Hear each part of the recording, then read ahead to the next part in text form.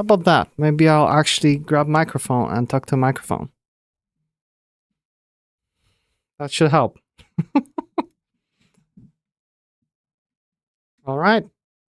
Let me just make sure that we have microphone working. Looks like it's working. All right.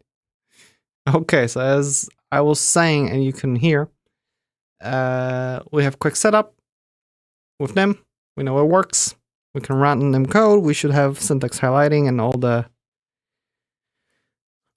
stuff around it.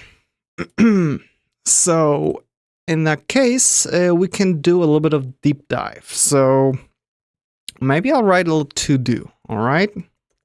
Let's just put it on top. And we'll just do, so passing arguments to procedures in NIM. So the first thing is, normal way. Then we have var. Then we have ref keyword. Combination of var and ref. And then we should also have pointers. So that will be our to-do list for today, to just go a little bit through that. So let's think of some kind of function that we could work with. So let's say that we have a proc.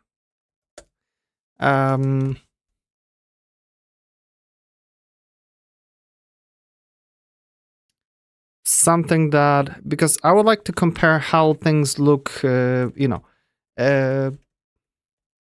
then let's do differences when passing what they call stack and heap objects, okay?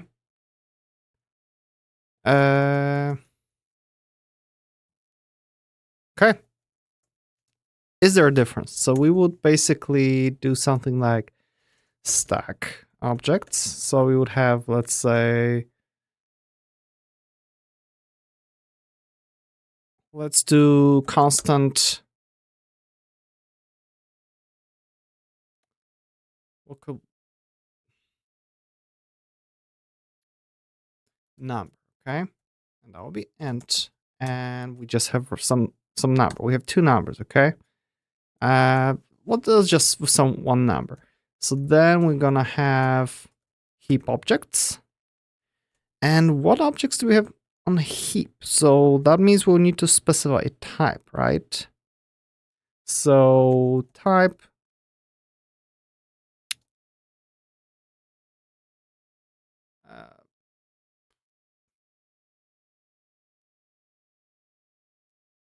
address, okay?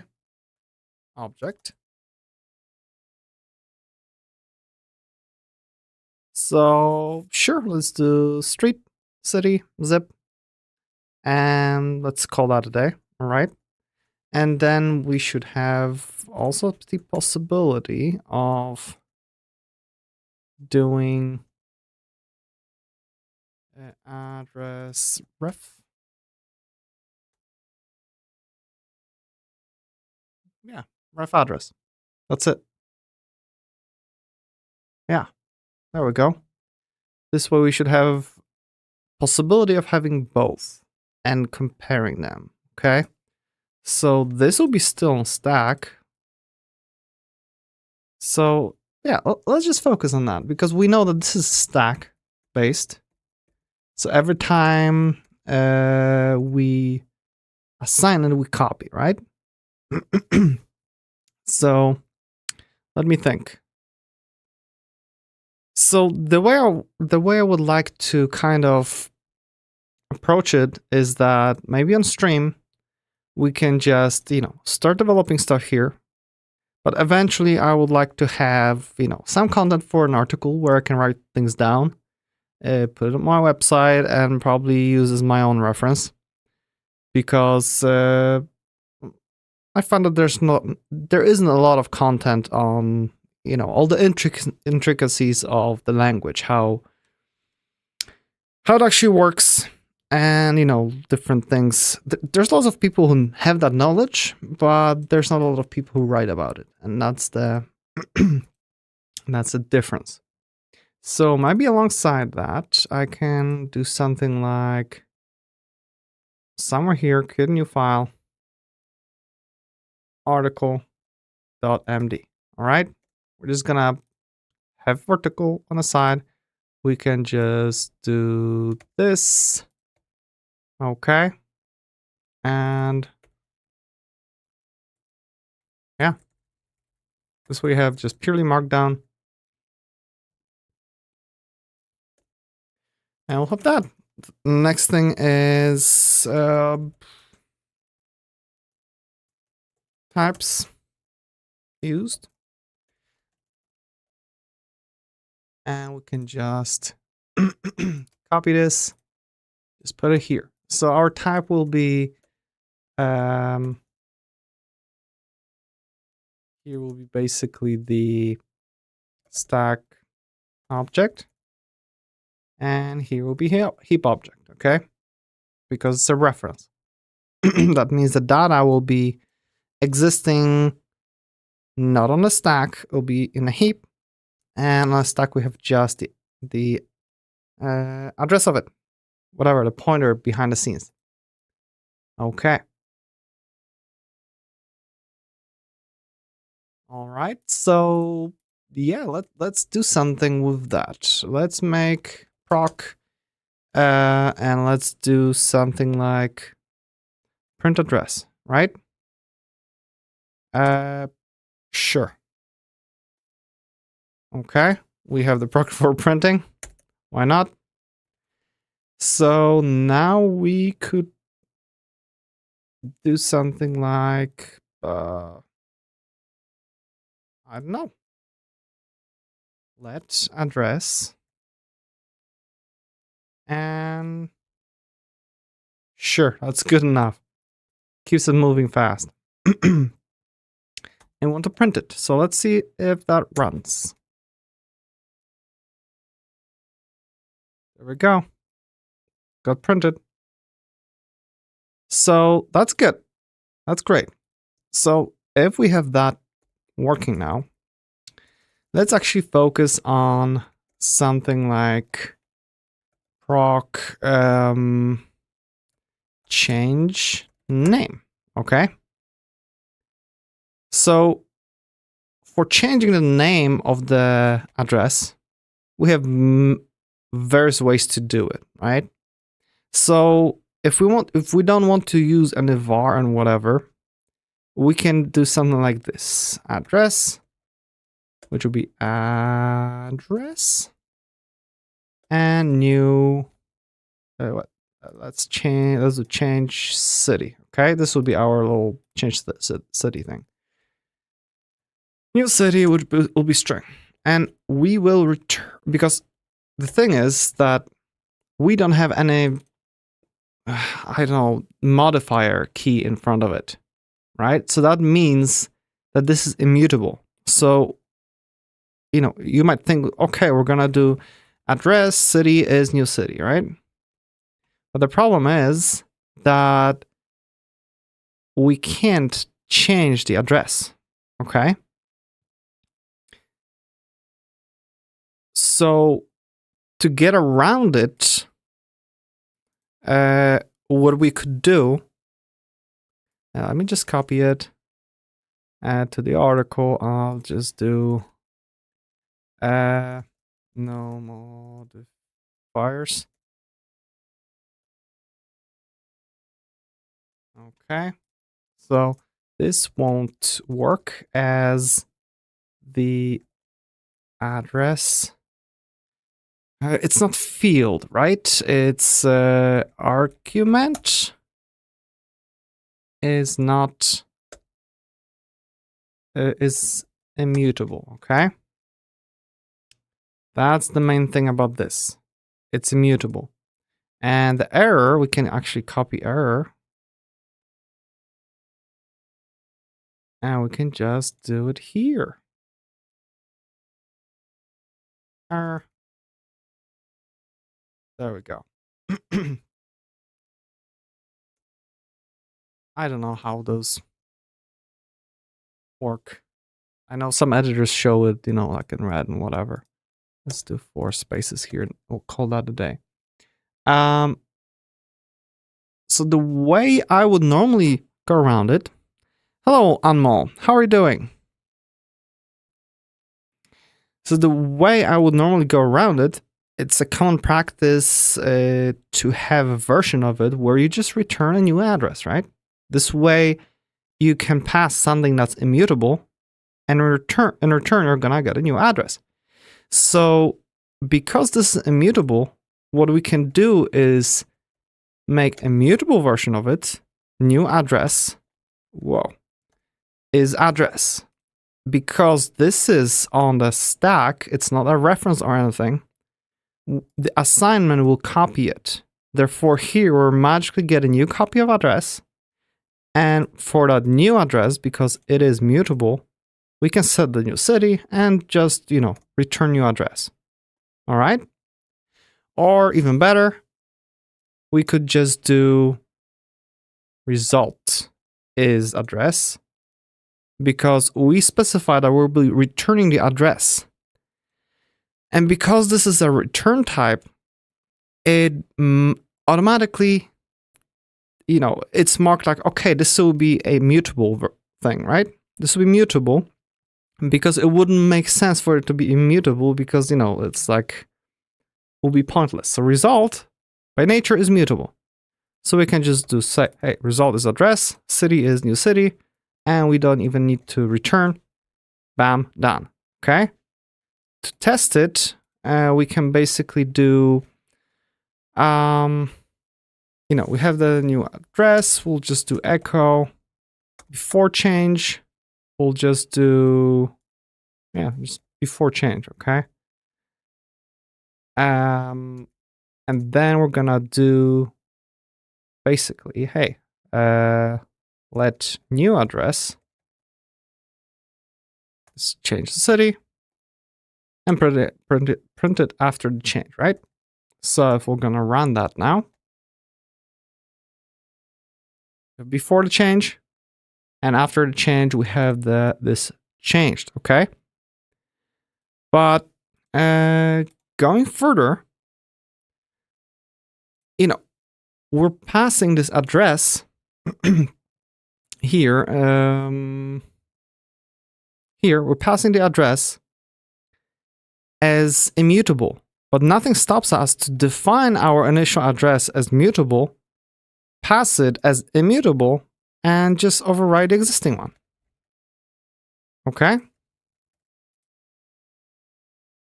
This is fine now.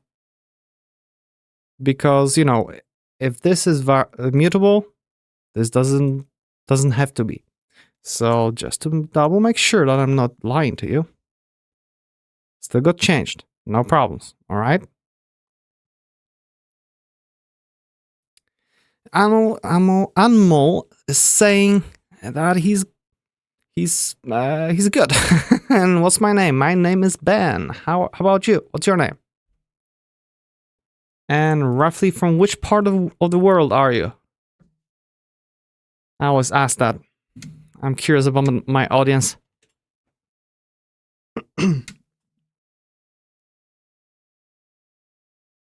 So I'd say that's the way to pass things as, what would you call it? As immutable, all right? Although maybe we could actually go a step further, okay?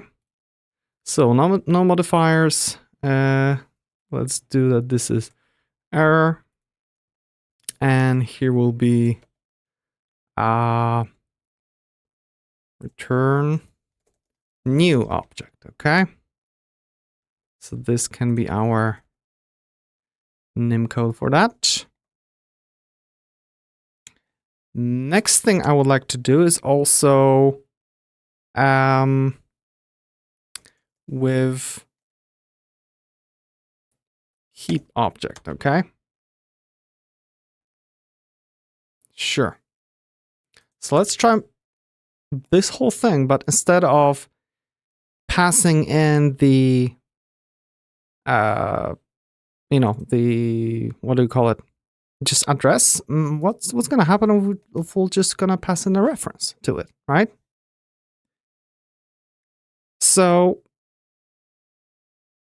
that, so let's see. Result is address. Now we can do that because result is marked as address ref. We can just do that, and now it's fine, right? We can still change the thing because ref is, just changeable. The thing is that we can't call it now here like that because address is on the, we define normal address, which is on the stack. While, now we're expecting something on a heap.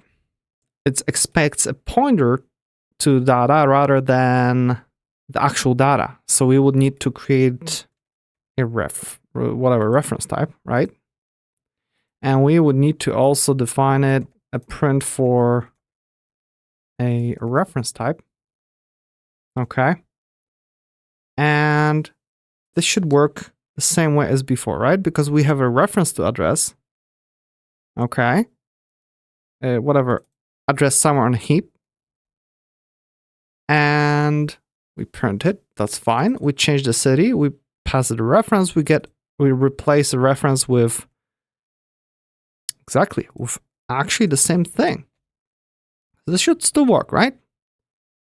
We change the thing. No problem. But the thing is that if we would say that this is the address, while this will be let new address, okay?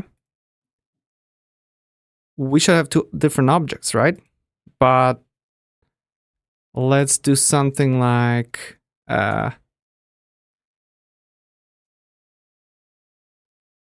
original address after change. We're gonna print this one, and then we're gonna do new address after change. We're gonna print the new address. So let's see. So initially, before the change, we had, New York. Then after the change, the original address changed. We have for both, even though we have two variables now, they're still pointing to exactly the same thing. So what is happening here is that we have the changed city. We give it the reference to the address. It basically says, hey, results, here's the reference to the address. So we just passed on a pointer that points to exactly the same thing. And for that same thing, we just changed the city inside of it, which means that this and result are exactly the same thing, no matter how we'll be changing it, because we haven't copied any data other than a pointer that points at it. So that's the main thing here. And because of that, if we have a reference, we don't need this. We absolutely don't need this. We could do this, right? So because we have address, we have pointer to it, right? Can we just do address.city, new city?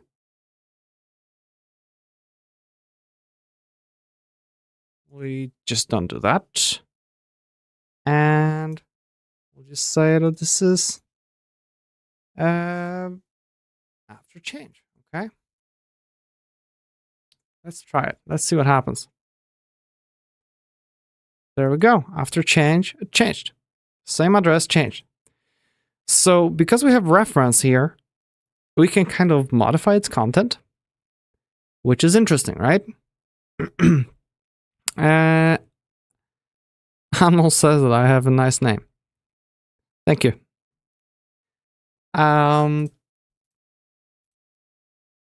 Yeah. So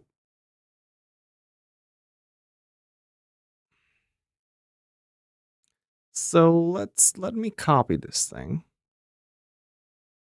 All right. I'm just gonna shove it here. So the thing is that we can change the data of the ref object, yeah, we can change the data. So let's do the differences, okay? When passing an object to a procedure, a non-ref object passed by value, the data is basically copied and can't be changed, okay? And when passing a ref object to a procedure, the object is passed by reference. The data is not copied, so it can be changed, okay?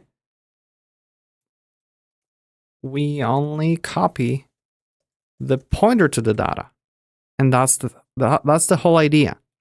So the whole thing of being, immutable with a normal object, we couldn't modify the data because that was immutable. So in address ref whatever, in a reference object, that means that the pointer is immutable. So if I was about to do something like, let new address, we create a new thing with the, previous city, new city, whatever, we shouldn't be able to do address is new address. I'll save it. And now we have the address cannot be assigned to. So this new address, it's a pointer to that newly assigned data, okay?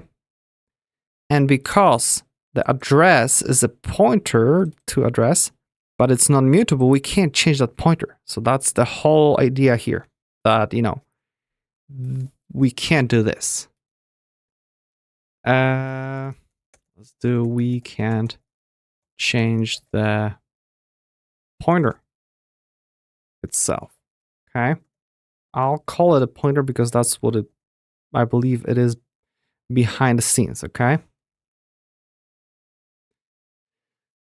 So that's basically the difference. That's all without any modifiers. So now maybe you can start playing with the actual var modifier, okay? Let's see what happens if we're gonna add the whole var thing. So for change city, let's get back to our address, okay? And I would like to make it var address. So what var does here is it marks that this data that we're going to put in is actually mutable.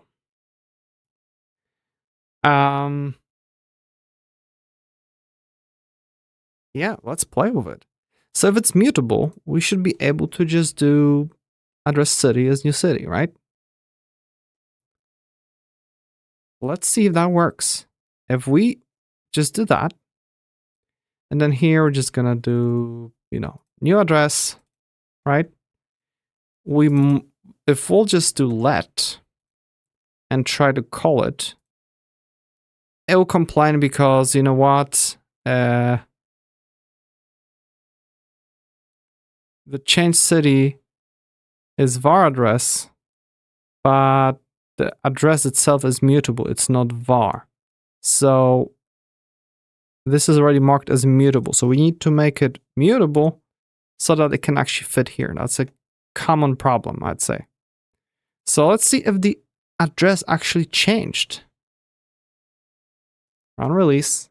And yeah, the address changed. Great. That's very good.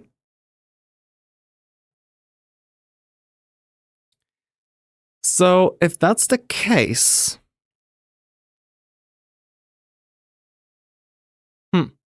interesting.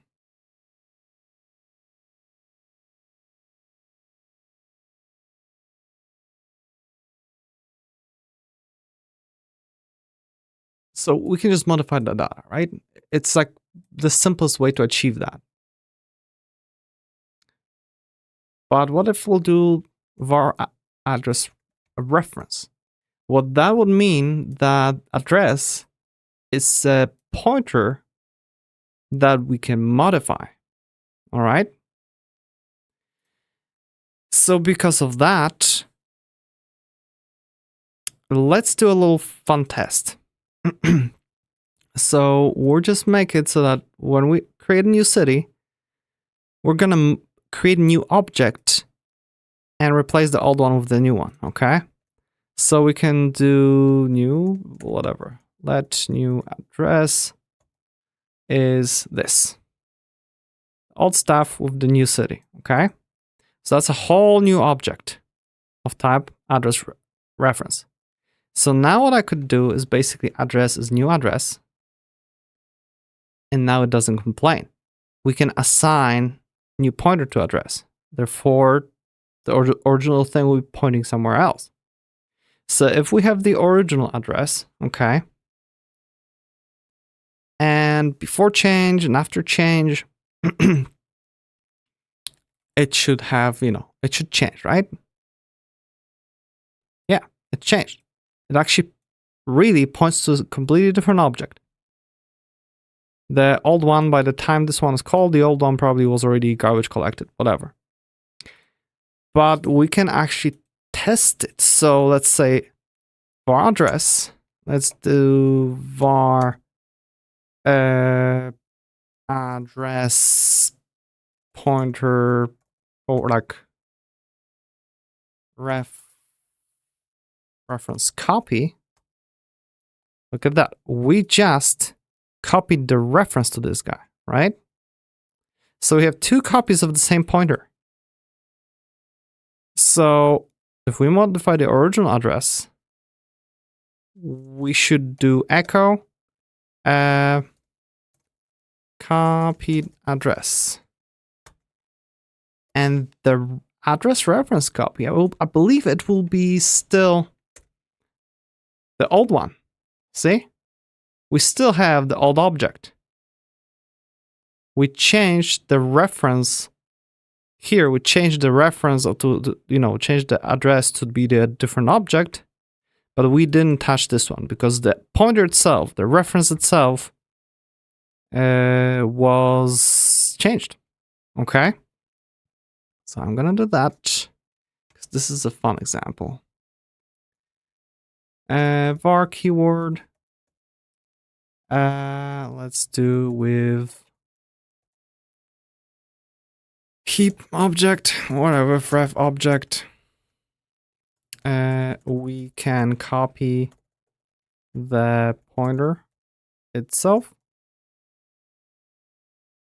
and then change the pointer inside a proc. Okay. Cool. I really like that. So in this case, yeah, so we know basically the difference between var, between having var and not having var for both stack and heap allocated pieces of data. So now the next thing is the ref keyword. Okay. So let's get back to address. We're gonna make everything normal address. Okay. This still works. We can change the address itself. So behind the scenes for stack allocated objects, var kind of turns them into references that we can change the thing and changes the data itself. We can do that because here, this is still just data. That means that when we do this, we copy the data from here into here. We don't change any references. The old stuff stops existing. It's just we assigning new values to the data itself rather than doing pointer stuff. So, interesting. What if we're gonna do ref address? Okay. Now, This is unhappy. Address cannot be assigned to. So how does that work?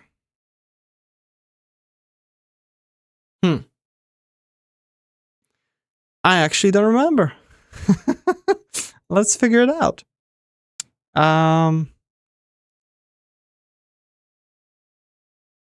So can I do address city is new city?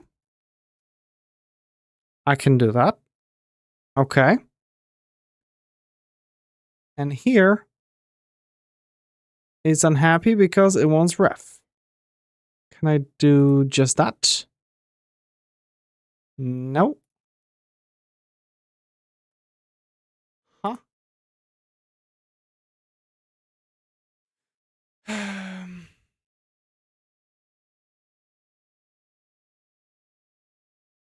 So the first one should be address, right? But we have ref address. How can we use that? Let's look up the documentation because I genuinely forgot how that works. Let's go to NimDocs and let's see if we have it somewhere in the tutorial. Constant let statement, all those, procedures, parameters, var parameters, named arguments, default values, operators, for declarations.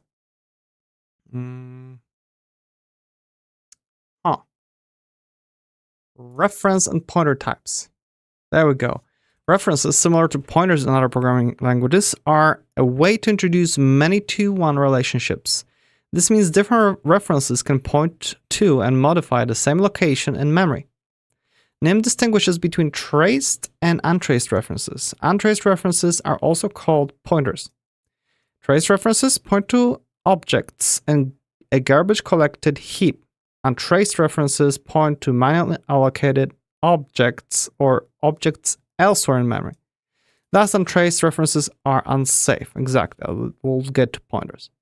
However, for certain low-level operations, for example, accessing the hardware, we need to do untraced. So, traced references are declared with the ref keyword. Untraced are declared with the PTR keyword. Okay. So, the empty, what is it? Not an array? I guess it is an array. Whatever, subscript notation can be used to derefer a reference, meaning to retrieve the item the reference points to. The dot acts as a tuple object field operator and array. Array string operators perform implicit dereferencing operation. So, here we have ref object. Okay. Oh, that's specifically ref objects. Okay. So var n is node, data, echo, and data. Oh, I think I know what's happening here. So if we're gonna have a reference to the address, right? We could just make address ref, right? And now it fits here. Oh yeah, that's what it was. So instead of let's say we didn't have that defined, we can just do ref address, whatever, and we're expecting already a reference. Can you wrap something like that? That's interesting. Well, let's keep reading because looks like I have holes in my memory. So to allocate new traced object, the built-in procedure new can be used. Oh, I see. So yeah, so in theory, if we had this address here, right? We could basically get the var address ref new address. Will that work? No.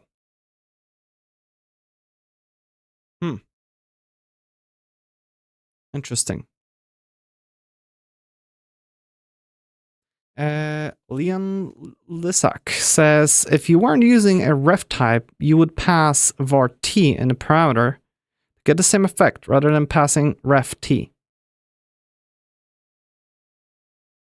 If I wasn't using the ref type, I could just pass t.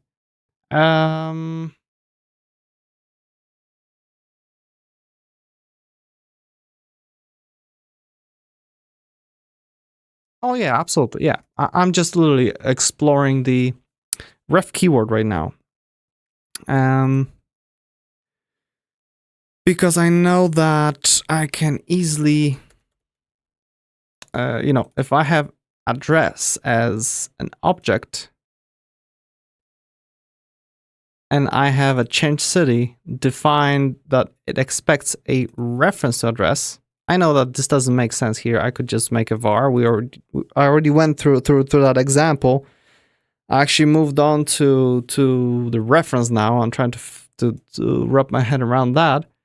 The thing is that I can, if I have this defined, that address ref is basically ref address, I can just create a new one just like that, and it's going to be fine, right?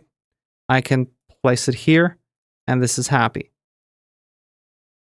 Let me just get rid of the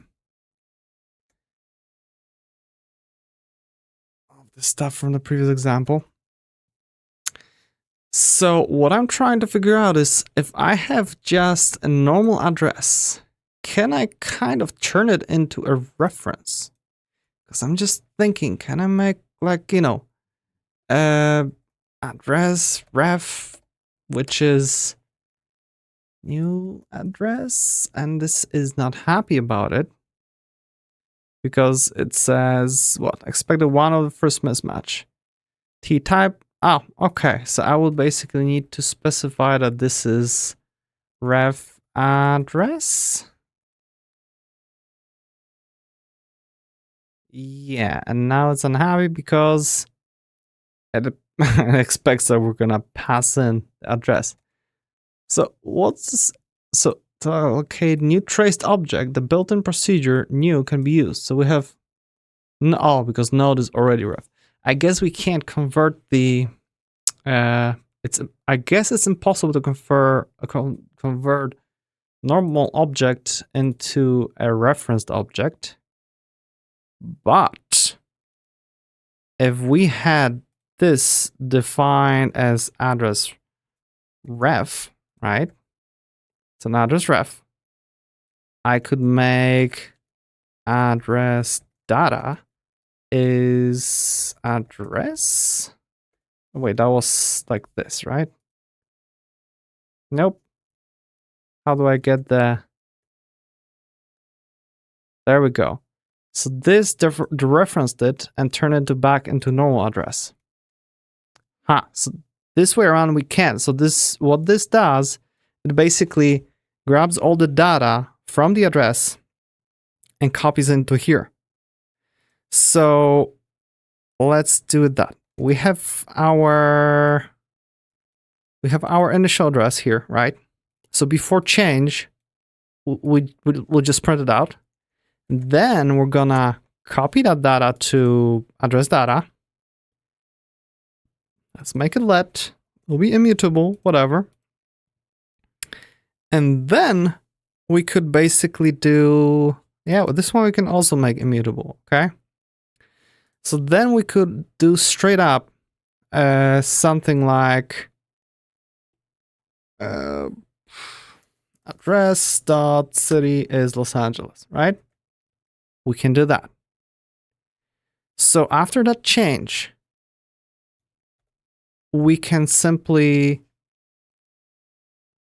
print the address again, okay? And it should be changed.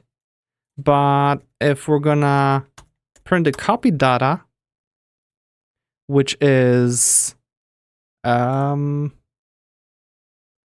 moment, like this, which is just address, it should print the old data because that was a copy.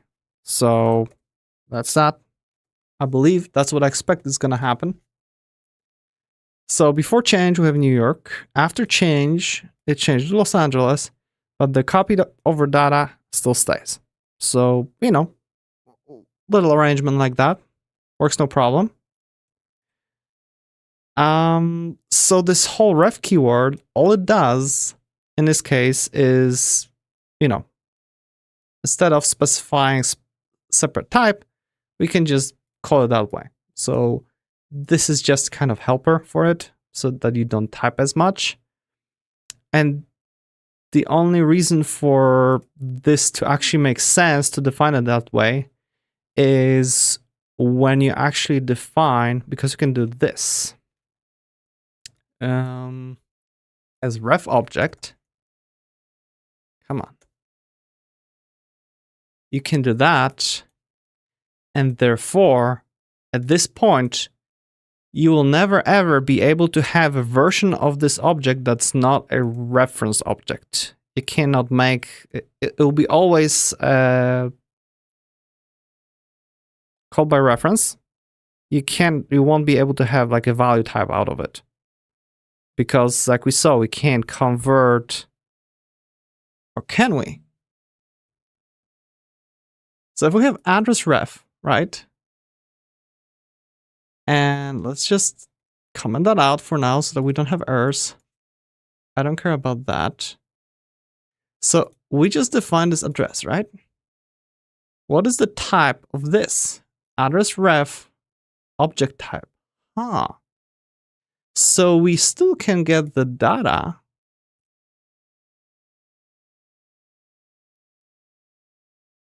Can I specify it as that? Address ref object type? Or is that gonna be an error? Error, yeah. We can't specify it ourselves. So that means I wouldn't be able to specify the change city to be a non-reference address thing. Very interesting, because I can't do the address reference, what was it called? Object type. Right? Yeah, that won't work. This is the only thing that works. Very interesting. So yeah, it kind of prevents you from trying to use this specific type as a value type. It's like, okay, let's keep it all at all times as a reference object, unless you explicitly just copy all the data. All right, and that's it. So that's good to know. So let me undo a bunch of stuff because I want both of them available. Okay, we've got nearly there. Okay, there we go.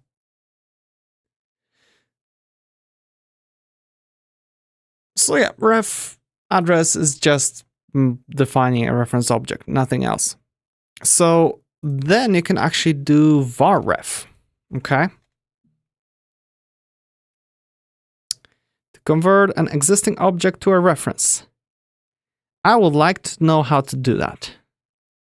I would like to know how to convert a non-reference object into a reference object. I haven't found a way to do that yet. At least, like nicely supported by language. So if we have varref, this is exactly what we were trying out here, where we had the heap object, the address ref, and we stuck the var in front of it. This is exactly, where is it? I can close this guy. So this is exactly the same as this. It just looks weird. Var ref address. Yep, this is just where we can get the address ref. Pass it to it as in change city for that address. Of course, now it won't work because first we need to make it var. And yeah, that's that. And Lufa Max Scrubbins. That's a great great handle. Lufa Max Scrubbins.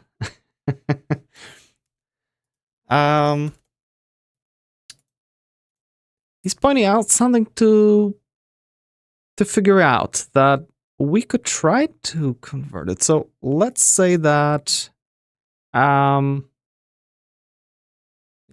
I'll just try it here. Let's say that we have just normal address, right? A value type, whatever, stack object. We could say that the address reference is new, right? Instead of doing address, oh no, new, yeah, ref address, right? So this will be our new address reference. Okay. So yeah, we just define a new object. And yeah, then we can do address. This will be address. Really, that's how we can insert data into a reference object?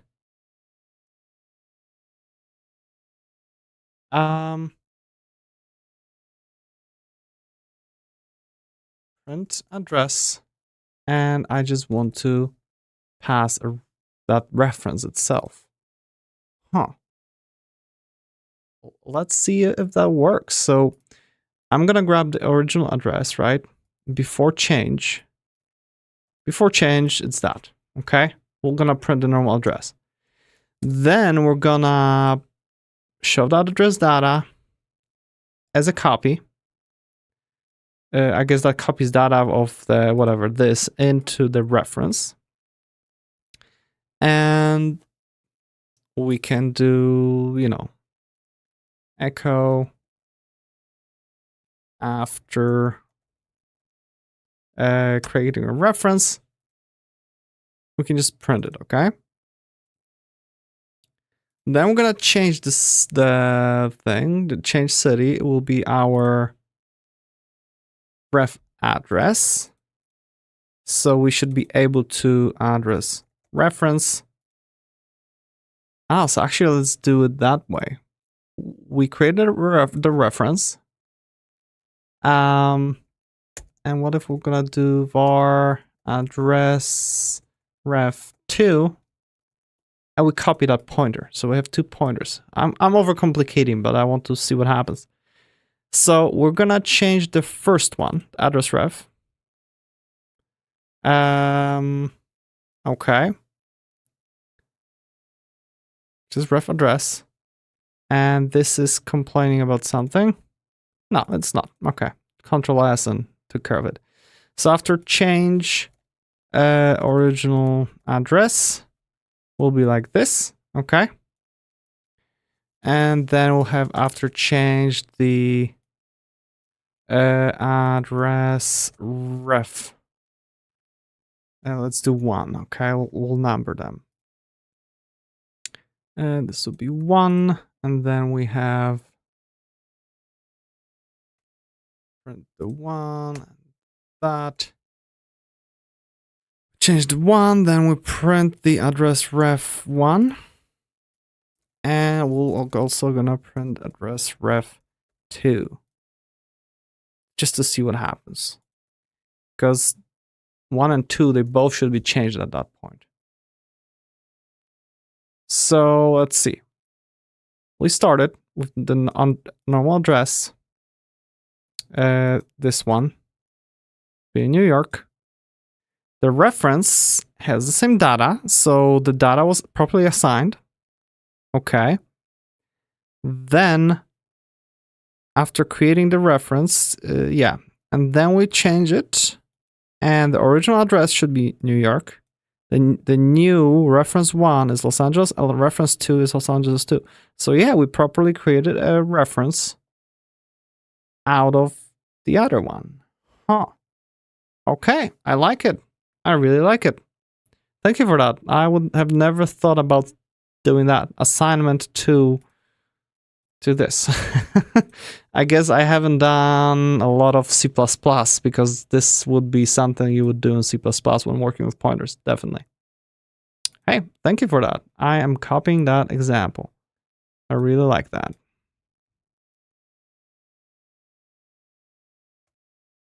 Okay, so let's call it come on. Creating ref objects out of stack objects. Okay. I'll keep my notes. So we can get back to the whole var ref. We'll just do that. The whole idea of var ref. So var ref is just like, it's the same as we had before, where we have a pointer that we can replace. So I don't think we need to demonstrate that because this is exactly the same thing we had here. I can actually just copy the var keyword with ref objects, okay?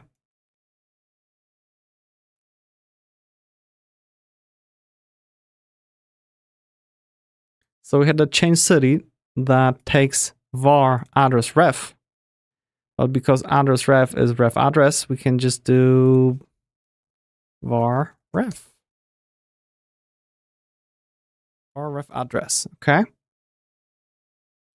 And what it does is basically, in this case, it creates a new reference object. Okay, this reference address. So we have new pointer to new data with the updated city and whatever. And then what we're doing here, we're actually replacing the given address pointer with a new pointer. So we just straight up replace the whole object pointer rather than data. So as an example, we can see that we create the address, which is a reference.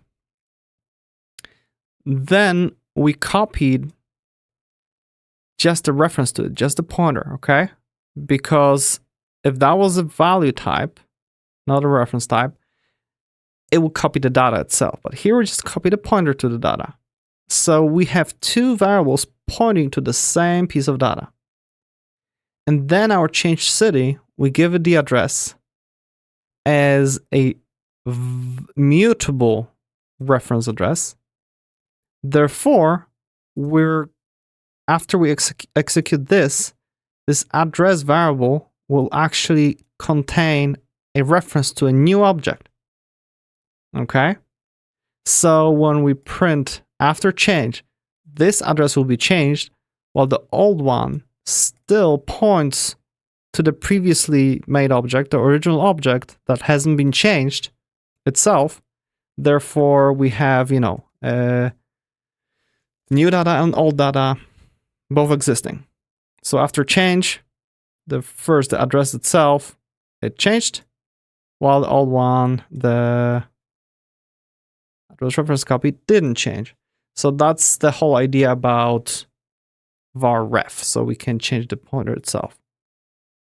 All right, that took less than an hour for me to refresh my memory on this whole subject. Cool. I like that. So now let's learn about pointers. The scary stuff. Let's see how that works in NIM. I like to create an array and see what's beyond the array. I don't know if that's going to be possible. So let's see if in our article we had something about pointers. We had info about the pointer keyword, but that's it. We don't have everything. So to deal with untraced memory, the procedures alloc, dealloc, and realloc can be used. The system module's documentation contains further details. Let's go there. System module. The system module imports several iterators, exceptions, assertions, dollars, and C types. Okay, that wasn't very helpful. Strings, characters, sequences, sets, numbers, ordinals, miscellaneous, and examples, channels. Yeah, that's not very helpful. But maybe we have not types, vars, procedures. Let's see if we have any procedures about like alloc or whatever.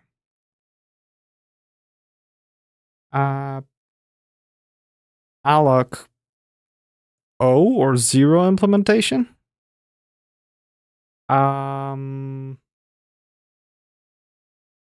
Okay. Alloc C-string array. Alloc implementation. MPL. Shared. I don't know what 0 is. That'll be interesting to have that explained somewhere.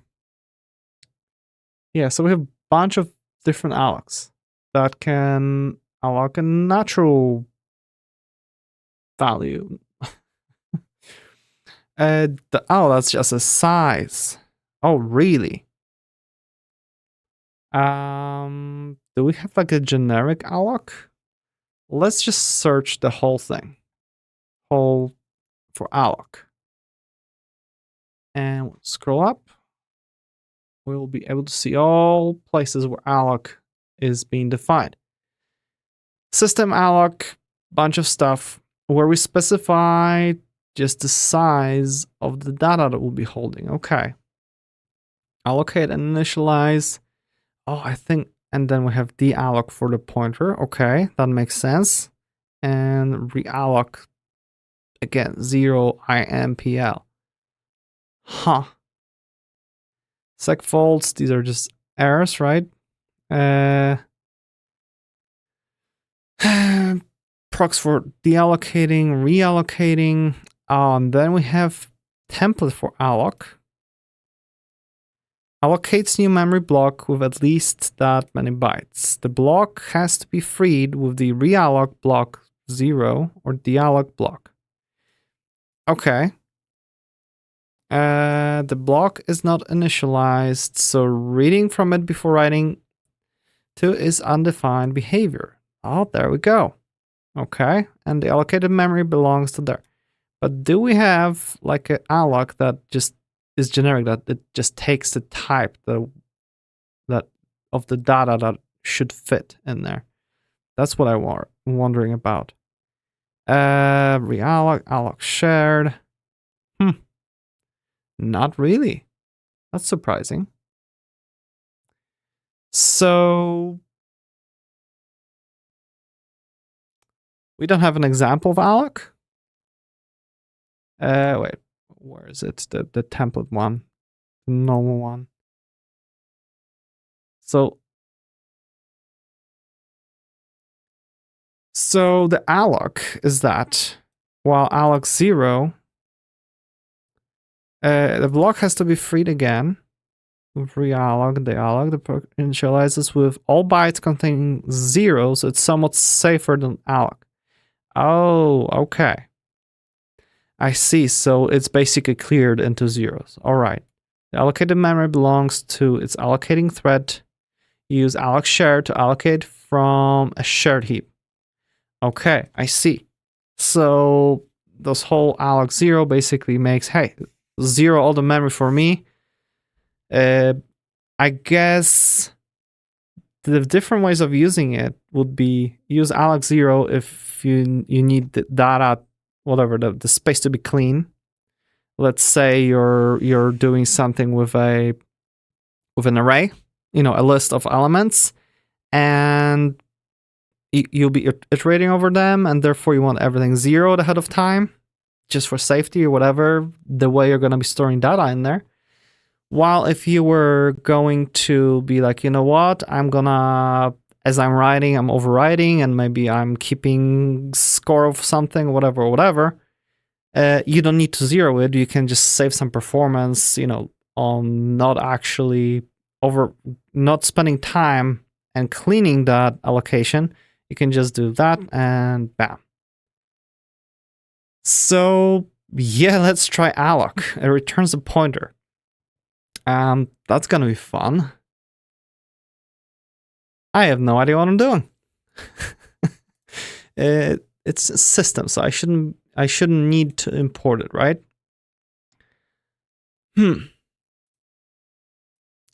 So let me think. So let's say that we're gonna do proc print address, and it'll be a PTR of address. Can I do that? And will that work? Hey, it doesn't complain, right? That's progress. So how do I create one like that?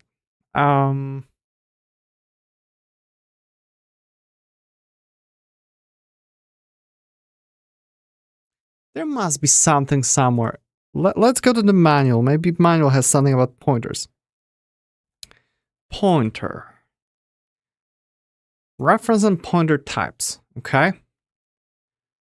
So this is basically nearly the copy. So references similar to pointers in other programming languages are a way to introduce many to, this is what we read before. Nim distinguishes between traced and untraced references. So pointers are untraced, as in unsafe. Traced references are declared with the ref keyword, untraced with the pointer keyword. In general, a pointer T is simply convertible to the pointer type. Oh, I see. So pointer is just generic, I guess on 64-bit system that will be a int64, just a number that takes up how many bytes is that? I don't even know, 8, 16 bytes, whatever. Yeah, something like that. I think 8 bytes for int64. While pointer T is just like a little syntactic sugar for us to understand that, oh, this is a pointer to that kind of data, so that the compiler can kind of keep track and make sure that we're not trying to do anything super weird. But if you don't care, you can just grab any kind of pointer and that's it. An empty subscript notation can be used to derefer a reference. The address procedure returns the address of an item. An address is always an untraced reference. Thus, the usage of address is an unsafe feature. The dot, the access, and those perform implicit dereferencing operations for reference types. Okay, but what about pointers? We don't get an examples of pointers. Come on.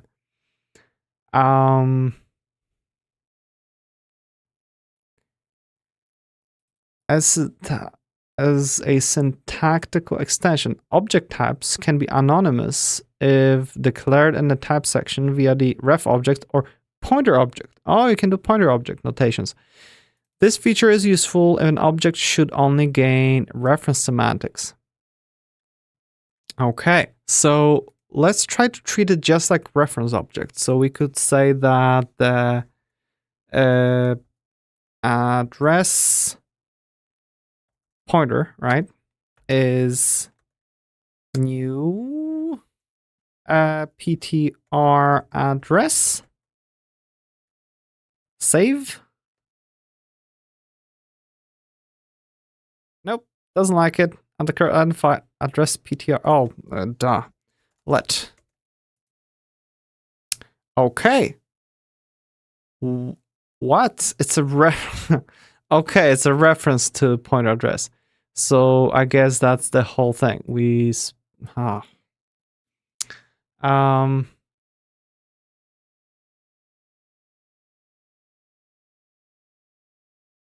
How do you specify that it's a pointer? Come on, what am I missing?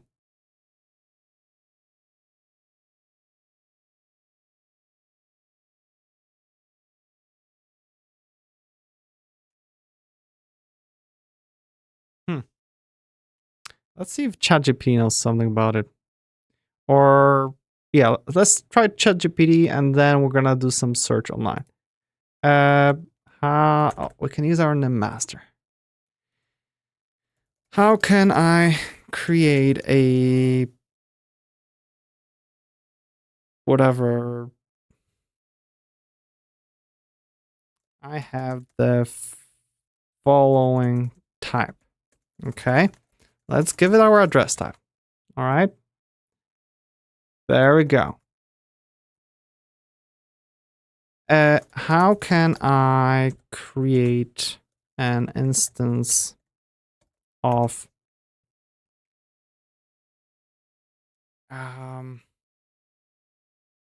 PTR address that points to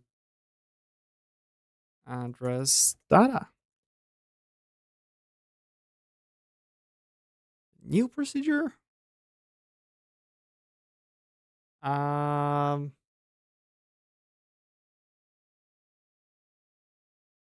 Not really.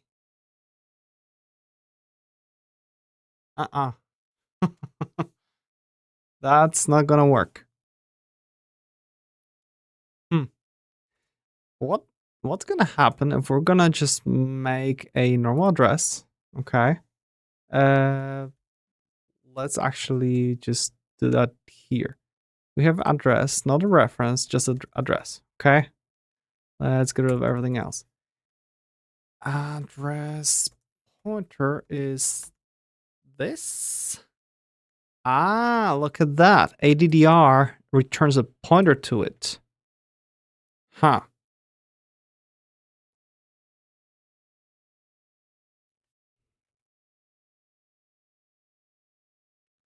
How do I perform operations on pointers? Because normally I could do increment address pointer.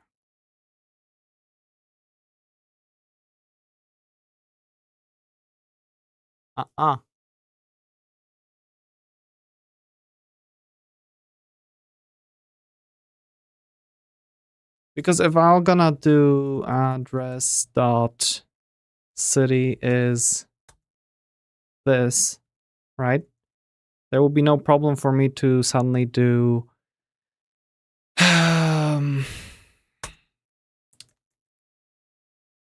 okay, print address, and we just give it the address, which will copy it, I guess. What the hell's gonna happen here?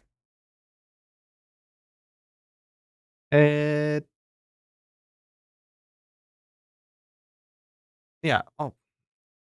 Address PTR dot city. That should also change it to Los Angeles, the original one, right? I hope. Yeah, it changed the original one to Los Angeles. And we can just pass it around just like a reference.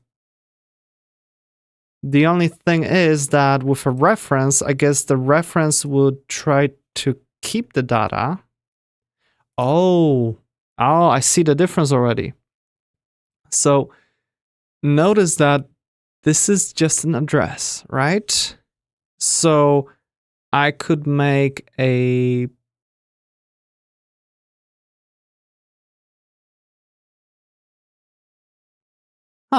let's do a comparison between a normal pointer and a reference to that data, okay? So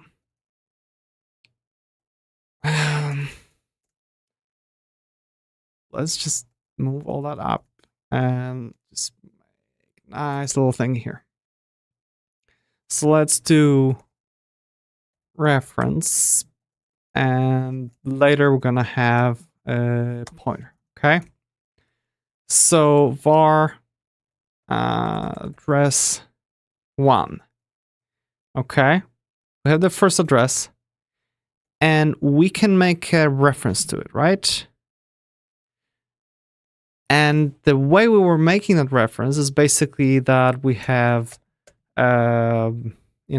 address reference, which would be reference address, and Can I do literally without the assignment? Will that work? Will that be happy? Because I guess this just makes an empty reference. Can I save to an empty? What the hell's gonna happen here? Because if we're gonna do new ref address, okay, we're gonna just create a new address reference. This is already pointing to some data. But if we don't have it, it's not gonna point to anything. So let's start save.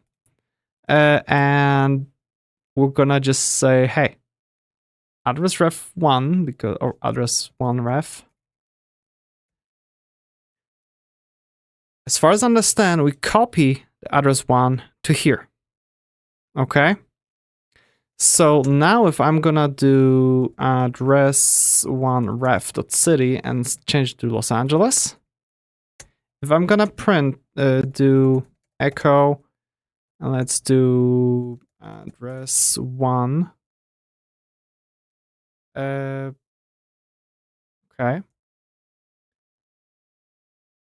Address 1. Hey, let's just do this, and it'll be address 1.city, okay? We'll just keep it simple. And then the reference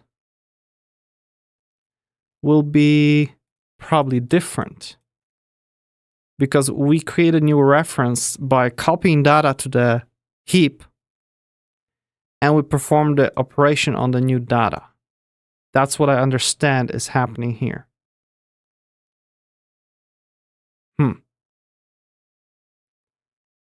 Well, here, we have address 2. Address 2 pointer will just straight up give us pointer to the existing data. And we can change it to, I don't know, something else, like, I don't know, Atlanta, right? And we can just do print echo address 2 and address 2 pointer. And they should be both the same in this case, I believe. So let's see that.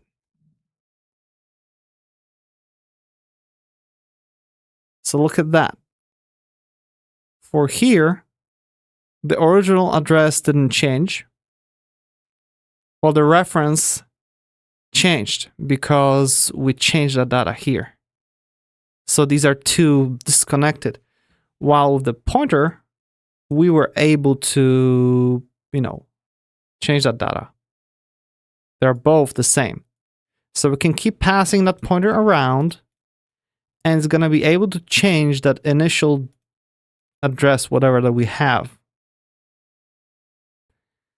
So what if we're going to move stuff around? This is probably the unsafe part. Because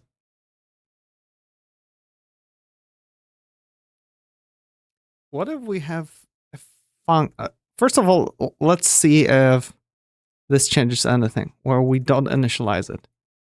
Okay? That reference. There we go. Illegal storage access. We tried to shove data in here, but this was uninitialized, so it just says, illegal storage access. Okay. Attempt to read from nil. In our case, it will be attempt to write to nil. Huh. So there we go. A little caveat for you. Let me just copy this code just in case. Because I want to start writing little short, tiny articles about the little findings. Versus references, and we're just gonna do that here, and this is all just nym code.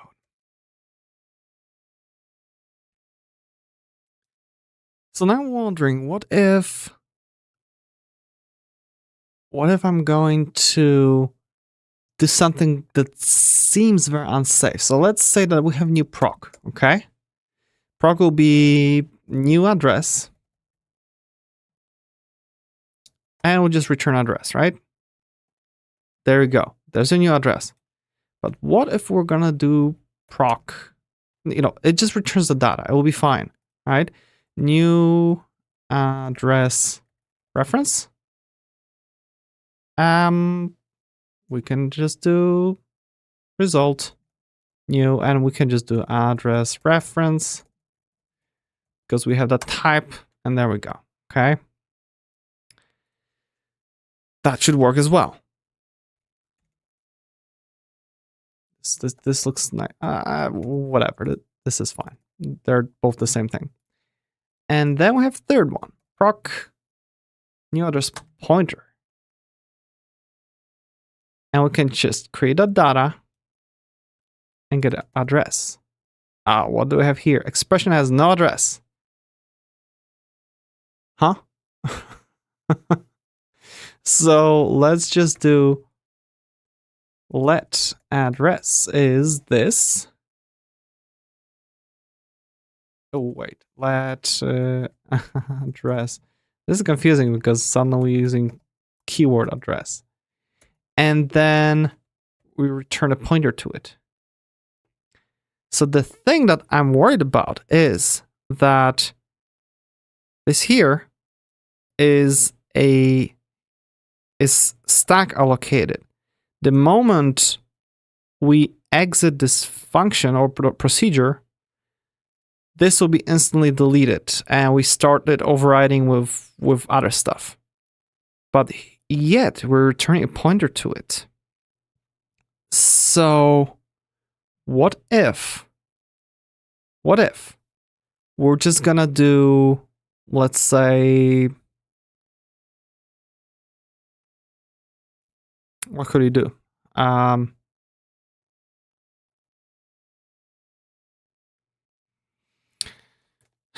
For address pointer is new address pointer, right? And if we're gonna go echo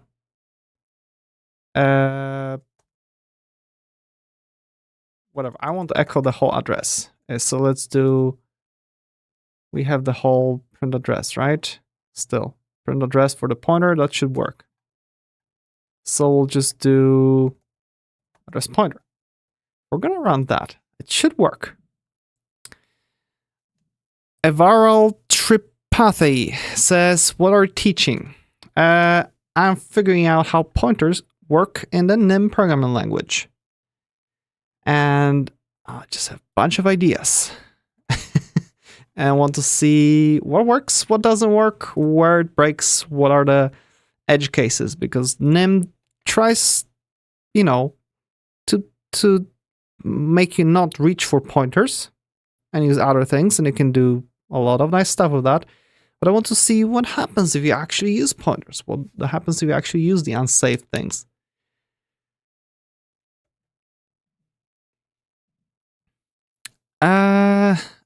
Avril Tripathi says, I'm Indian, by the way. Do you like India? I haven't been to India. I like the cuisine though. Cuisine is awesome. Definitely not enough of that cuisine my era, unfortunately. So that's where my opinion ends. I have lots of great coworkers at work, but they all moved to the US. All right, so yeah, so we basically create the pointer, and by that time, this data shouldn't exist anymore. What if we're gonna try to print it? Because I think the data isn't really erased, it just is forgotten. So we should be able to print it immediately. Maybe. I don't know. Let's see what happens. Whoa, okay. I think I know what happened. Oh, that's awesome. So we just dumped a bunch of memory because I want to point something out. This is a pointer to address. And that address contains strings. And strings behind the scenes are C strings, which means they end with they should end with a specific character that says, hey, this is the end of the string, I guess. And because we're trying to print, it just is printing a bunch of stuff in memory, iterating over memory, trying to get to the end of the string, but it's just a bunch of other characters because it's all just random memory or whatever. And it just dumps it all until it goes to the point where it's like, oh, this looks like instructions. What the hell? P20, bunch of stutter. Tune schedule, polisher. What? It's probably unsafe to see. libgcc and everything. Okay, we got to the whole compiler and definitions to everything. Until at the end, we just say illegal storage access, which I guess we printed out of memory that's assigned to the program that we just ran. And therefore, we basically ended up, blocked by the operating system. Like, hey, sorry, you're reading out of your assigned memory space. Huh. That's awesome.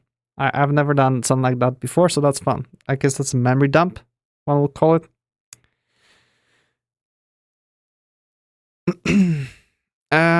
Where am I from? I'm in the United States. That's where I stream from. Originally, I'm from Poland. Okay, so we just dumped that. So that was crazy. What if instead we're just gonna make something similar? Proc new int pointer. Okay, pointer to an integer, and we just return a number. Okay, can we do that? Expression has no, oh, of course, because we need to do let number, what? Come on.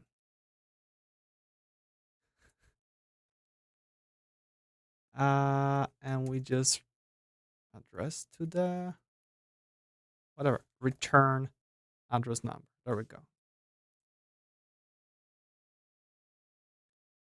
So what if I'm gonna do whatever number pointer, be new integer pointer, and we'll just do echo number pointer is, and we just extract the value, right? What's gonna happen with this? We got a wild number, right? Because it doesn't exist anymore. Yep. So it's possible to just, so the pointer will just point to old memory no matter what. That's awesome.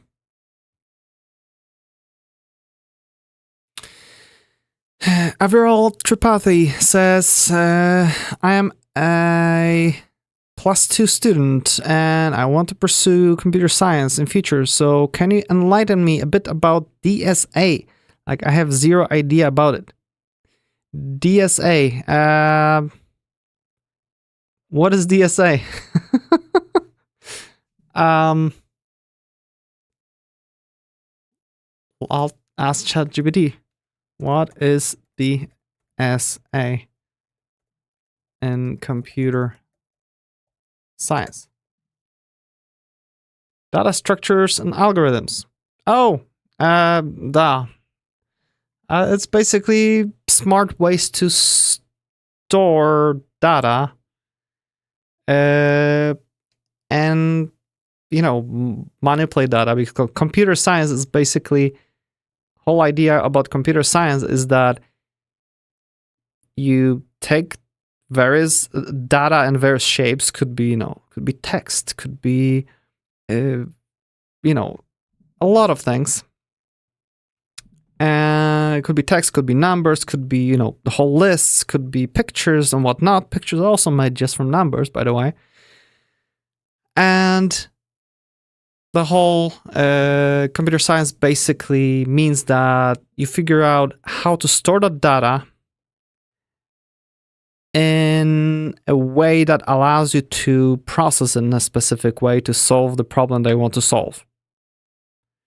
It could be, something very straightforward that you want to be able to store, a bunch of numbers in a list and have some, like IDs of customers and each customer needs to have a name assigned to it and maybe an account number, an address, and all those things. And, as a computer science basically means that you need to figure out what's the efficient way to store the data, depending on how you'll be trying to access the data, how, you'll be looking it up, or maybe, doing something else, maybe dealing with a database, and, we just have a bunch of levels of abstractions on top. So nowadays, unless you're doing some low-level stuff, you won't be doing a lot of, like,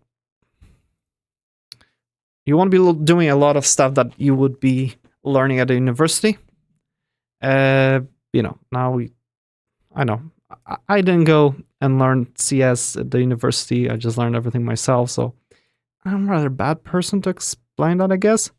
There's a bunch of books on that. You can keep looking at Humble Bundle. Sometimes they have good programming courses, like, a few books explaining things, and, a few times a year they have books on computer science as well. There's lots of YouTube stuff and whatever. And on Twitch, Boss Enrico Codes asks, what's NIM? NIM is a programming language. You can imagine Python with strong typing and performance of C and C++ because it compiles down to C and C++. It's a very flexible language, fun to work with. And looks like with pointers, we can point to data that doesn't exist anymore, which is awesome and scary, and depending on where that data is. So we were creating this. What if I'm gonna create, address pointer, not to address, but to a reference address? Oh, look at that. We can't. Oh, yeah. Ref.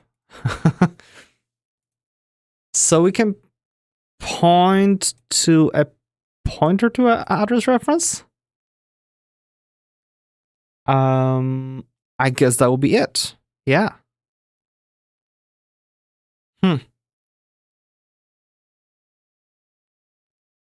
Interesting. I would also like to see echo number pointer. What if I'm gonna print it twice? Will it change the between? Come on. Run. Oh, that was 0. What changed? For 0. Let's run again. Huh. Look at that. Now they're 0 for some reason. Even though this is that. I guess memory gets zeroed for some reason. And because we changed some things here, it changed. Save. Run again. Why did I get a different result back then, like this? Very interesting.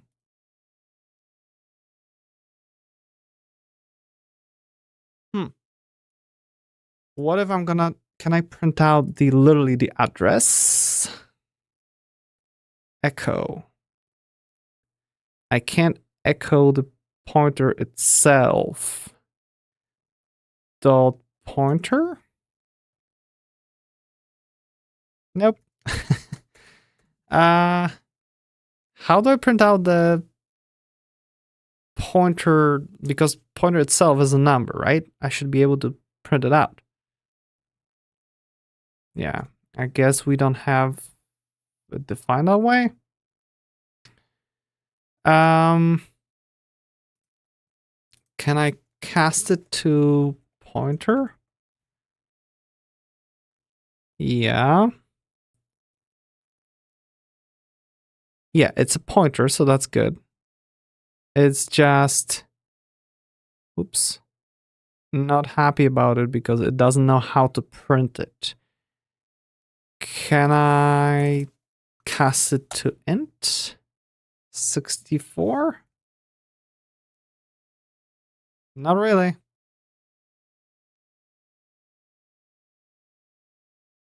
Huh. Don't know. I'm sure we could print it somehow. But at least we know that we can point to that doesn't exist. I just wanted to do one more check. So if we had those addresses as address reference, right? This means that this would point to the reference itself. Whatever, it will point to the pointer. Okay. But if I did this, suddenly will point to the address. Yes, okay. So that's how we could extract the pointer to the data itself, I think. Yeah, I want to try that. So let's say that, I'm gonna scrap all that. We don't need all those. Let's say that we have address reference. We'll do let. It shouldn't be. No, I mean it is modifiable. Yeah, is address reference, and we've got an address, right? So then we can do something where at address reference 2 we'll have 1 and 2 address reference, and we'll just say this will be something else, like whatever, something starting with U, Union Square, not New York City, let it be F, Fresno, wherever that's it. Okay, we've got some number here. So we've got 2 different addresses. So what if I'm gonna do let address ref 1 pointer, right? We'll take a pointer to this guy. And what if I'm gonna do I should make it var. Address ref 2 is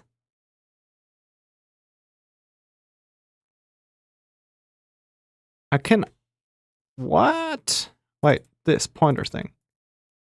I can do that, but I can extract pointer out of there. Yeah. So this way, when I do print address 1 and 2, they should be both the same because I just copied the address of this one, like manually, and assigned it to this one. That should work, right? They should be both the same. Yeah, they're the same. Okay, that works. But now what if I have the address? Yeah, let's not take a pointer to this address. Oh, wait, I have that, right? Let's say we don't even have whatever. Let's say we say that, address reference is this thing, right? We just got the reference to the thing.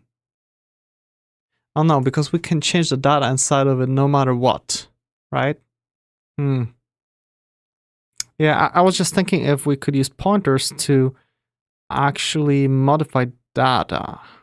That wasn't supposed to. I'm sure we can, yeah. So let's just say that we have address ref 1 pointer. Let's do address 1 pointer. So we're gonna take the actual data of this ref 1, okay? So let's say if we're gonna do address 1 pointer.city, and we're gonna change it to, I don't know, Houston, okay? doesn't mean that now when we're gonna print 1 and 2, the 1 should actually print out city Houston. Will that work? Yes, okay. So this actually gives a reference to what this is pointing to. And we can modify that data even though it's on the heap at that point because it's a reference object. Okay. I see. All right. So that works. It's good to know. I'll copy it as another example just so that I can keep track of those.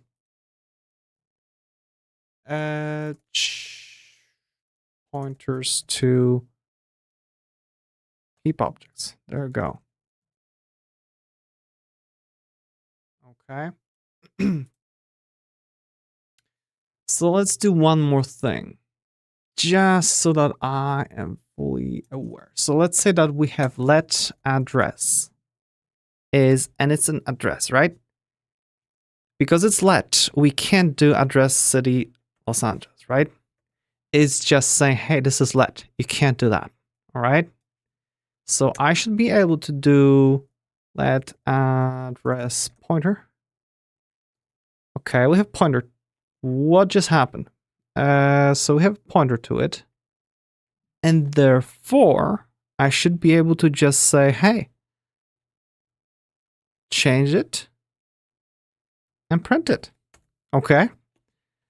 This should change the value of the city inside the immutable address. Okay. Worked. What if I'm gonna make it constant? That means it's pre-compiled by the compiler and it's immutable and pre-compiled. It didn't create that on the fly. So it should be in a different part of memory.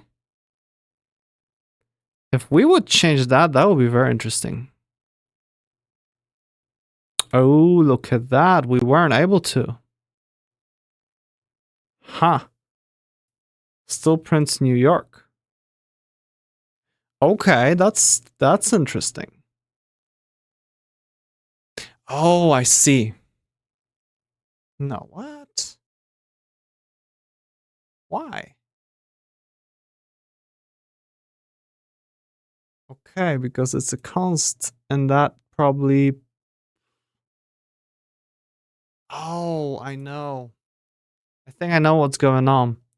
So because this is a constant, the compiler is smart enough and it says, you know what, if you're gonna print it, I'm just gonna take that value that was computed for it and just paste it here without even referring to it, like as an extra optimization. So there's no extra copy, the data is already defined for it, and that's it. That might be it. What if I'm gonna do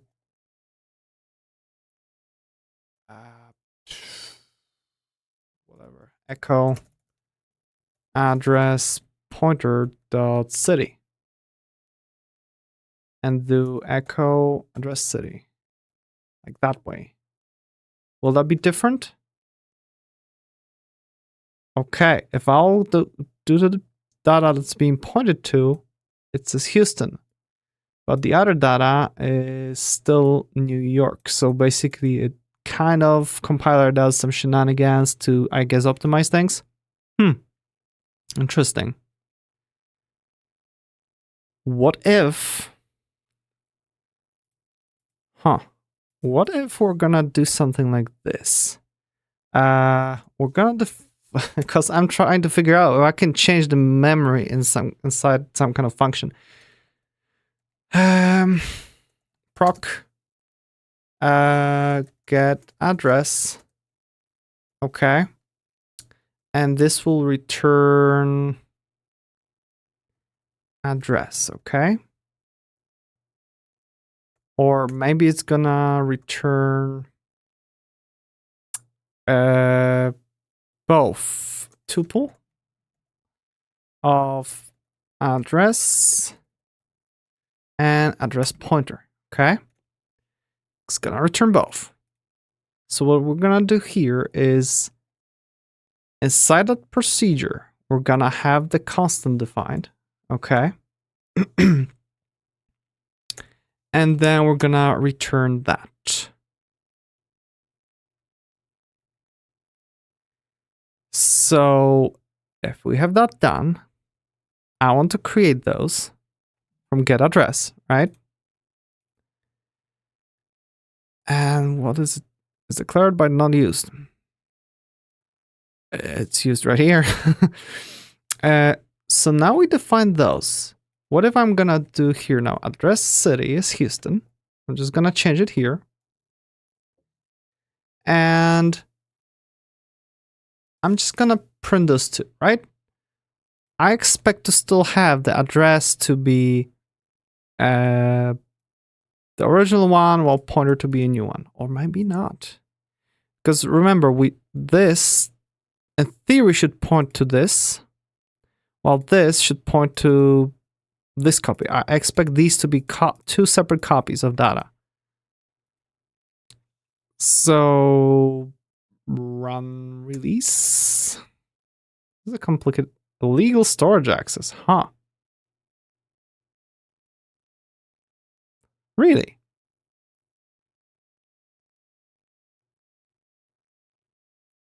So we can print this out. This printed out properly, no problem. But this wasn't happy. I wonder if it's because we're trying to... I don't know.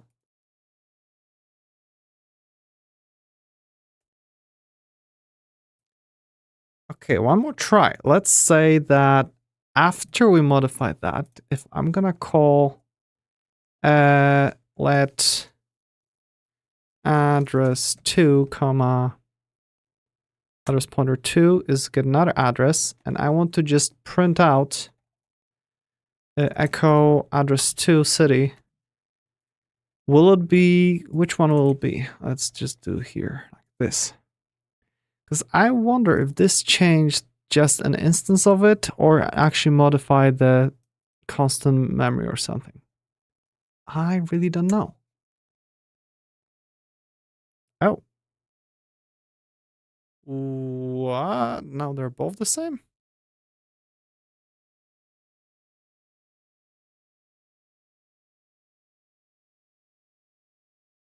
Oh. I was misreading, okay. So it was unchanged before.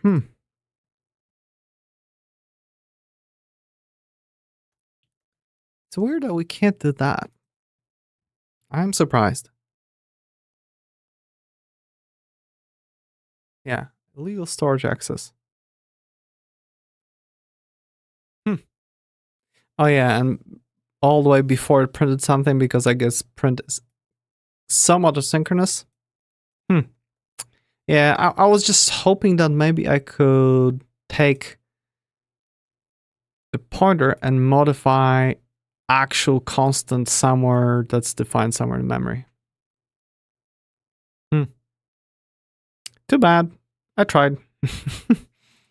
Yeah, because if I'm gonna do that, yeah, let's just return a pointer to an address. And I could just do this, right?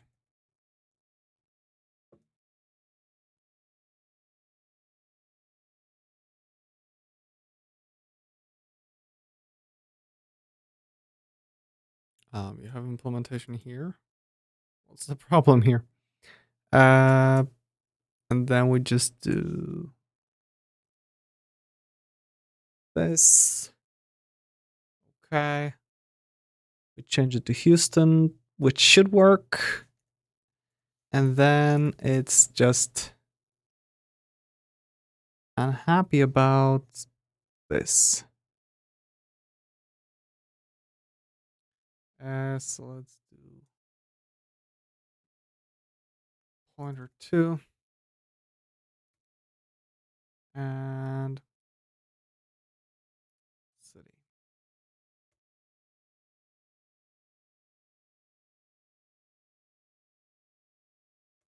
Yeah, this will be just instantly illegal, right?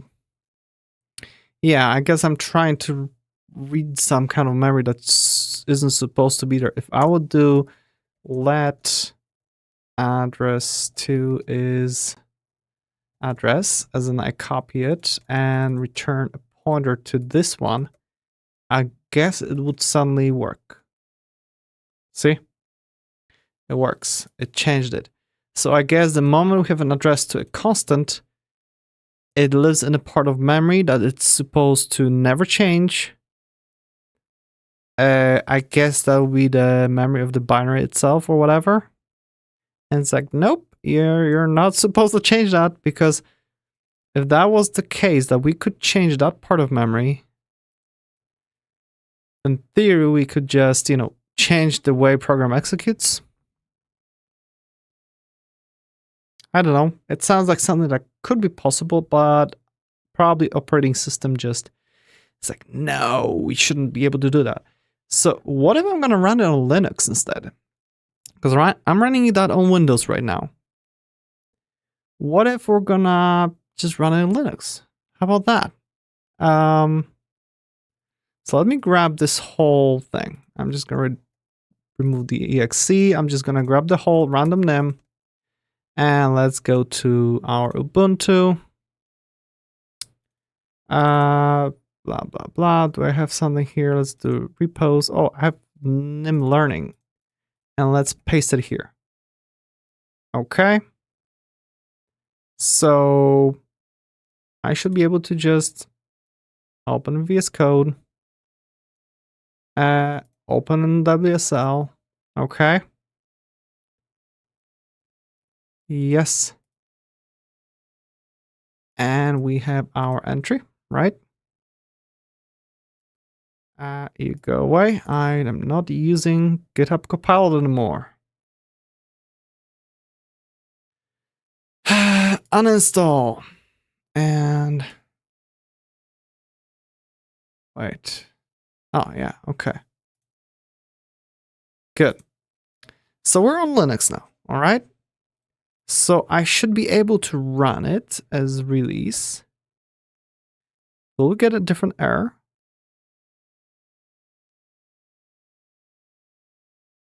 If I'm gonna do without this whole address here. Run. Now the same thing. Illegal storage access. Okay. Yep. Wasn't there a flag for nim compiler to kind of make it less safe? Oops. Oh, come on. Nim help. Let's check that. We have compile. So there was something with danger, I recall. Nim C help. Of course, it's not here. Let's get ChatGPT quickly. How do I remove all safety features when compiling my program? Because I think I added there. Yeah. To remove all safety features when compiling your nim program, you should use the D for danger command line switch. This switch disables all runtime checks and enables optimizations, providing a performance boost at the cost of safety checks. There we go. So we're gonna do that and see what happens. So let's just go to our VS Code tasks. Okay. And let's see what happens here. Nim run release. Let's do a release that's dangerous. Run dangerous release. So we have the for that, and then we have the danger. There we go. Save. And Control Shift B, dangerous release.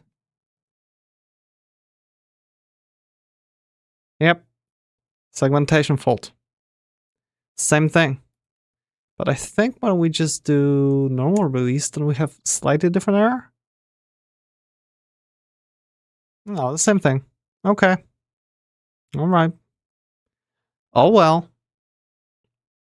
We can't make it unsafe enough to just... I think operating system is just smart enough to protect us from doing too weird stuff. But at the same time, I'm not like, really good with low level stuff. So this is all new for me. So I might be just missing the point. But yeah, I like it so far. It's simple enough to work with those pointers. The only thing that we haven't checked is this whole alloc and the alloc memory, all that stuff. And where was it? We'll go back to our system where we had the whole alloc, right? Where was it? I probably had it right in front of me, but I'm gonna go here again.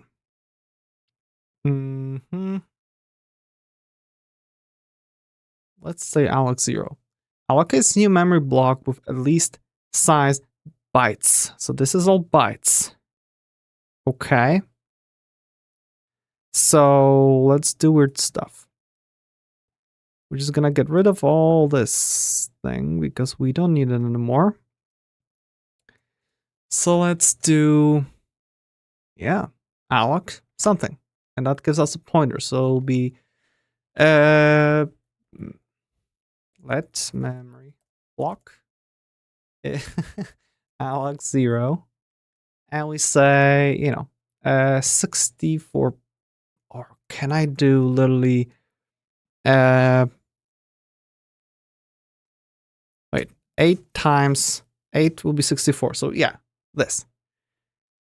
Alloc 8 bytes. And we have a pointer.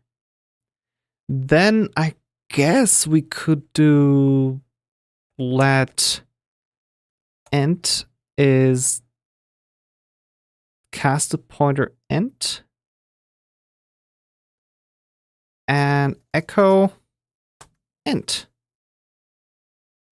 Will that work? That we just allocate 8 bytes of memory to fit an integer. We just cast it to pointer to integer so that we can print it out as an integer. Will that work? Yes, it printed 0. Can I do like, we'll just give it a number, right? The value. And then print it. Wait. Let's name it something different than that int. Integer, okay? Because this is kind of nuts, okay? Run. Yeah, we just assign memory. It's just whenever we stop it, we don't clear it. So we want to do probably defer the alloc, the memory block, okay? And defer,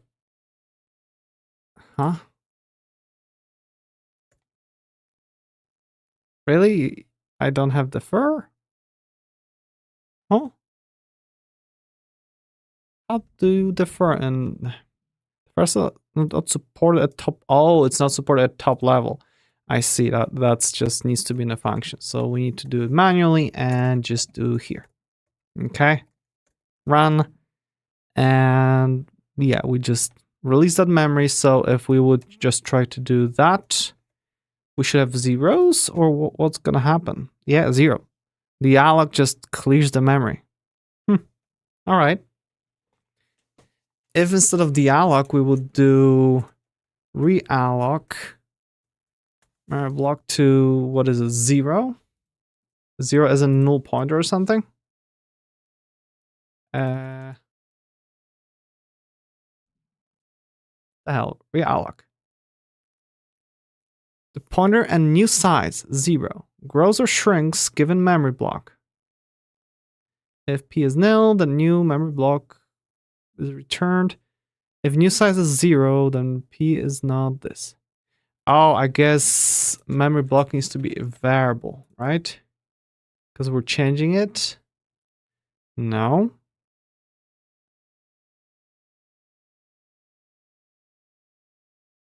So the pointer has to be sort of discarded. Oh, because it returns a new pointer. So we can just do discard. We don't want the new pointer.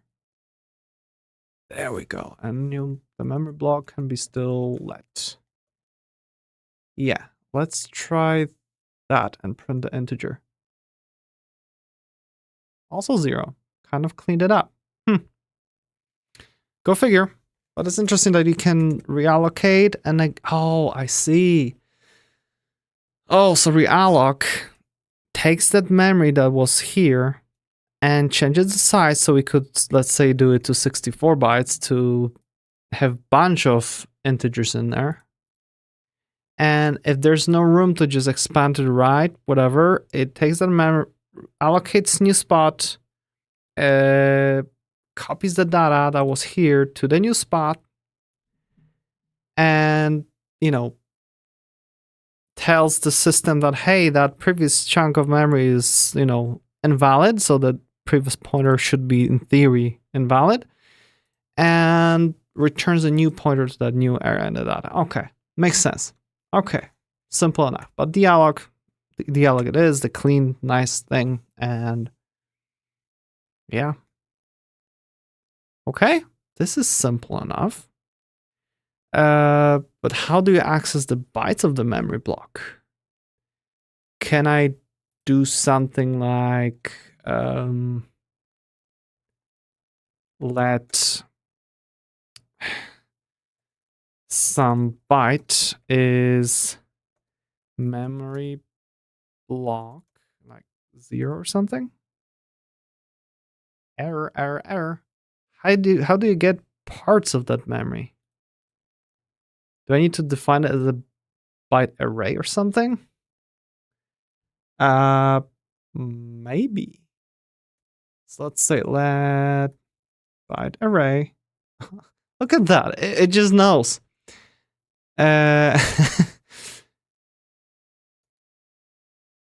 Pointer. Pointer of 8 bytes from memory block, right? We just cast it. All right, so that's fine. And those casts are very useful for pointers. So if that's the case, then what? Then I should be able to just get byte array pointer and get the first byte, and I should be actually able to do for all those. Just echo those numbers. And well, when we run it now, it should be all zeros, right? Yeah. But if we moved up the alloc to the bottom, yeah, look at that. We had 2, 1, 0, then we have 4 and a bunch of zeros. Therefore, I could probably print them as binary and now be ones and zeros. Okay. All right. So that's how we can iterate, just pretend, hey, this is an array of bytes. Because this is literally pretend it is. And we can just access specific bytes. Or we could, make it into integers or whatever, some larger chunks of data and iterate over it. Okay, so this is just like you would do some stuff in C language or C++. Hey, that's awesome. Very simple. I like that this, array of some data in NIM is purely mapping to what it is in memory. It's not some kind of abstraction. It's just one-to-one to what it is in memory. Well, you can use sequence to do some other stuff. Okay. Yeah, I like it. Cool. Hey, we learned about pointers. So I'm gonna copy that little snippet as well to the article thing, and it'll be allocating, deallocating, and iterating over sequence of bytes in memory. Paste it. So alloc, where does it put the data? Allocates new memory block, but is initial of all byte 0, so it's somewhat safer than alloc, whatever. Okay, that's great, but is it in a stack? Is it somewhere else? Where is the data being, placed? Let's see if we can get to the stuff.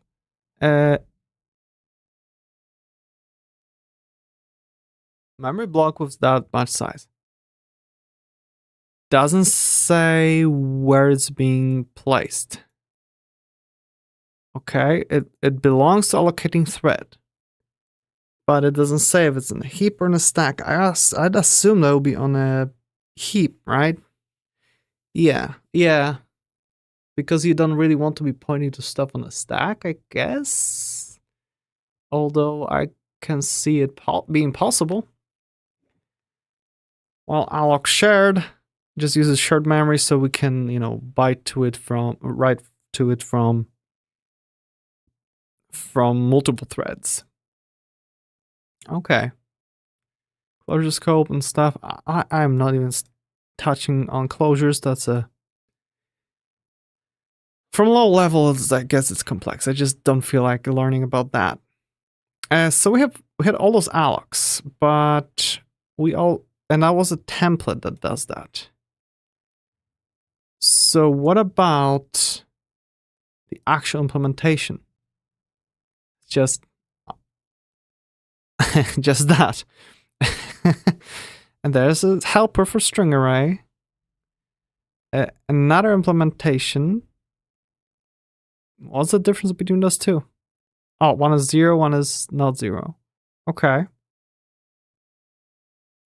Hell's a line off.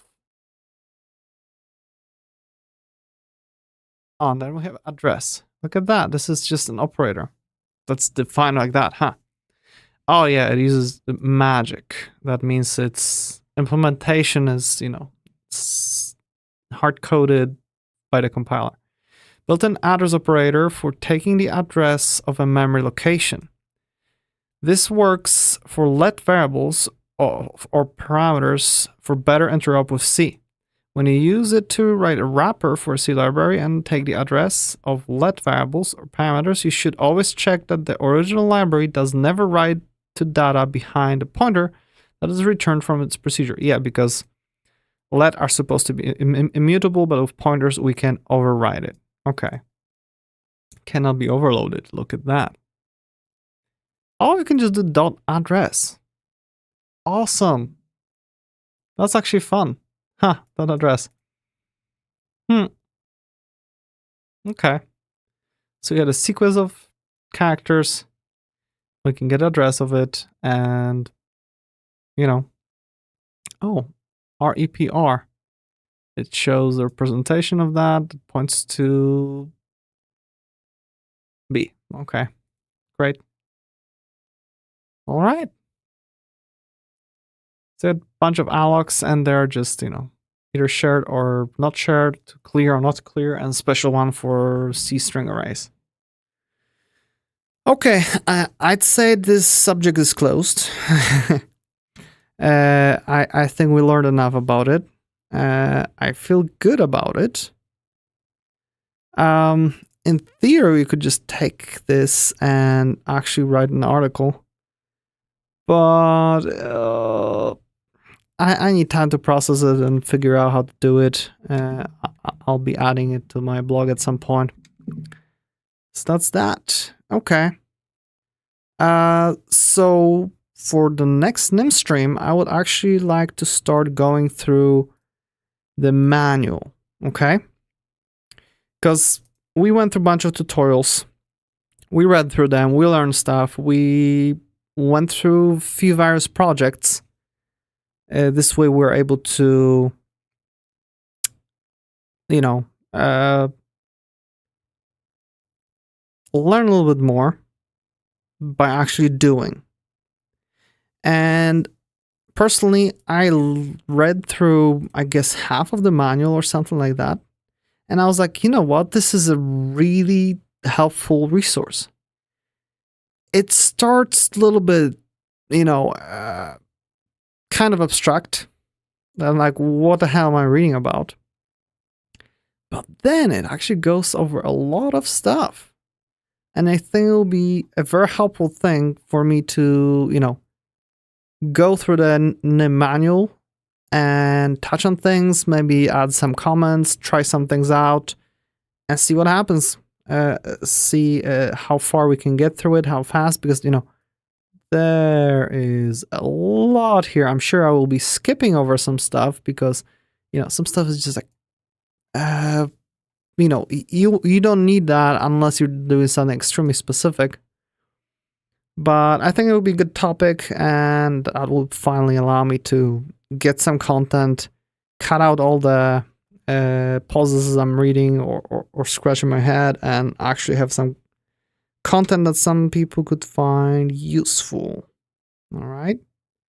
So I'd like to do that. But I think I'm going to start with the next stream. We're going to do the manual. On Monday, we're going to do the Unreal Engine thing. I managed to resolve some issues and we'll be able to continue porting the library. On Wednesday, we're going to continue with the, overlay with all the messages and stuff. And then, next Friday will be NIM manual. I think we're going to be able to go over a lot of stuff. So that's good. And what do we do now? That's a good question. In theory, we could do more NIM. But I kind of am, I'm kind of done with the subject. Yeah. I'd like a break from that. Let me think what we could do. Maybe you have some ideas. We don't have a lot of viewers right now. I guess it's that time where one part of the world goes to sleep and in an hour or two, the other part of the world will be waking up. At least when it comes to my viewers. Yeah. What's this? Get up actions. Oh, I have. Nice. All right. So you know what? Maybe I'm gonna stream a game. I like to play a game.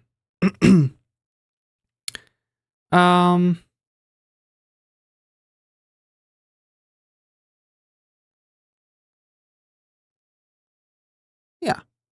I'm gonna stream a game. Why not? Haven't done it in a while. I like to relax a little bit. I'm gonna stop recording because I don't need that recorded.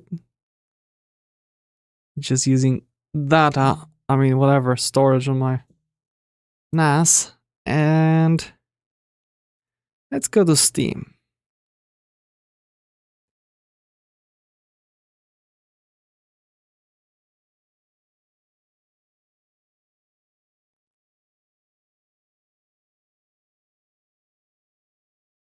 Okay.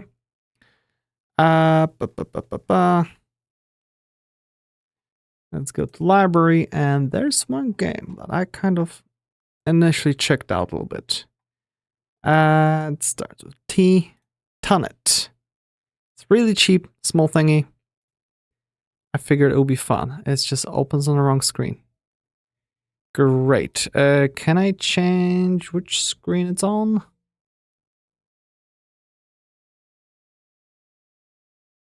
No.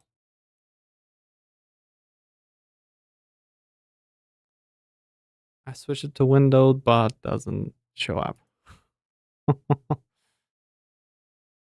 Oh, there we go. You should be able to see it. So let me just change the thing. And let's do checking out Tonnet.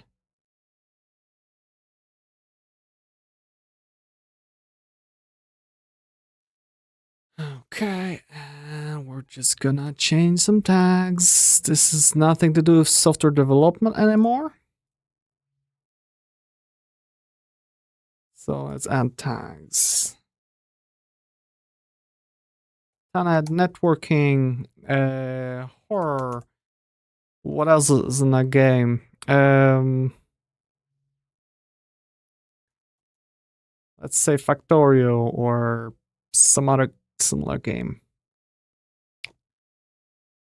I don't even know what tags to add. Whatever. Let me just search for the category. There we go. Done. Okay. Twitch is updated. We can do new game. And I guess I need to share the sound.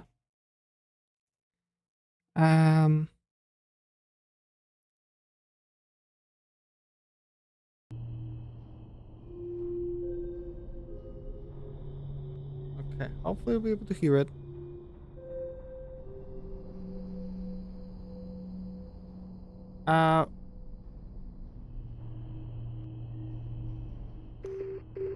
There we go.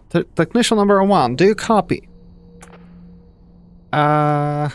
Use mouse wheel to select response. Who is this? Who am I talking to? Sorry to wake you up. It will just take a few minutes to complete the process. Which process? I'm confused. Which process are you referring to? Take a deep breath, one thing at a time. I have been assigned to be your supervisor, and I need to get you prepared. Prepared for what? I want to know what is going on. Please hold on while I'm setting up your locomotion module. Done. Now try to look around and press the red button 16 times so I can complete the calibration process. This should also give you a few credits. We're gonna need them later. Free credits! Clicking, and we're getting $1. Oh, I did more than 16 times. I think.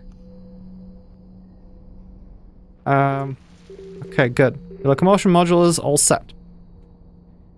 Try to walk and open the door. Okay, we can walk. We can jump. We can crouch with C. Okay. And we can sprint with shift. Awesome. And we can keep increasing our credits. Looks like there on top of the screen we have credits. Okay. Let's get to 50 or something. There we go. Open the door. Excellent. Last thing we should do before starting training. Find a vending machine and buy a relay generator.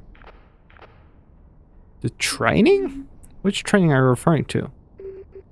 The network technician training. Didn't they mention it to you before your hibernation? I don't remember anything, to be honest. Well, your backup battery seems to be dead. I guess you were not supposed to hibernate for such a long time. Okay, I guess when we get back here, these are other technicians like us, little robots, being ready here, and we just got woken up.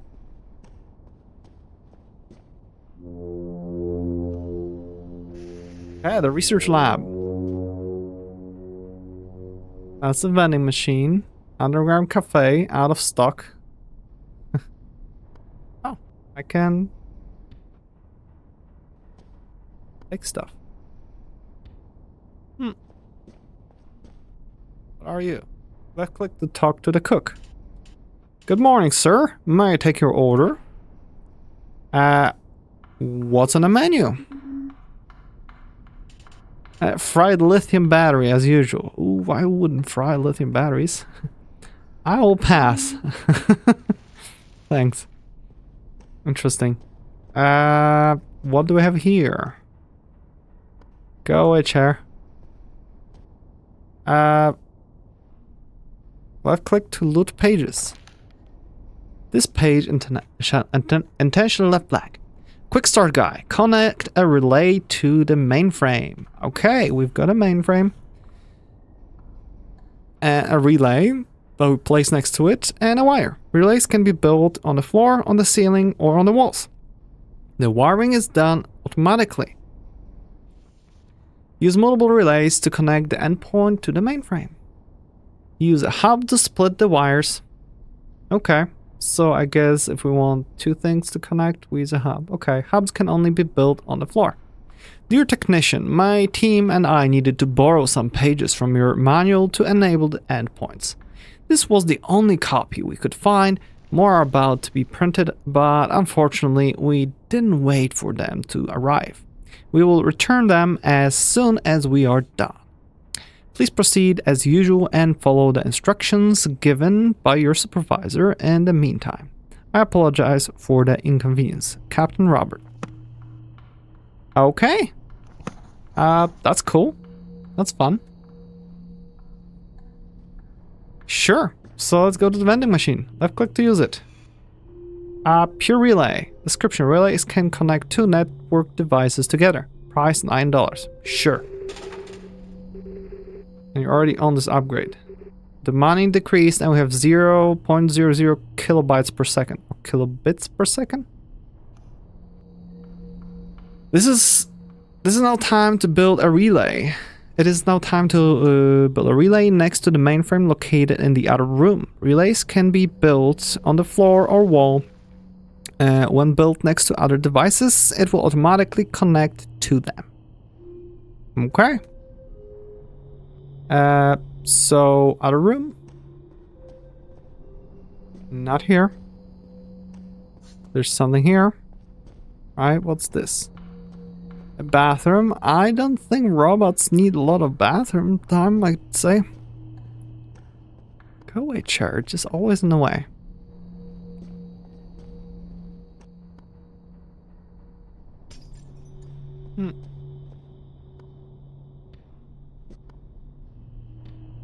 Oh, breaks too.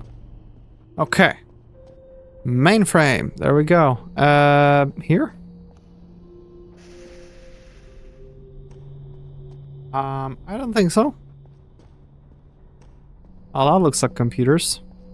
And we've got shiny toolboxes. $70. Look at that. We're getting rich. Mainframe. Address 0000. Port 0. Not connected. What is it? Are you a scientist? Actually a scientist. I'm just an assistant. The actual scientists left a long time ago. Where did they go? They all left? Where did they go? I don't know for sure. They left without notice. What were you researching?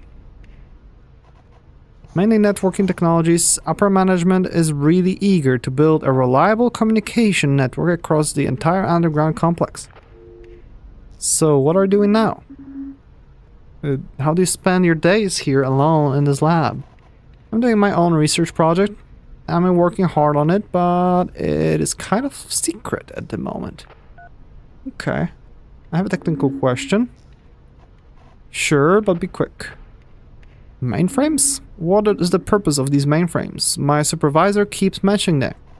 Mainframes are programmed to send instructions to all the endpoints of their cluster. They also communicate with each other when cluster-to-cluster communication is required. Okay. Oh, that's it? Can I ask more things? Yeah, another technical question. Credits. How do I get credits? I feel like I'm not earning enough of them. When an endpoint receives a packet which is addressed to it, you will receive some credits. The amount of credits will depend on the amount of peers that the emitter can reach out. Okay. Sure. I am confused. Just take the time to experiment with the endpoints in the lab. You'll eventually figure it out. Okay. Yeah. Great. So I need to connect relay to the mainframe. Is a relay to a mainframe. So, okay. With a scroll wheel, I can... What? Oh, look at that. I can hold the button. There we go. Looks like you have successfully connected a relay to the mainframe. Now try to connect the endpoint to the mainframe by building additional relays. The endpoints are located in the other rooms. Oh, 2 of them. So I can just... Okay. When I'm holding, it shows where it's gonna go and it reaches all the way here. Okay. Cool. And I connect this here. Oh, look at that. I'm getting credits. There was like one little thing that showed up. Oh, something's coming. Bounced off. Oh, this one ate it. I got $2. Alright. That's how it works. Another manual. Something. What? Did I just install 2 of those? Right click to remove them. Okay. Hand. So we saw that. Use the radar to locate other endpoints. Okay.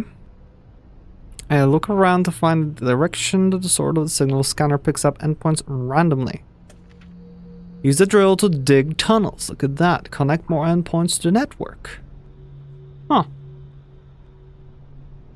Interesting. 7 profit. Alright. Sure. So we just need to connect the other one, I presume. Hubs. Yep, with hubs you can connect a bunch of them. I guess we'll need to because we have this, and look at that, there's another one here. And another page. Introduction. This manual aims to provide all the information required by the network technicians to perform their job in the TANET. The TANET consists in an underground network of shelters that can host thousands of people in the event of an apocalypse. Okay. The facility is autonomously run and maintained by hundreds of human-looking robots. Farming, cooking, cleaning, and many other maintenance tasks can be performed without any human involvement. The communication network is a central element of this infrastructure. As each shelter has been designed to run independently, the communication network is one of the only means to connect the bunkers together.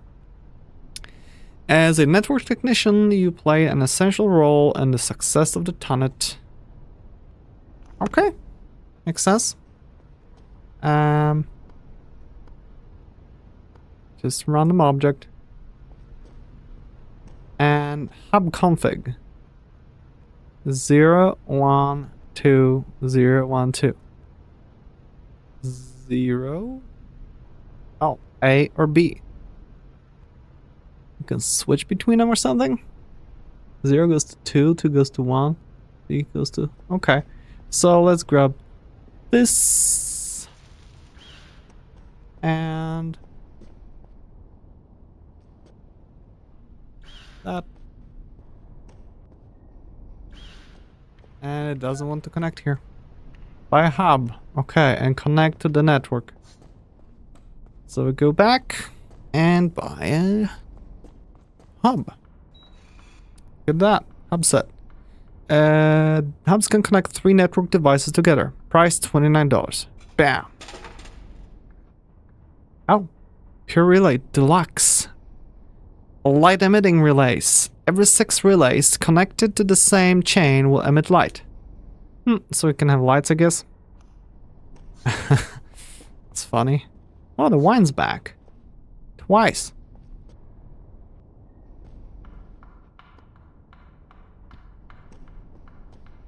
And chair is back. Okay, everything resets when we don't look at it, I guess. So let's try the hub. Connected to the network. So I'm gonna plop it here. Gonna have to locate the other shelters. You can now purchase a scanning tool to find the location of one of the surrounding shelters. The strength of the signal should then give you the direction to follow. Okay, so we have hub direction. Right click to remove device, left click to configure device, hold left click to connect, middle click to disconnect. Ooh, middle click. Disconnected. Left click. Ah, we can check the direction. So right now it goes from 0 to 1 to 2 and whatnot. So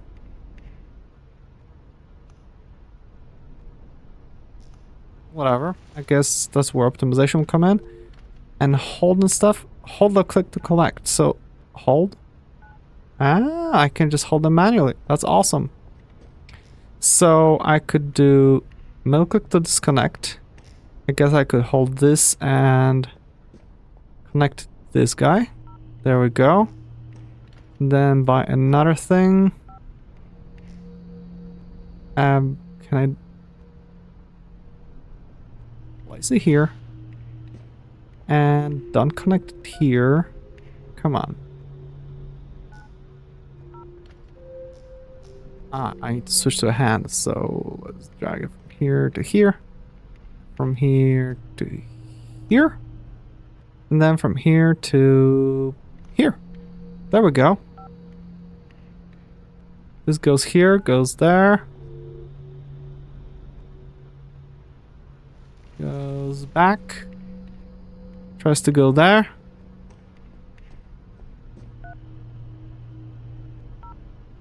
I guess, yeah, that is being bounced around. Okay, that's kind of fun. And we're getting 0.31 kilobits per second.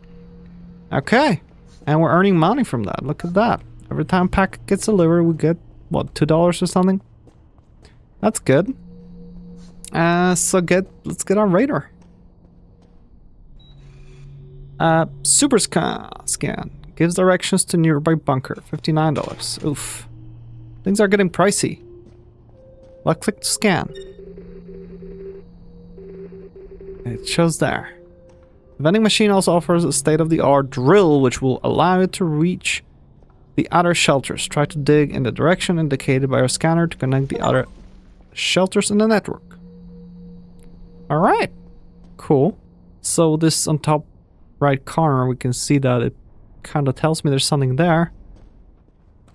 That's probably one of the computers here. And yep, that's this one.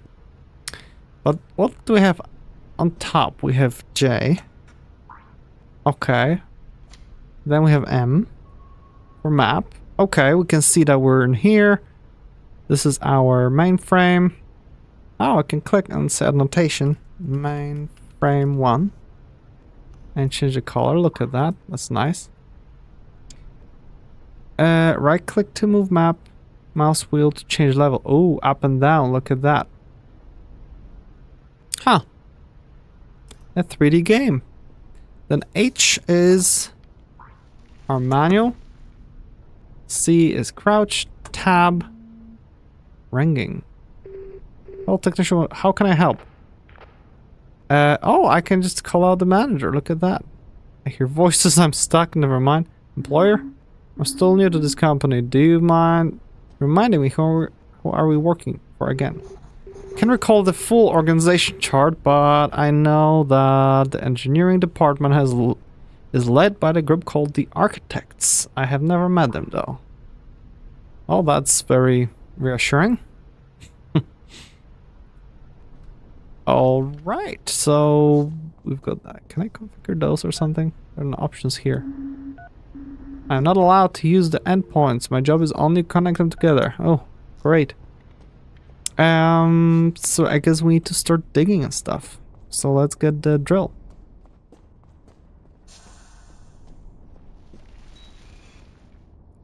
Bigly. This tool can be used for 100. Okay, we're down to 50. And we have the drill, and we have the thingy. This is where I came from, right? The initial stuff, right? And there was some other room here. Dig your own tunnels, drills for sale at the vending machine. Well, I just bought one. Okay. And another one here. $70, good. So let's search for those things. 60 meters in this direction. We'll go map, and we're looking somewhere there. Okay, so let's go to the engineer room or whatever, or we can dig here, right? $1. Oof, that's pricey. We need to dig somewhere there.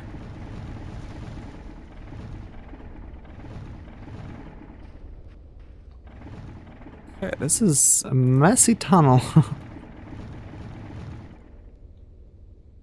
41 meters. Okay, I can just hold the button.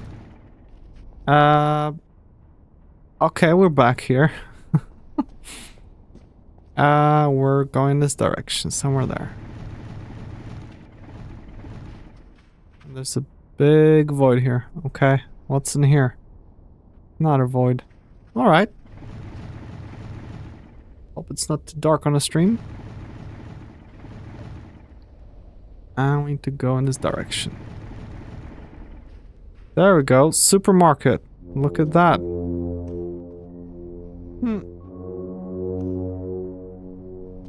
Open.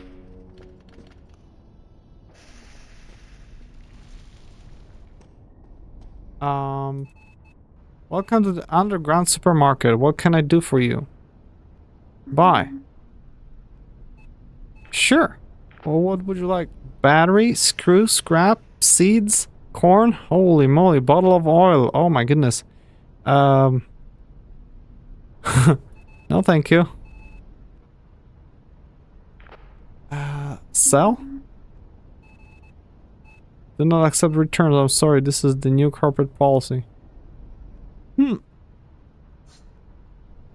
Okay.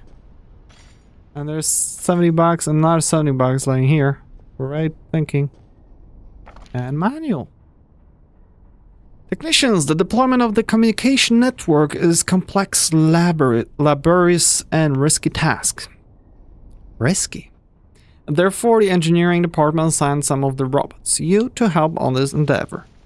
As building the network is a far more complex task than any other maintenance work, the robot technicians are equipped with an advanced artificial intelligence module. This means that technicians can solve a much wider set of problems than regular robots and are more likely to think like humans. The module does not come pre-programmed, which means you will have to learn before being efficient at your job. Overview, mechanical drawing. Okay, so that's us. And that's it. I like how it's like a little bit by a little bit.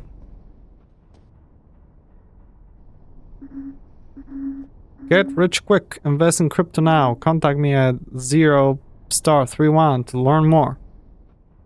That looks like one of those addresses. Find shelters and connect them to the network. 2 out of 65,535.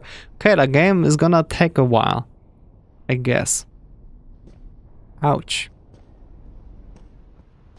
Tools. Another endpoint and another vending machine. Patchly. Adds a module to the drill to fill holes. Ooh, that would be fun. Super scan enhanced. Displays the connection status of the scanned bunker. Ooh, that's fun. But I could get add super scan. Click. Oh, it shows this here is 0033, but the bunker is. Oh no, it's pointing somewhere there. A new one at 0033. Interesting. So let's connect this guy. Yeah. get a relay. Bam. Bam. Will it go through the door when it closes? I hope so. Oops. I like it in the ceiling. Yeah, cable's hanging around. Cool. And a relay is only $1.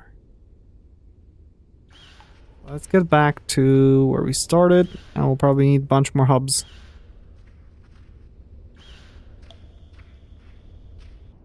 We can go through... What? Come on, really? Placement sometimes is a little bit questionable. Sorry, we're gonna run cables to a cafeteria. There we go. Totally not sketchy. Here, nicely on the side, and it's gonna get to the mainframe.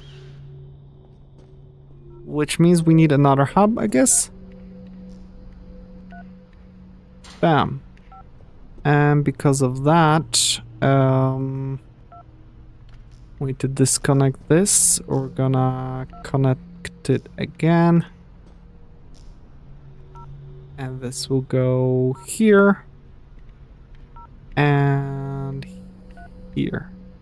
There we go. I don't care about those numbers right now. I guess this one's connected, right? The cables will go. Packets will go there at some point.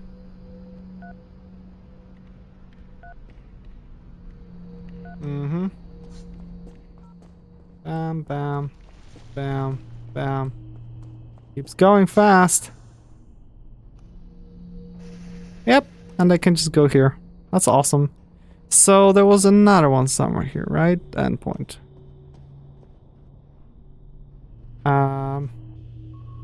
New one somewhere there. So let's keep digging. Somewhere there. Oh, that wasn't far. I guess that's a camp.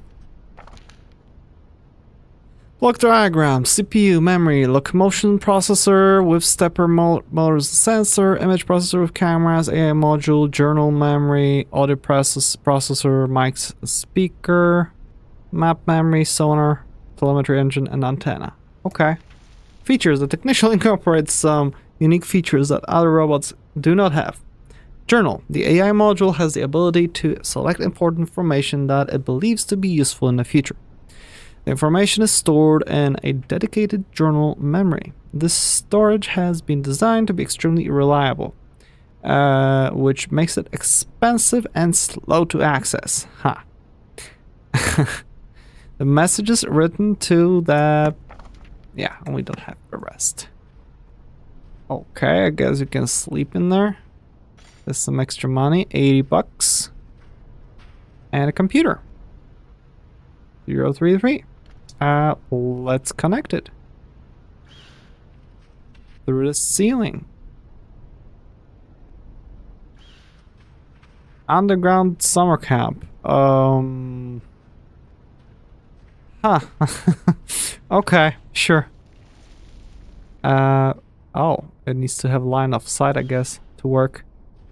And because of that, we need a hub here again. We'll plop it here. We'll connect. Let's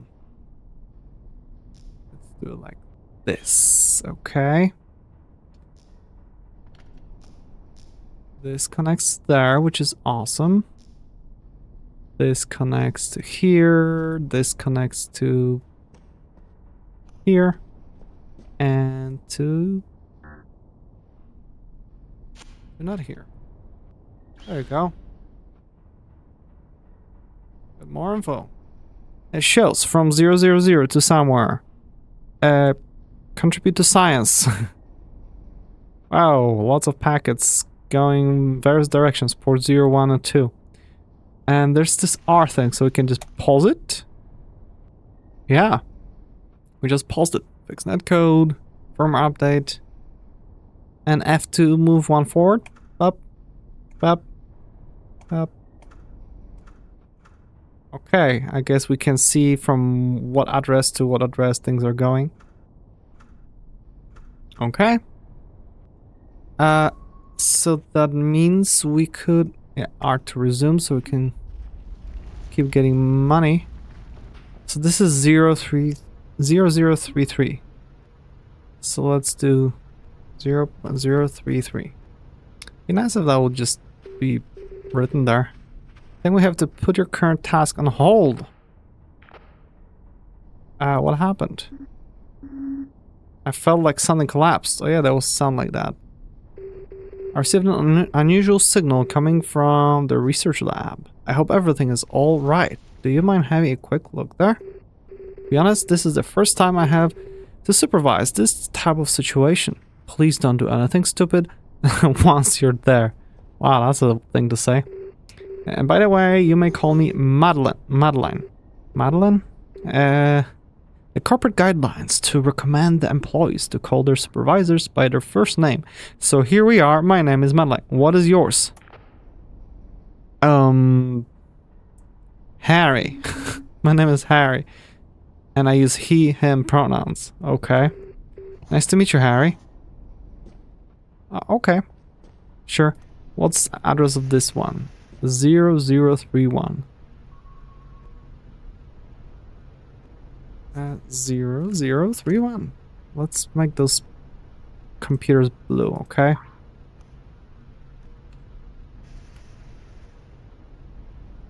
Okay, you can preview the stuff. Awesome. Sure. And we've got that connected, so we need to get back there. Return to the research lab. Sure.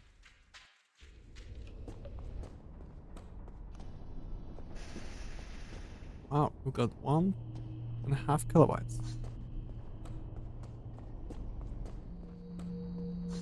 Oh, the guy isn't here anymore.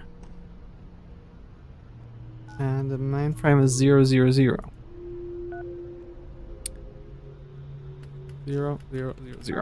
Okay, good to know. Where is he? Ah.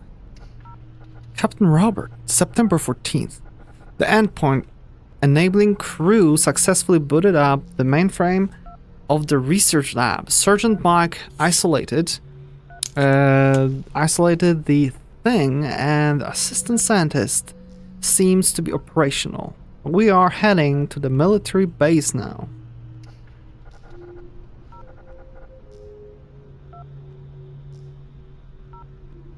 Dr. Susan, what should we do about the robot technician?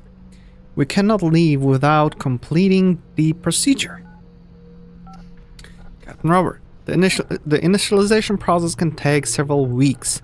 Our schedule is very tight. We need to move on to the next mainframe now.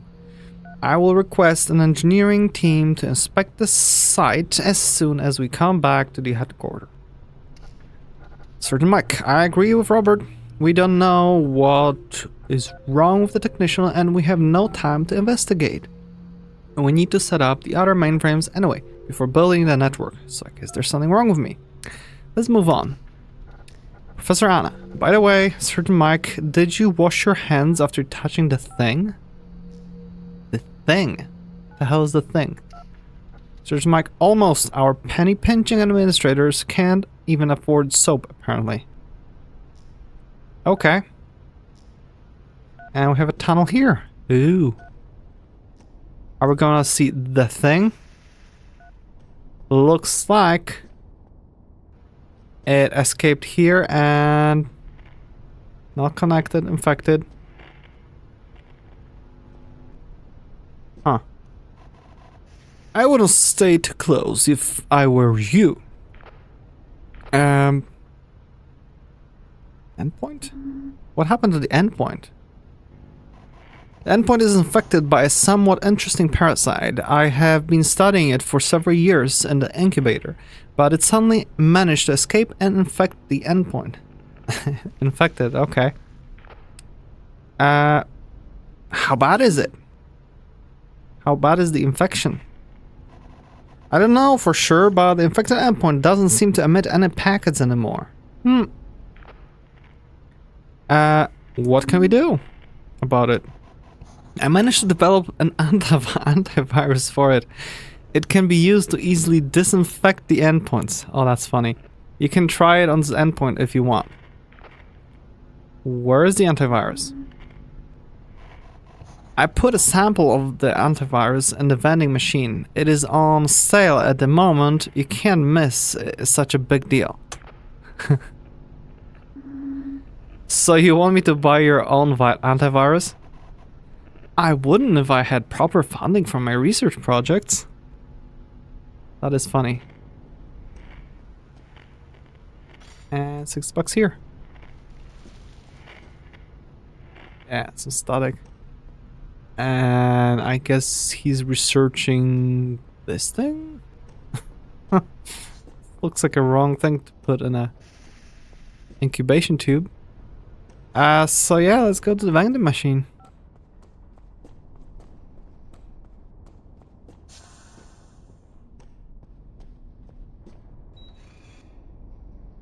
My first antivirus. Wow. Fixes an infected endpoint by turning it off and on again. Oh wow, okay. Price $199. How? But we have 1,000, so not too bad. We can get the still kind of be used inside bunkers. The patching tool, let's get that as well. We already have that, and let's get the light emitting everything. Sure, we've got money. We're earning. Oops, I didn't want to ring. I hear voices. It's like I'm talking to you through dedicated radio channel. Only the two of us can use it. Can endpoints use radio waves? They definitely could. The architects initially wanted to equip each shelter with antennas. However, they did not have the fundings to productize the device on time.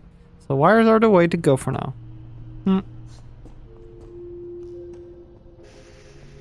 So there's the antivirus. Okay, we hold the button and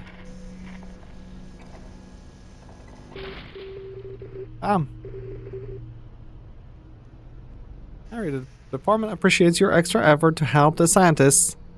We now expect you to resume your work on the network. What should I do now? The architects created 4 mainframes. Upper management is requesting us to connect the 3 other mainframes to the network. Where are the mainframes? You can buy a long-range scanner at the vending machine. This will give you the direction to the other mainframes, of course. By the way, the filtering device is now also available in the vending machine. That should help you optimizing the network. You can ask the scientist for the details. Okay. We're studying that. Well, they left in the crater before they left. They said architects found it when they dug the tunnels. I simply continued the work they started. Oh, that's not good. They thought they found that.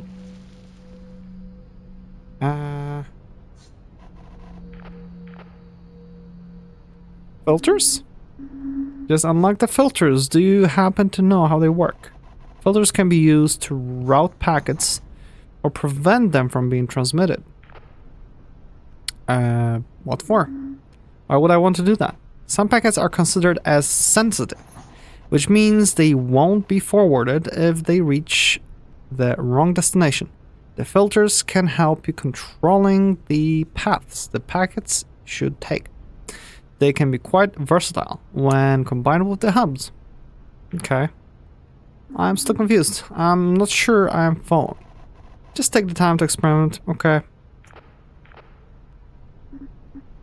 Sure. So let's connect this one here, okay? Have another one.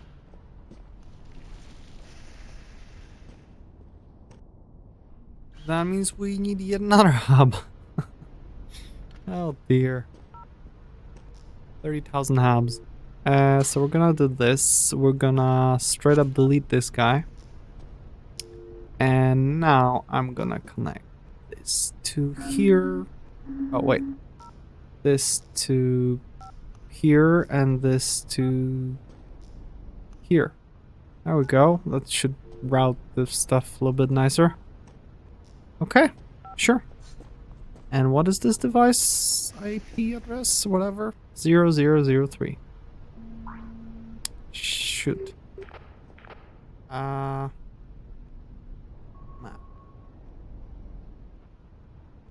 0 0 0. Okay.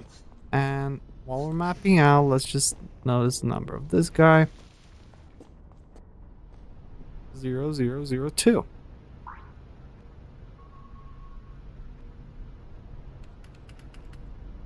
Okay.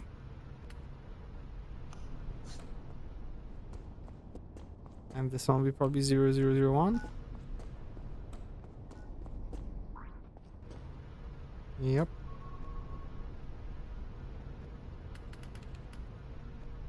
Okay. These are 000. All of them. All this one is. These are threes. Okay, I think that's gonna be the hint for filters. That everything that has zeros here, just do this or that or that or whatever.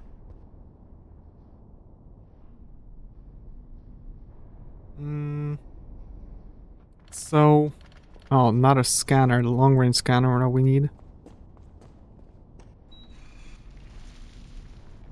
Hyperscan 500. And then we've got, oh, the second antivirus. Fixing DDoS endpoints also resets all the other DDoS endpoints and drops all the packets currently on the network. Look at that, global reset. Whew. And then we have gives direction to mainframes. Okay, so that's Hyperscan, and then we have MaxiFilter. Filters can be configured to prevent certain packets from being transmitted. 1,000. And testbed for 2,000 testers can send dummy packets. Oh, right. I guess I get the Hyperscan and buy the rest later. So, $8 to scan. Jeez. 178 in that direction. Okay, let's start digging. Somewhere in that direction.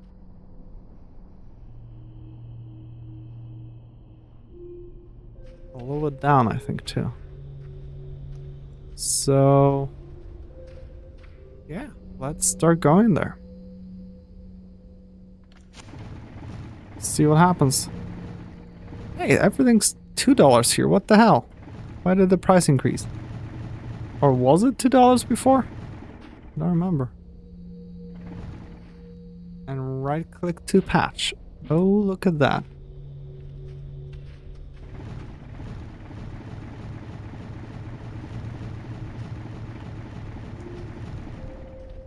Oof. What's this? Okay, shelter number 4, look at that. Police line, do not cross. There's an endpoint there, 0032.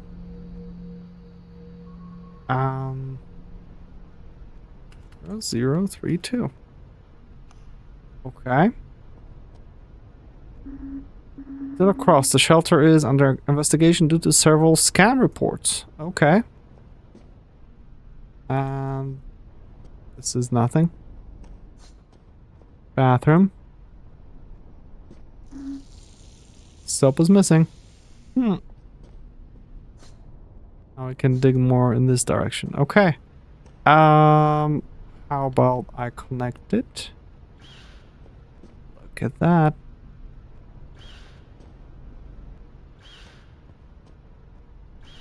Let's connect it up. Yeah, that's price increase. $2. That sucks. I don't like increasing prices.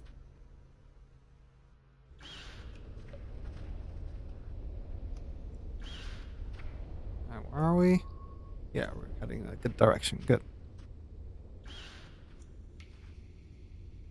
And look at that. I didn't properly connect those.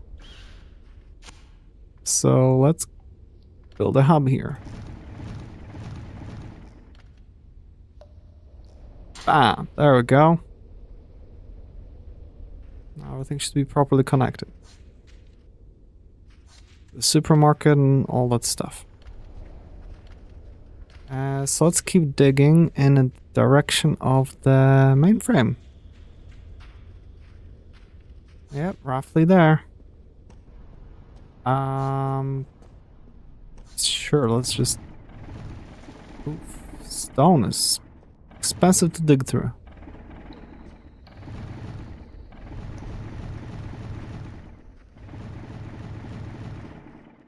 And I need to go more in that direction. It's a really dark game, I'd say.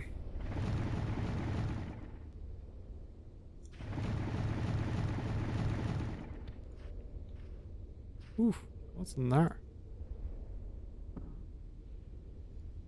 Absolutely nothing.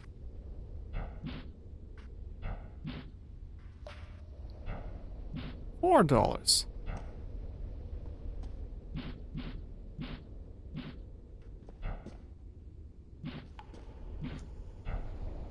Oh. Navigation really sucks here. I need to go in that direction. Up, no. Kind of downish, but I'm not sure.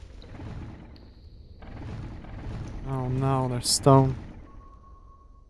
It shows up as stone. Maybe I can avoid it? I don't think I can.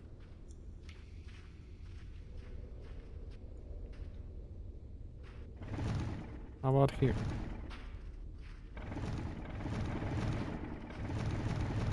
Oh, it's just a bunch of stone everywhere. That sucks.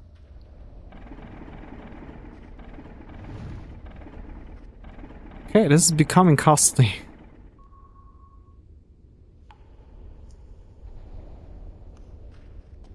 In theory, I could go around, but I guess we're just gonna cut through here.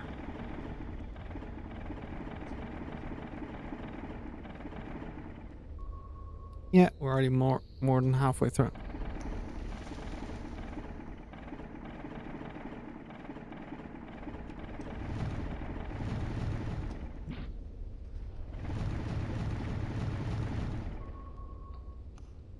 Okay, going there.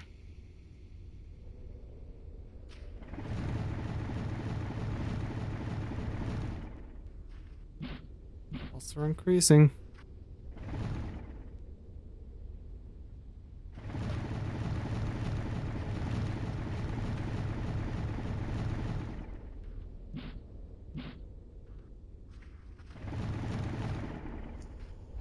More stone, of course.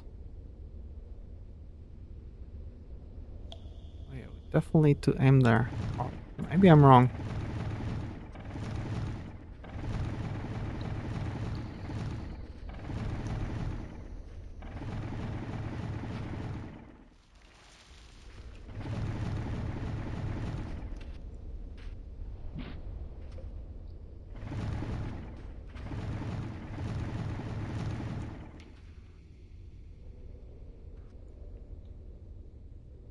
Oh yeah, it's definitely in that direction. So maybe I can dig down a little bit. There we go.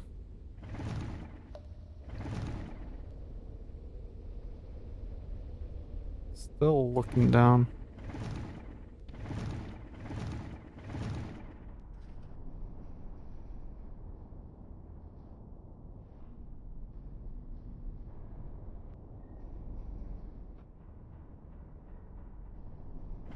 Hmm.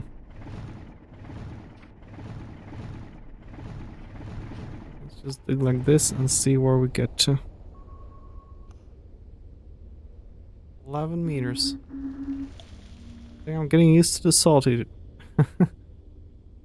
Oh, $6 to dig here. Guess the closer we get to the mainframe. Oh, there's something there. The more expensive it gets. Military base. Look at that. Okay, we can't walk through here.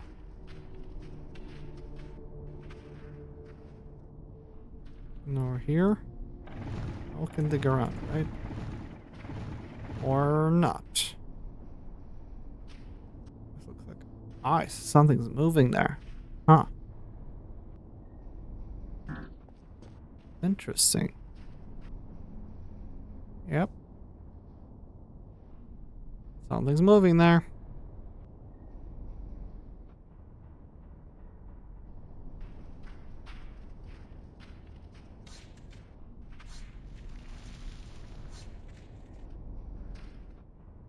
Oh, these are like a bunch of robots. Maybe they're droids. Stone. How do I find an entrance? Not here. I like to avoid holes. What the hell are those bubbles? Oh, when I fill in, okay.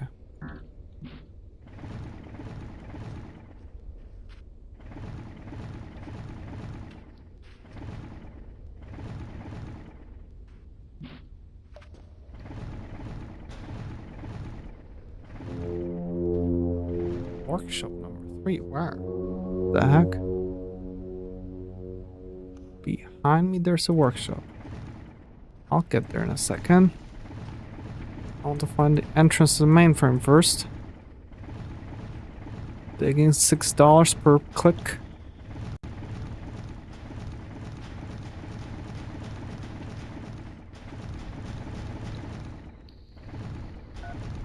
I even need to pay even if you misclick.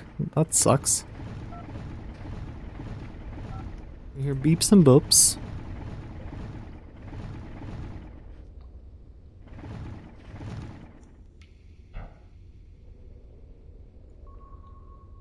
Gosh, this thing is massive.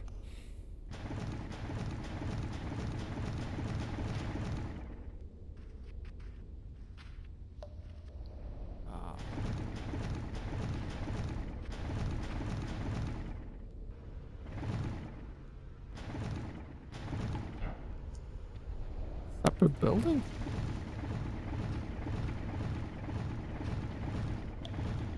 Oh. It's just a separate thing. What the hell? Where's safety helmet? Important notice. 1 BCD to 0 BCD. Is that like a subnetwork or something? Subnetwork chamber. There you go. Bridge. Holy macaroni. Filters.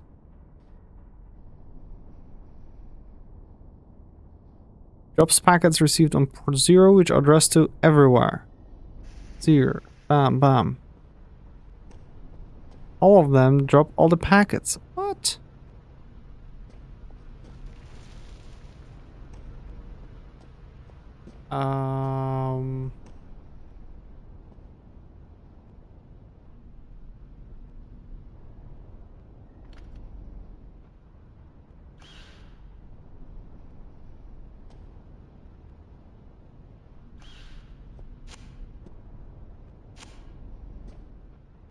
Strange.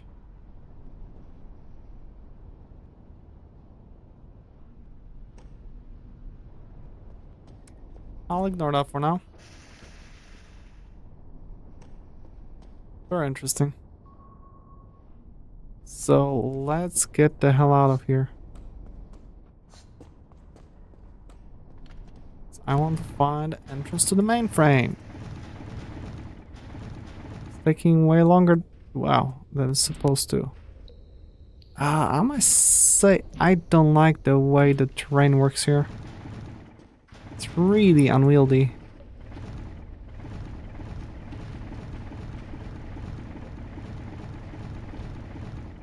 I have 3.38 kilobytes per second. Come on. I was pressing the wrong thing. Escape. Oh, look at that. Current and whatnot. Huh.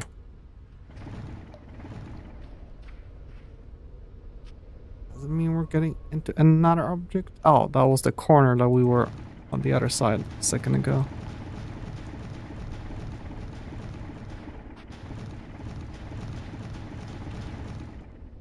Endless nothing.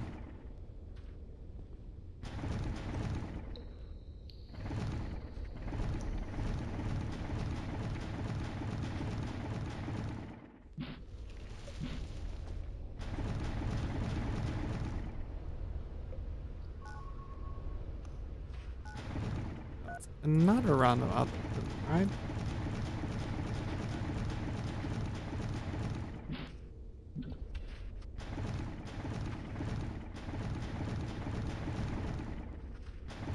Gosh, there's lots of digging in that game.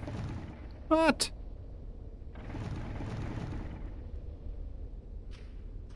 Fence?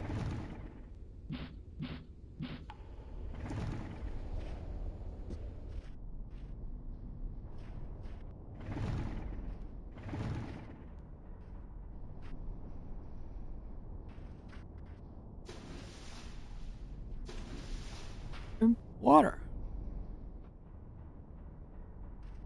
Hmm.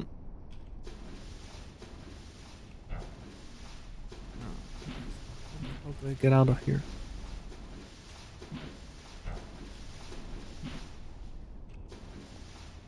Oof. I get through here? School number 3. Look at that. Underground elementary school. Hmm.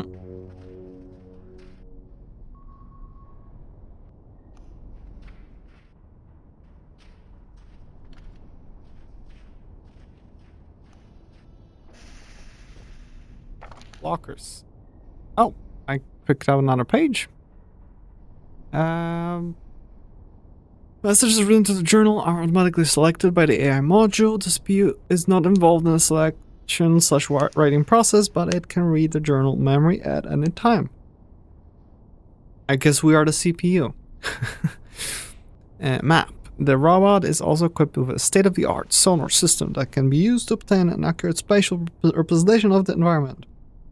All the information captured by the sonar are stored in the dedicated memory that can be retrieved by the CPU, which is us. The memory also includes a reserved section writable by the CPU. It can be used by technician to annotate the areas discovered by the sonar module. The technician can also purchase a pre-populated annotation module. Oh, interesting. Drill. The drill is an optional tool. Not very optional. That can be purchased by technicians that need to operate between bunkers. Tunnit has a dig your own tunnel DYOT policy, as maintaining public tunnels would be too expensive for the company. This module is not built in and must be purchased separately. Of course, it's locked.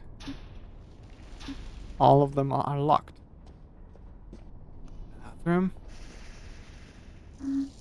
No soap. Fascinating. Do not throw papers in the toilet. Of course. X86 opcode structure. Oh, that's funny. Look at that. Homework solve. P versus NP problem. Wow, okay. And $180. Who are you? My parents said I shouldn't talk to strangers. Where are your parents? I don't know.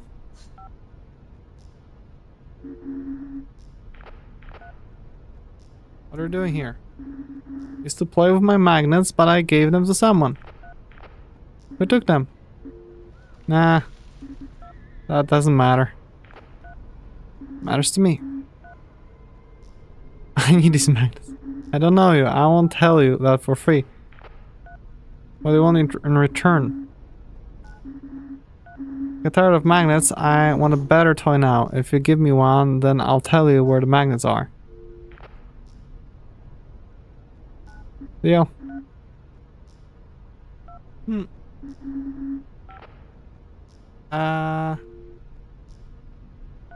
are the other kids? He doesn't know. Well, he doesn't know much. Are they the magnets? You got me a toy? Not yet. Patient. Go away. Are these your cables? Nah. They've been there since forever. No one is using them. Can I use them? Hold on a minute. Since everyone left, I'm technically in charge here. So I guess they belong to me. Of course, boss. What do you want in return? You can get the pink ones for free. Pink is for girls anyway. But if you want the other colors, you're gonna have to play hide and seek with me. Oof. Sure. That sounds fun. Awesome. Now look away. I'm going to hide in the cornfields. He's gone.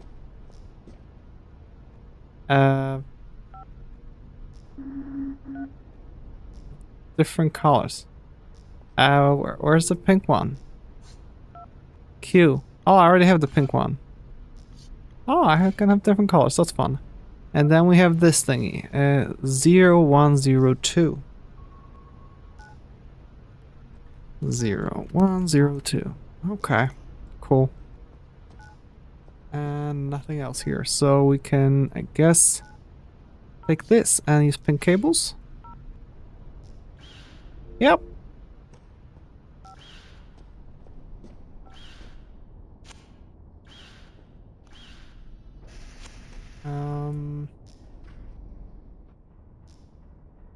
Sure, I just don't know where it should go yet. As I'm still trying to get to the military base. Okay, let's fill this thing in.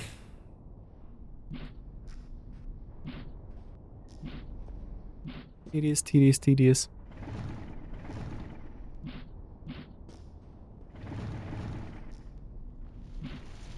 Oops.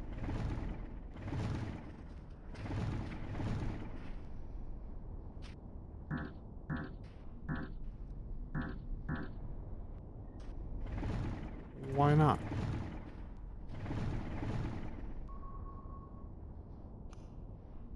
Wait, this looks like there's another thing here.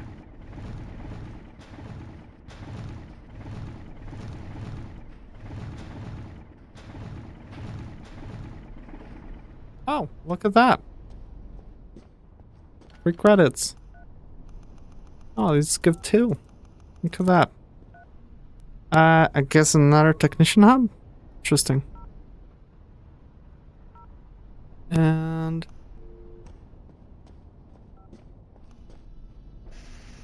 doors to nowhere. Where I come from?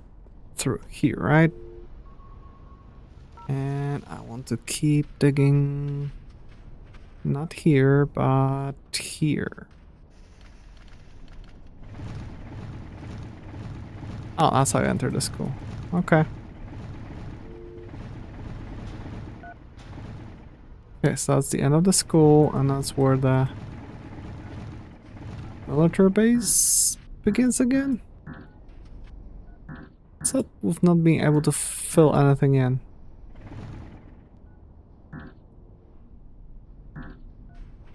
Weird.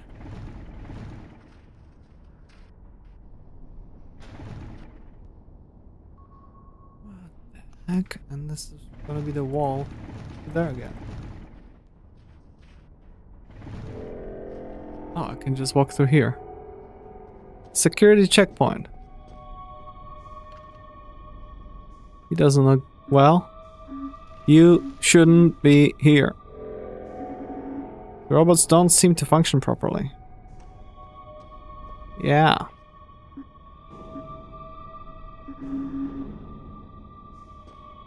all glitched out.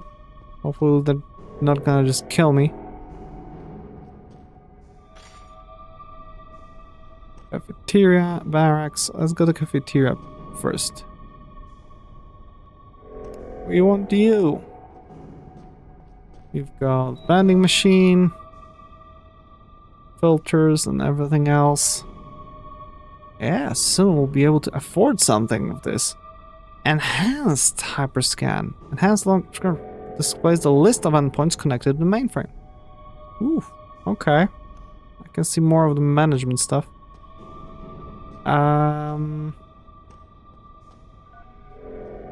have some kind of audio log. Dr. Robert, September 21st. The endpoint enabling crew successfully booted up the mainframe of the military base. Sergeant Mike volunteered to guard the bunker while the network is being built. Brother John, God bless you. Sergeant Mike, we wish you best of luck in this endeavor. Professor Anna, hope you will soon get rid of this cold too. You kept coughing on the way there as an infirmary downstairs. Oh, there's an infirmary downstairs if you need. Sergeant Mike, I'll be alright.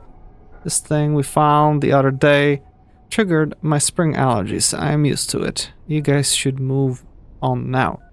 Ooh, sounds like they're getting like sick from some disease that weird thing had. The virus. Okay, bunch of nothing here. Alright, and what's in this direction? Just eating area? Yep. Hold the blue light at all times. Huh?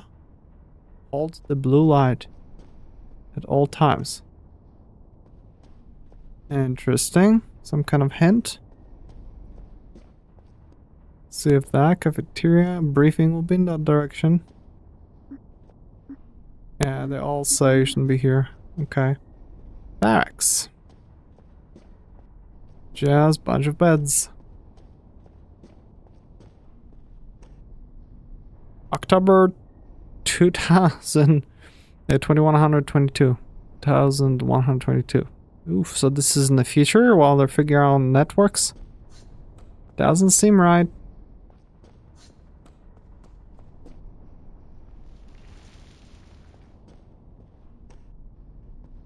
Okay, the bathrooms. Well, a lot of them can go at the same time. Of course, soap is missing. You don't have showers?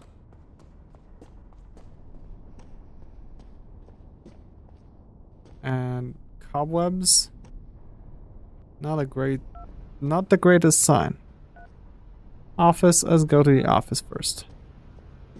Infirmary sounds like it's gonna be not a good thing. Clock. Very interesting clock. I like the graphics in the game, it's interesting. And stairs up! Look at that, there's upstairs. More offices.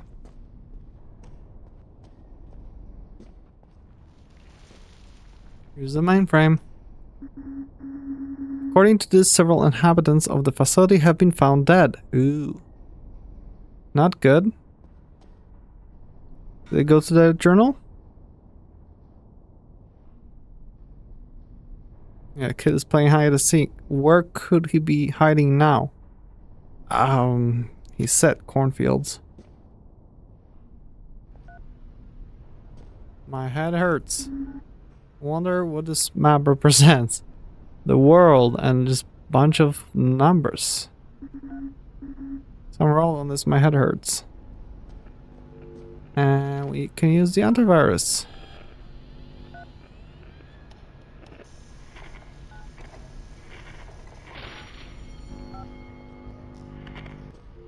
There we go. What's there? Looks like some robot came. Oh, that's a monster. Okay, so we got monsters. And 180 bucks. Is the monster still there? Yep. But in the meantime, I can start connecting the mainframe. Just in case I get killed. There we go. And we're dead. So that's the first death, I guess. Do we lose some stuff? Or what? Because it was like kind of unavoidable. No, we've got everything. Okay. So, oh, this is $4 now. What the hell? We're in the same spot. Why are we getting $4 now? Doesn't mean everything got more expensive? No, everything got more expensive now. Are you serious? So let's get back to the base and hope that the monster doesn't kill us again. Am I going in a good direction? Yeah. Where's the monster now? Did it just everything get darker? Yep, everything got way darker. And the monster's there. The office is where I have to get the thing going. Can go to the infirmary. Okay. Another page of the manual.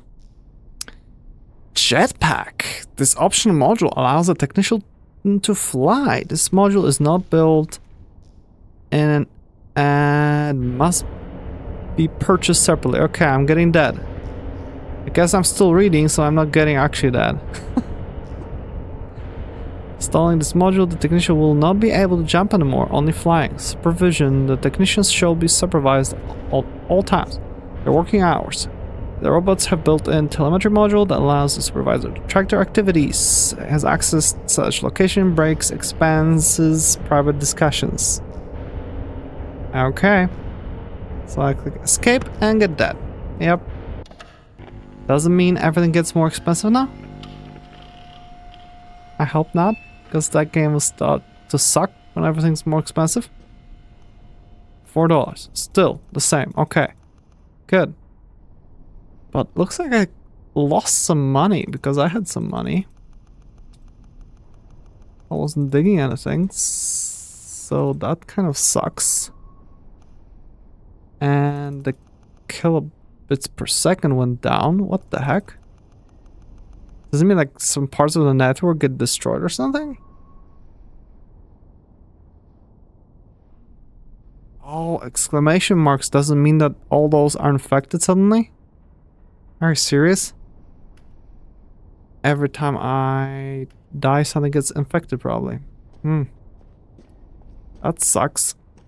So let's approach this problem a little bit differently. Because the monster got me up there, but maybe I could, because I started putting stuff there. The mainframe is here. So I wonder if I could get through a window or something. Because we went straight here. And we were able to get up here. It's up. And either on this side or on that side, there was a window. I guess I could try to go around and dig up. And see what happens. Come on, I want to go back. So I am here, so I should be able to go out this way. Gosh, that's a long way around. Let's go in the other direction.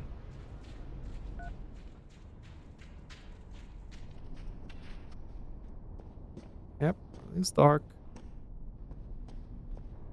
Yeah, game is spooky.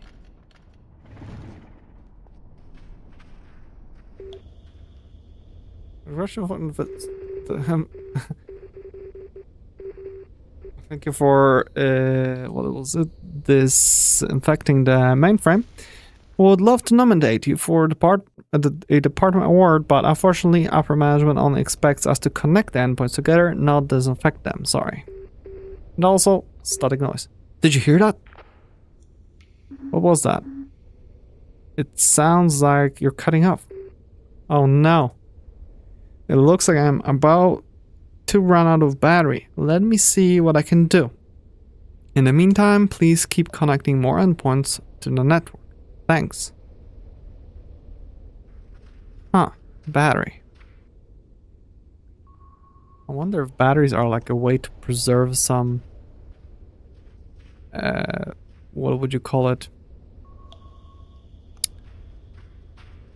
Some state or whatever? I don't know.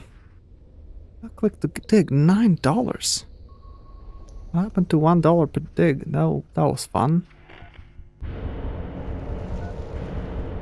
Okay, the monster is nearby and isn't happy about me.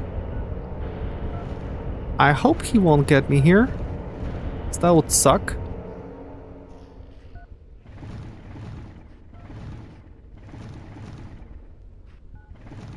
So, is there a window here or something?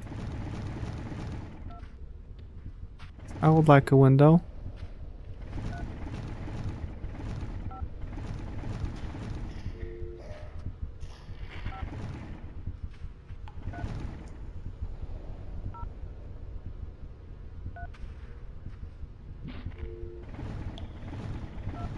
Guess windows on the other side?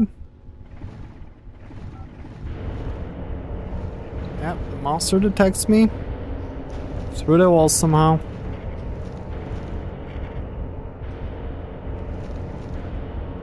I'm here now.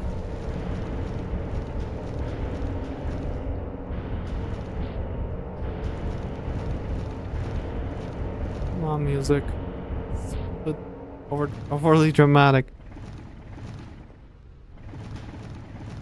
So I'm on top of the outer building. What are those windows that I saw?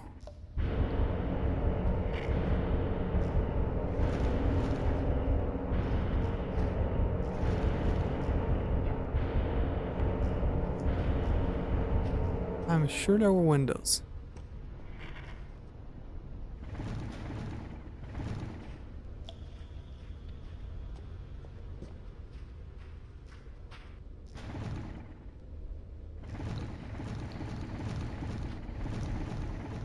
I get to the other side. Like an endless hole here.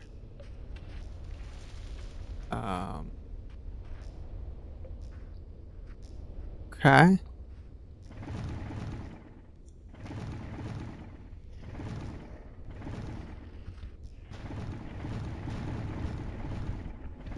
This is very costly to dig like that.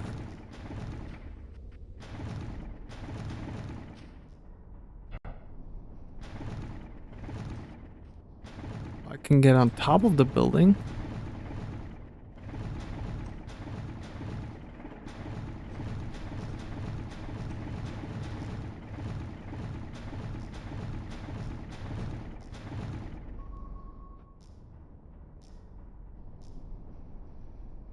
Doesn't show that there's anything here.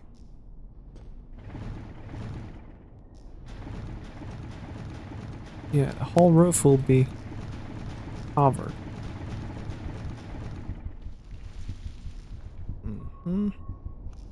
And I want a threshold of this.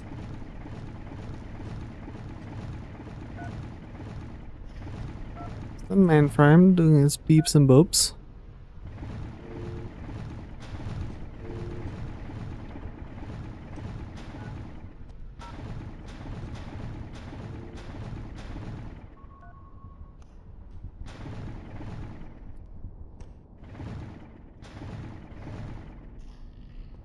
Where's the window? Come on.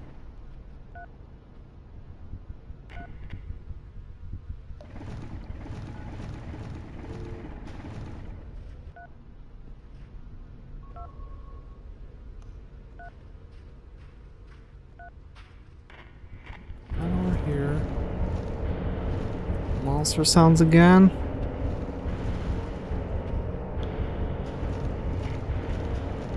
I'm looking for the window. So silly.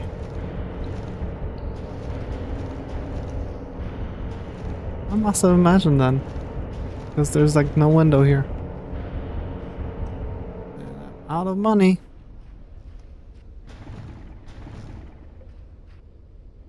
How do I connect that mainframe then? If there's no access to any window or anything.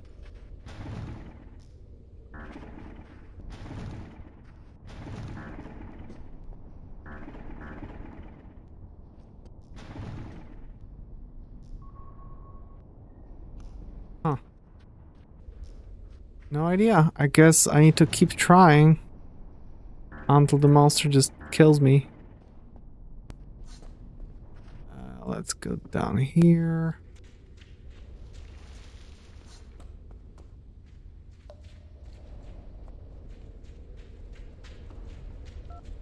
It's gonna be a long run.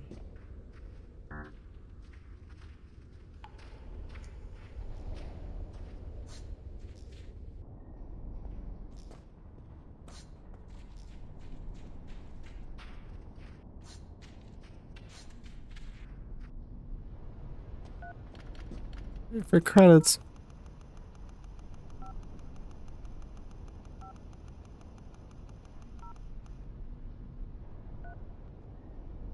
Nah. Everything's still infected like crazy? Yeah. Well, somehow we're getting 2 kilobytes per second, huh?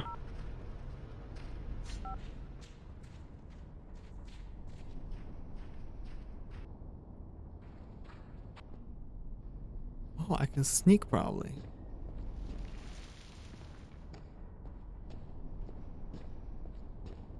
Yeah, I can sneak, but the monster is probably just waiting for me.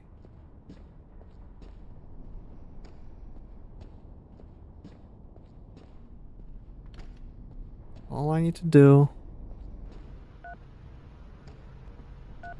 is connect some things.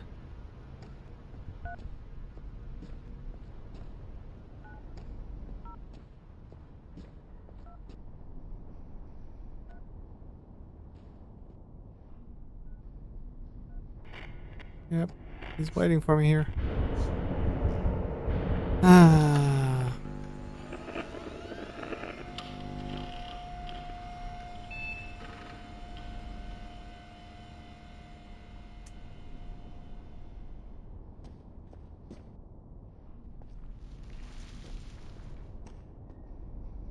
What's the quickest way to go there? I guess I could just go here and dig this part of a tunnel.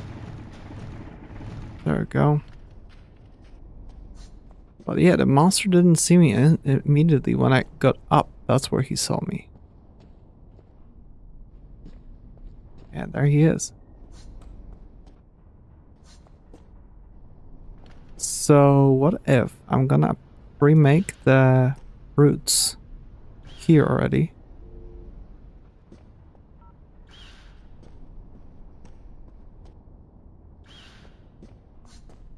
And this way I'll have it ready. Be outside. Perfect.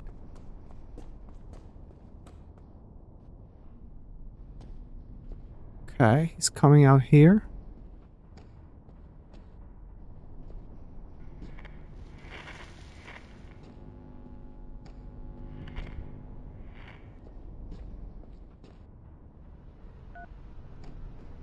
I think the monster went away.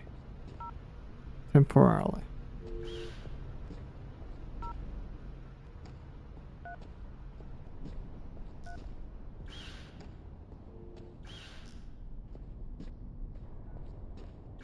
Okay, at least we know we can sneak. There we go. It's connected. Let's just make sure that it's not corrupted again. Or something. Okay, it's working. And what's that? Yeah, there's the window.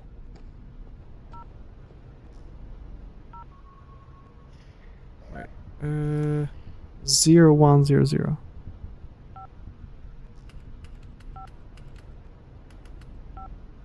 Okay.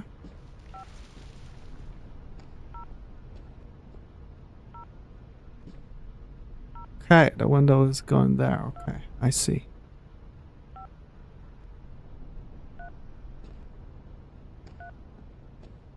This is not the direction I can escape. Master is probably already waiting for me here.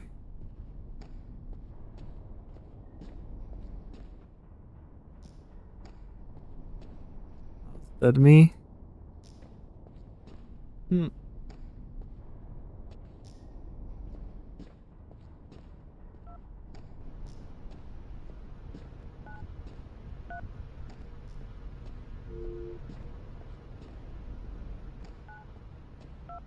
Okay, looks like we might actually leave here. Not detected or anything. Good. So that means we can connect this mainframe to the rest of the world. Awesome. Where did I have the other place? The school was in this direction. So let's do it like this. We're gonna have a hub here. And gonna take it from there. Here. And here. I'm going in the direction of school. I think so.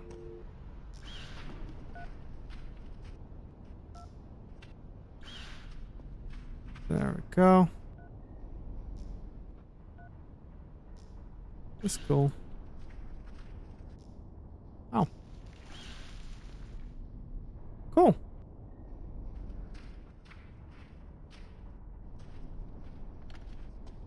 Everything connected. Bunch of them going back and forth. Awesome. So that means we should also check this little area out.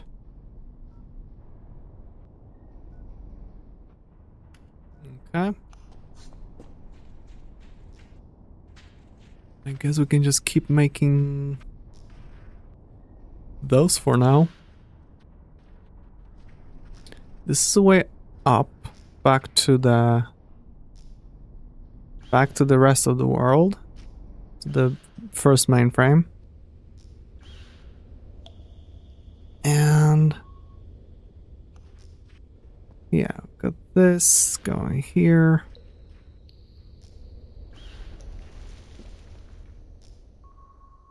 And here to the right is supposed to be something else. The workshop, yeah.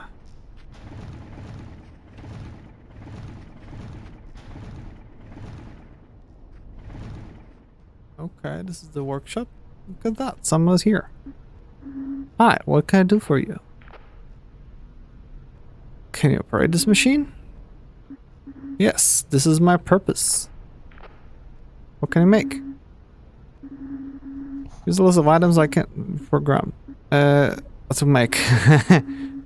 Speaker requires more magnet and everything else corrupted, so he can make speakers. Okay.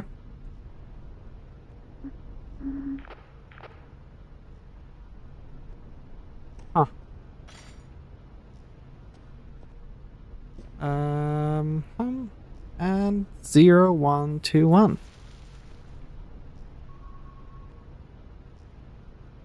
0121 and speaker or a magnet into.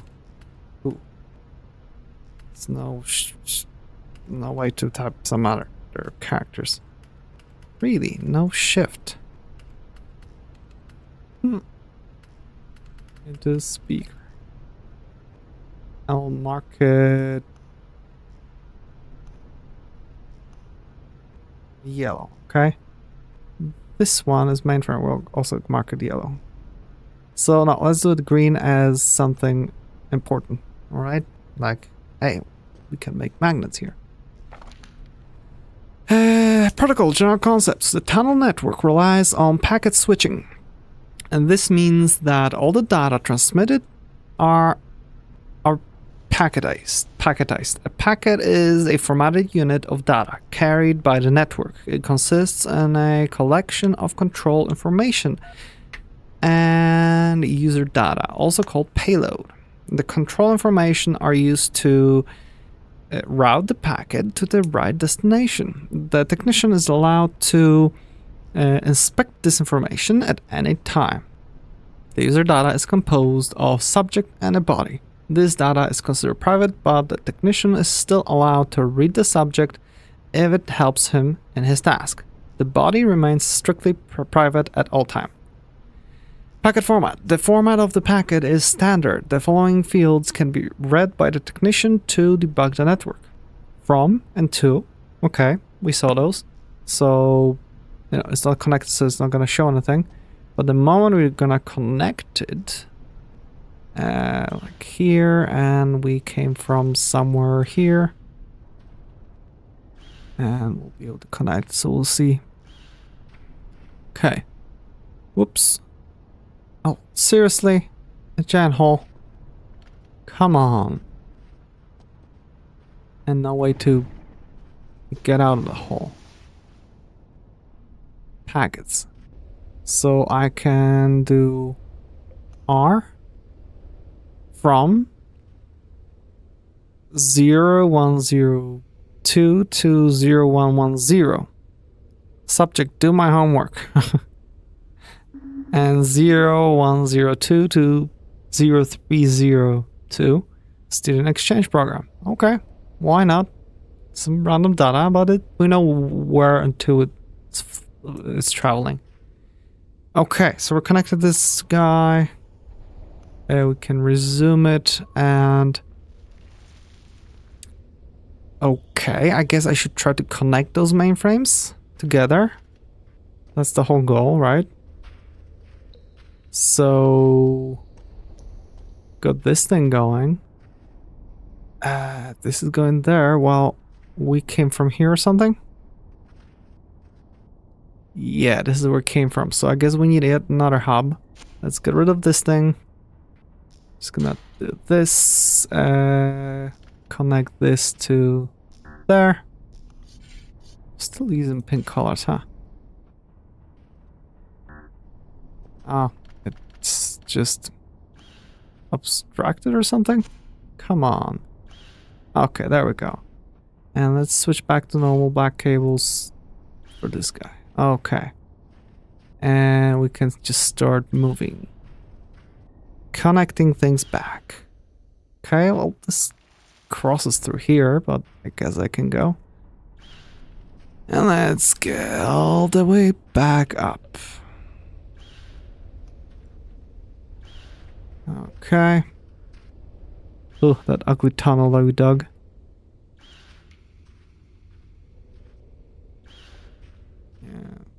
Are we going in a good direction? Yep, and I guess all those exclamation marks, I think whenever we die, we might be just, like other computers get corrupted or something. We'll see in a second.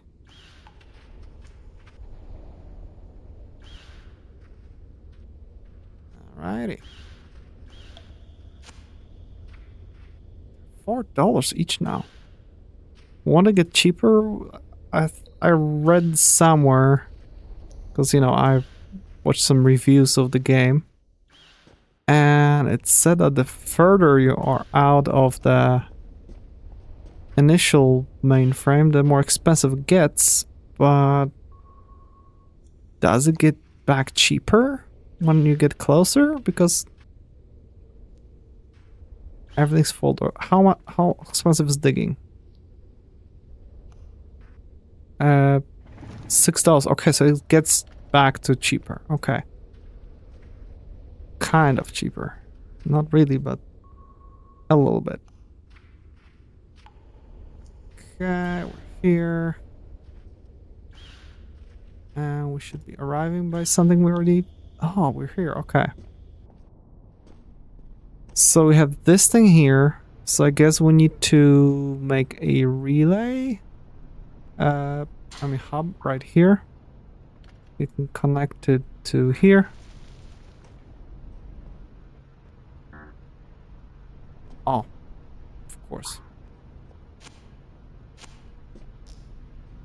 Let's put the hub here.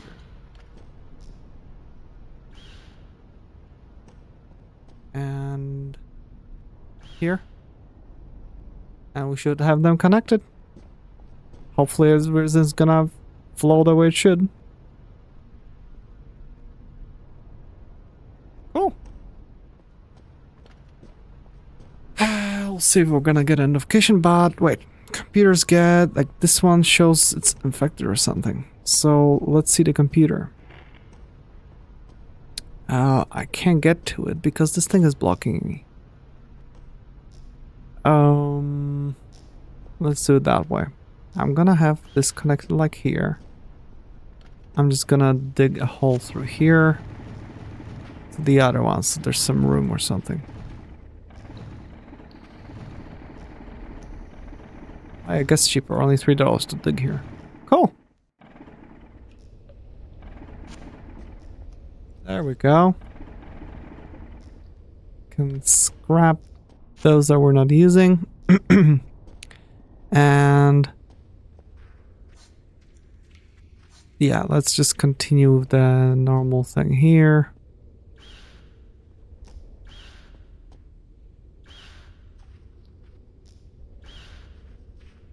And this is where we can put the hub. There we go. Plenty of room.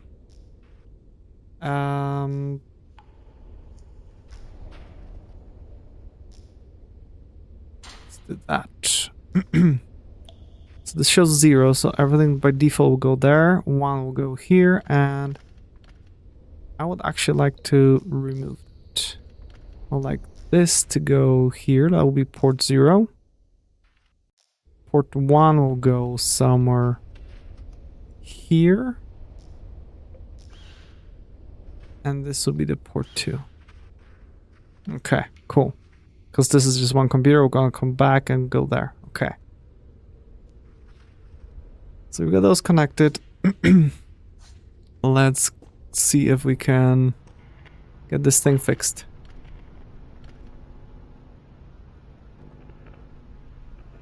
DDoS. Oh, that's what it is. Disinfecting, I don't think it's gonna work.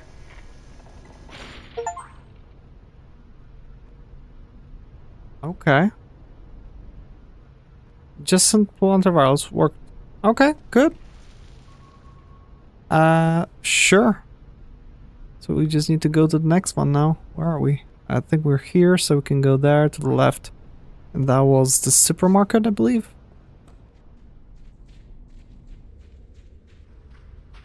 Oh, 4 kilobytes. Look at that. And here, and yeah, the supermarket. Another one.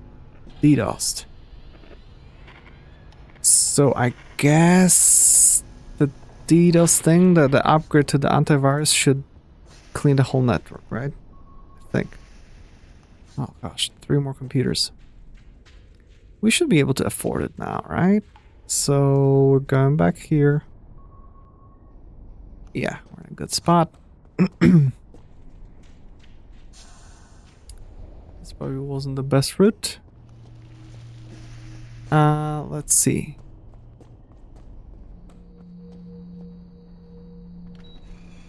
Whoa, we've got way more options to buy. Yeah, the second antivirus. Fixing a DDoS endpoint also resets all the other DDoS endpoints and drops all the packets currently on the network. Okay. Blue Tongue Smart. Transmits packets wirelessly. How does that work? I can just connect things? Optical 3000. Doubles the speed of the network. The whole network? The jetpack. Wow. Do I really have to explain what the jetpack is? Okay, that's 16,000. Okay.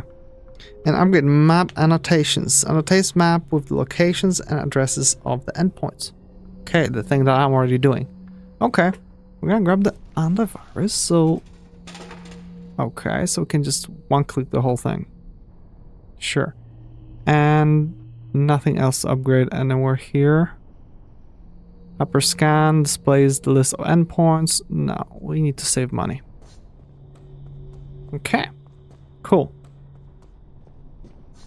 So let's see if we can fix this guy and all of the other ones. Look, this one got back. Oh, I guess DDoS just keeps spreading or something. That's what it is.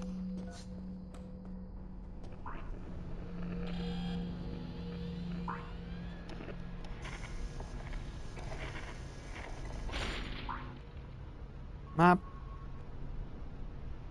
Yeah, everything fixed. Oh, that's awesome. Good. Okay, so this thing is just one layer down, huh? I kind of like this digging in the map. It looks cool. So let's see if we can just connect more things to get a little bit more money or something. This one's online already. Doesn't find anything interesting.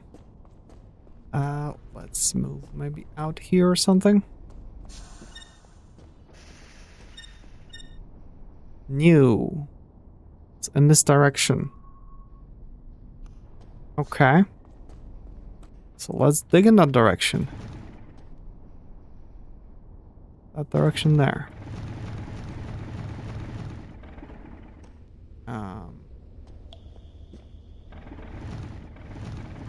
Hate the rocks.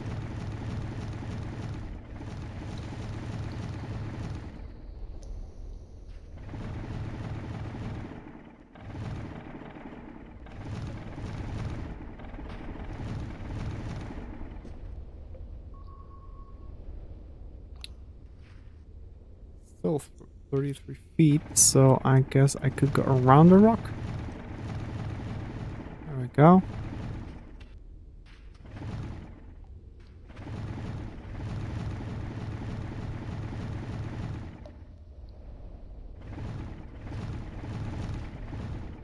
There we are. Construction site.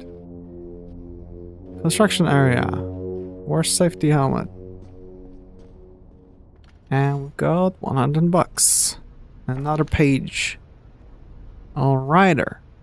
So we have address of the emitter, address of the receiver. TTL, time to live. Number of hops remaining before the packet gets destroyed. We didn't see that anywhere. And next one is subject. Summary of the user message included in the payload. May include private data. So yeah, we saw that, like, do homework, whatever. I is deprecated, do not use, so that's interesting if we could just try to hack it in some way.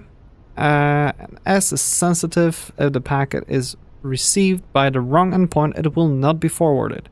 Oh, so I guess this is where filters could go, like, make sure this goes there, that goes there. And that's it. Huh. Example of a packet header. From 0000 to 0002. Time to live 2. Only 2 jumps left. And subject test. Addresses are encoded with 8 bits as follows. The fields A, B, C represent the subnetworks, while the D field represents the endpoint within the subnetwork. Don't like that. Within the subnetwork. Oh, okay. We'll get back to that when we figure out subnetworks. Okay, that's it. It's a construction area. 0013. 0013. Okay. And this is just a normal blue thingy. Hey, DDoS came back. What the heck? Where is it coming from? I'll stop DDoS. So this guy connected. Sure. Let's just sit here and start going somewhere here. A crazy tunnel.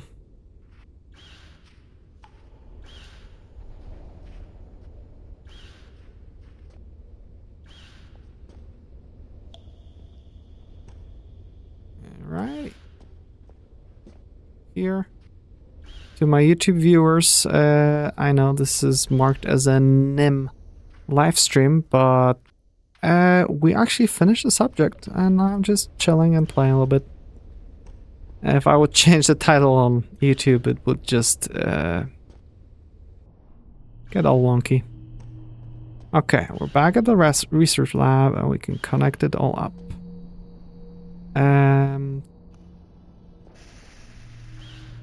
So now we need a hub here.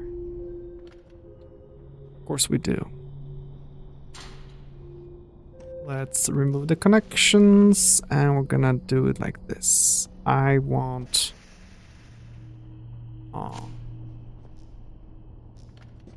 we need connection from this guy and connection from that guy. So from here I want everything go to the mainframe. Then go to there because there's a bunch of stuff there, and then go to here, which will be another bunch of stuff. Alright. That should work. And do we get any time to live? No, we don't get TTL from here. Alright. At least got that connected and a bunch of more DDoSing. This is so annoying. Why is it happening?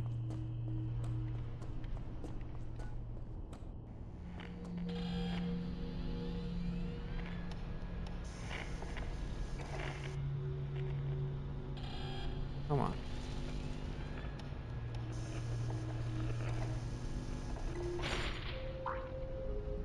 Okay. Whoa, 80 bucks.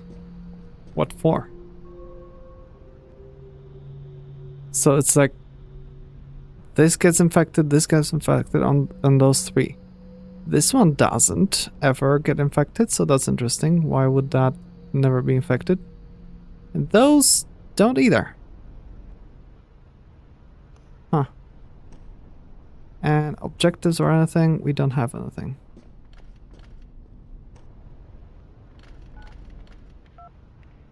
$63 meters there. Yeah, we connected that guy. Line 0100. Where is that? 3 question marks. I guess it didn't receive anything yet.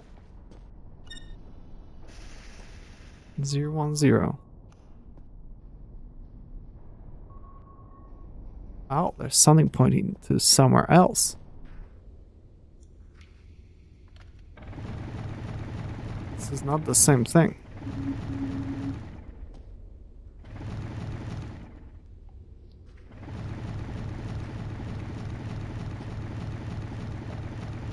At least it's cheap to dig here.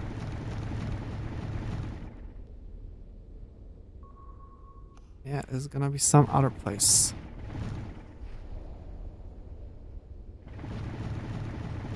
Strange to see question marks. It's new or connected or what?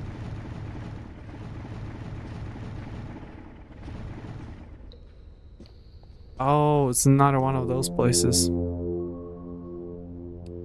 I see. So, important notice. 1 BCD turns into 0 BCD. Great, so this bridge does something. And what do we have here? A hub already here. 0, 1, and 2. Drops packets received on port 0. And these on 1. Oh, I see. So port 0 is coming here. So this allows the stuff to go in while this goes out. Okay, so you can switch the directions. So whatever's coming here needs to go to here, to number 2. So 0 into 2. So this is the configuration, and that will let it go in. And this is... oh, and then we need another hub here. Oh, this is like teaching you stuff. I like that. So then, 0, 2, and 1. Okay. So then whatever's coming here will go here. So wait a moment. Whatever will be coming out of here, it cannot go here. It should go here. Okay? So again, 0. Oops.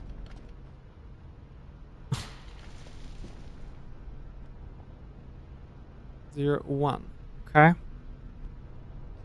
While if something's coming here, it's gonna try to go here. Oh no.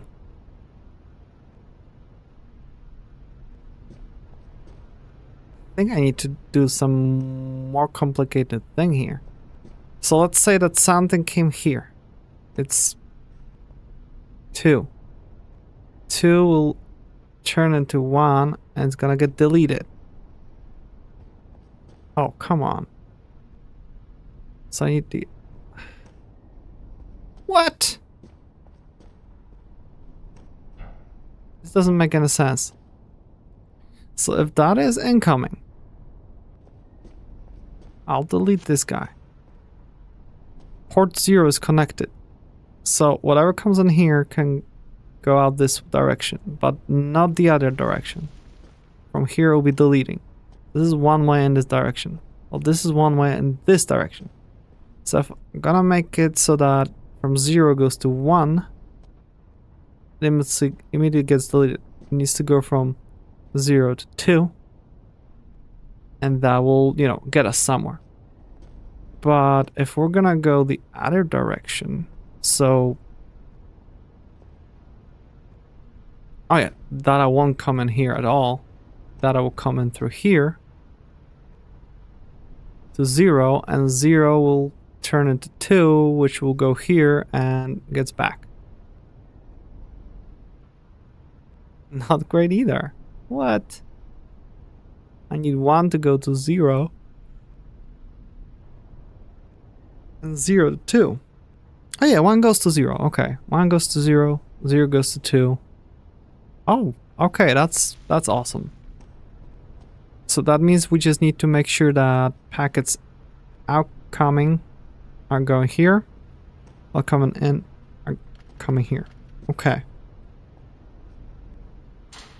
So coming in, 0 needs to go to... wrong button and deletes everything.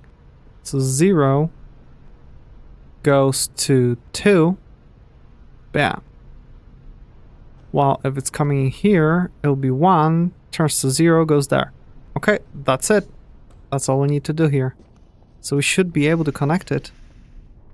Yeah, look at that.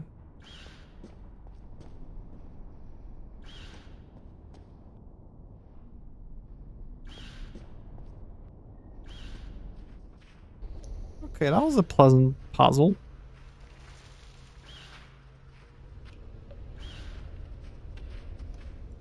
It's just running the cable now, which is less pleasant.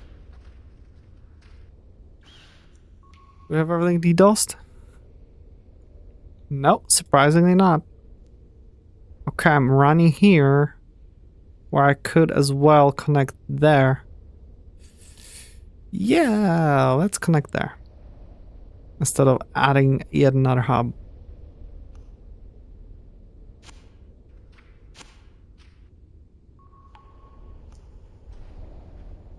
Yeah, I've got this here. We could just dig somewhere here. Oops.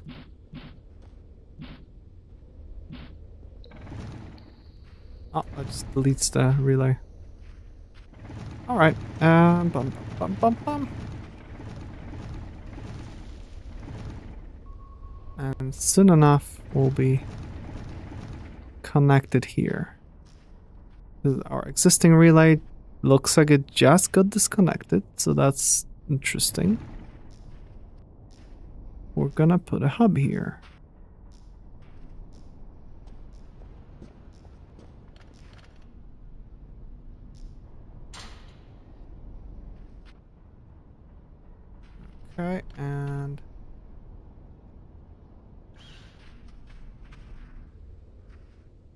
Go here. Sure.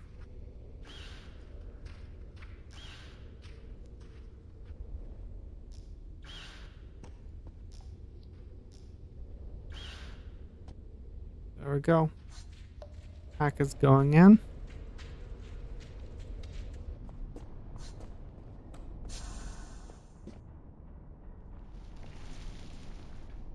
So I can probably pause and F. Okay. 0033 to 0032. Okay. 033.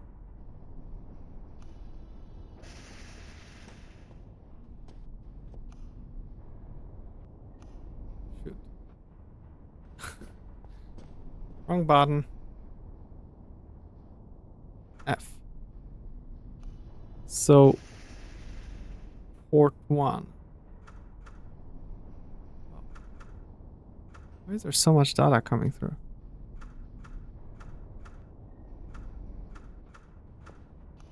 That looks like... Yeah, look at that. Data is coming through.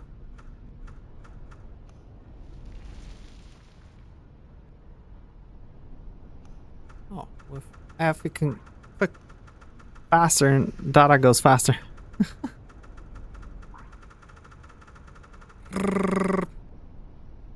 Okay, resume. So it's good to see that this works. Look at that, we even received proper packets. Okay. What's next? New. 012. And where is that? Somewhere there.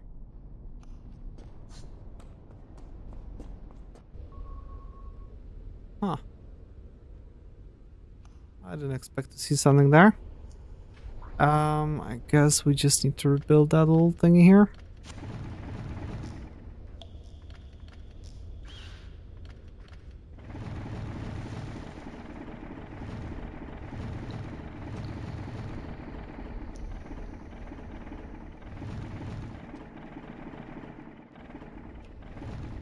Expensive.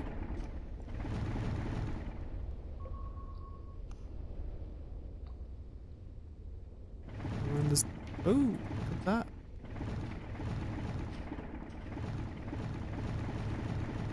Good wood. Fancy.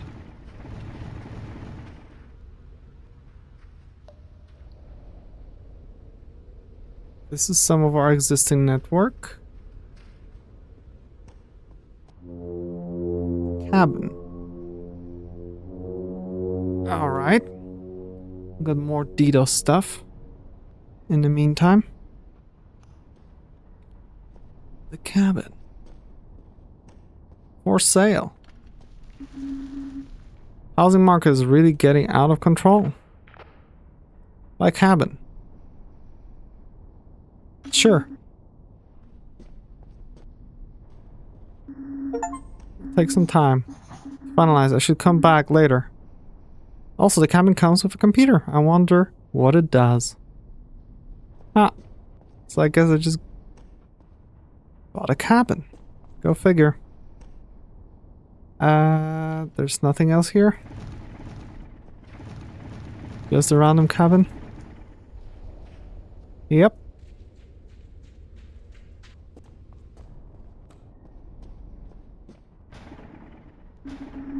Drill cannot break this glass. Should throw an object at it. What kind of object? There are no objects here.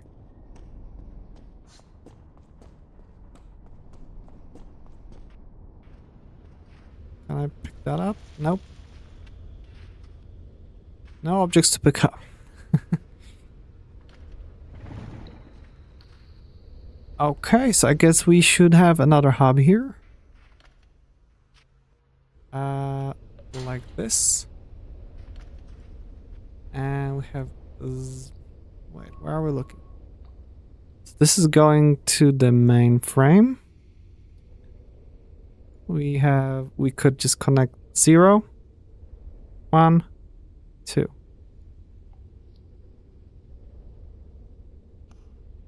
Sure. So let's do that. 0. 1 will go somewhere here.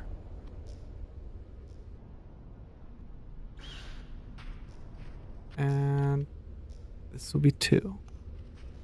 0, 1, 2. There we go. And I guess I need to find some object to throw at it to get in there. Or just get back shortly. What's in here? A shelter. Another DDoS stuff.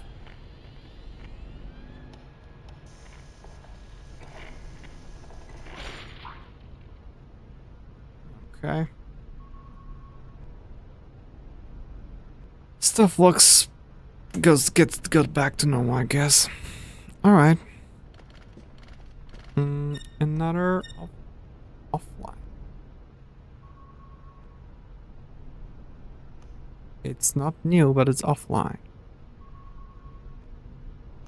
Where's it pointing at?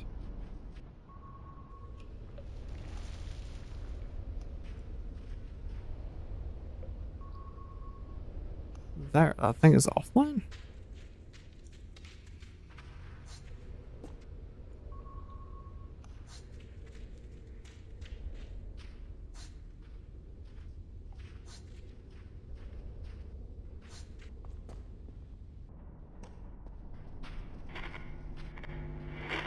Ooh, what the hell's going on there? That's the DDoS person?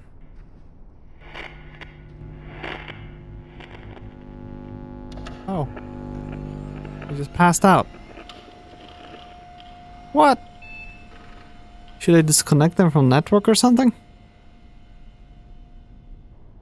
Map. Nothing going on here. So let's get back in there. Ooh, $4 now. That doesn't increase so much. Does it mean that this is $4 now?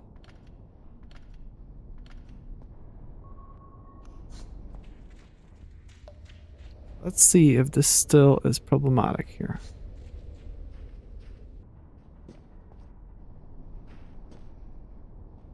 Yeah. Let's disconnect this guy. Maybe the DDoS things will stop happening. Yeah, of course we already have DDoS stuff. That's why not. How can I get there? Guess to the cabin area. Maybe I can connect the cabin up.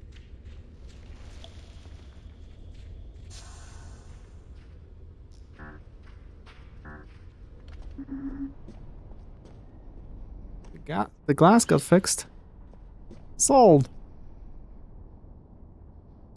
No place like home. Gonna wire home up a lot. And we got a complimentary manual. The address is usually formatted as follow: A, B, C, D. Okay. For example, 0, 1, 2, 3.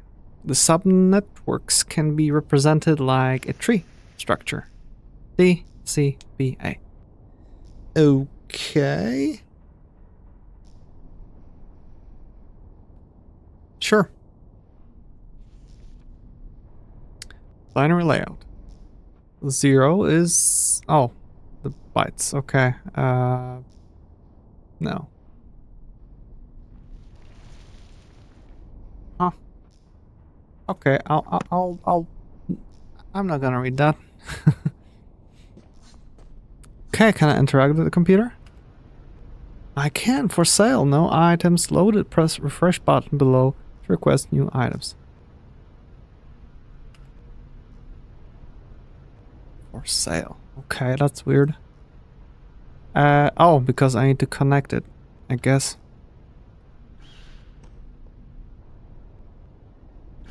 Wires right here in the middle. There we go.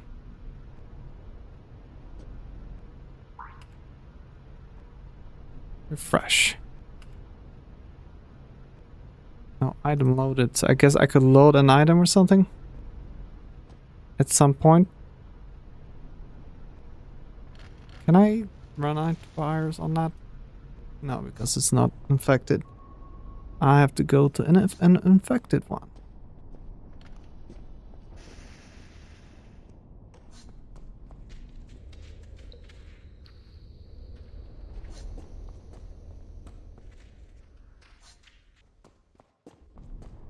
Oh, this one got affected somehow.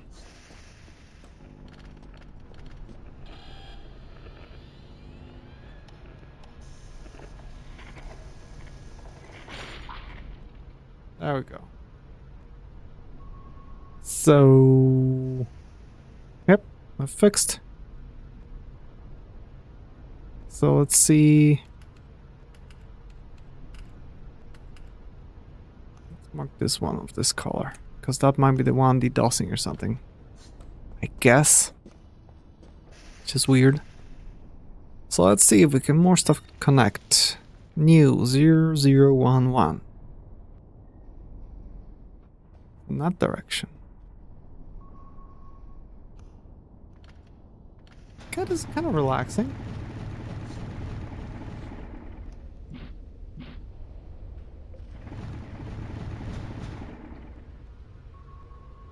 And that must be it.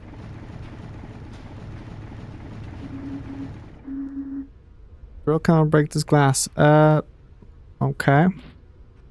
I'm not trying to break the glass.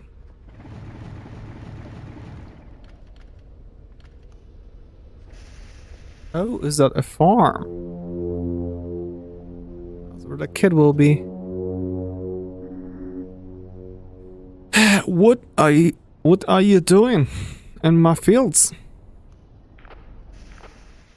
Just helping the network. Sir, I won't stay too long. I don't understand much about this, but I better increase my sales.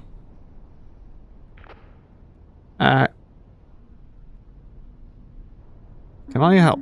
I believe connecting your computer to a global network can only help you broaden your visibility. And another 110 bucks. And a page. Devices. The network is built upon several types of devices. This chapter describes the most common ones. The devices described in this section have been designed in the Tannet Research Lab and are manufactured by third-party factories. Endpoint. The endpoints are devices on the network that can generate and receive packets. Each endpoint has an address associated to it. Okay. Cool. That's funny. Where's the kid? This looks like a farm, right? He's supposed to be hiding in a field. And do I need to like...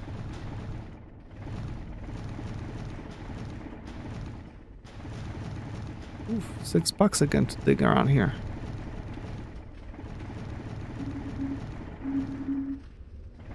Not trying to break anything.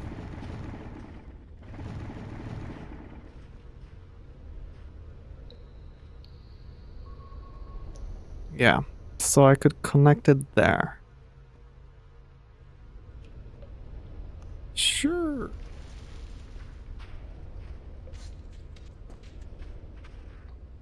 So let's do that.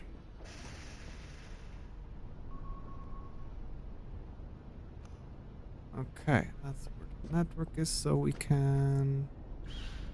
This and that. Okay.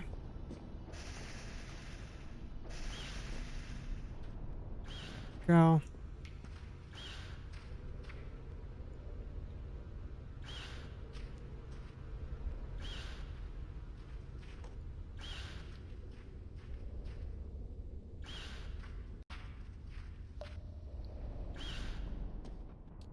and we just put a hub here. Okay. So this is the source of data, right? So that will be the 0.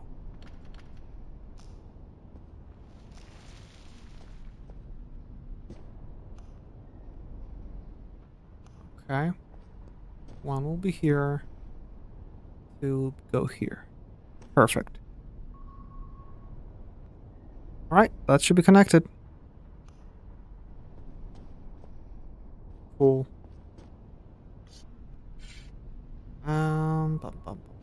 Let's check another thing. Online, offline.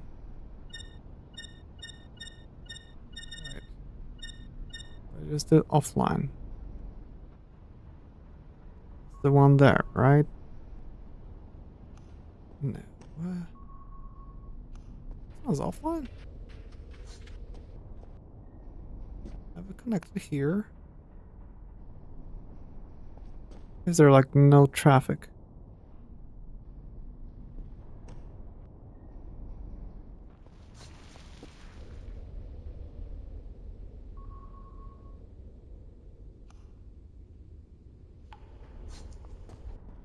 It should go normally here.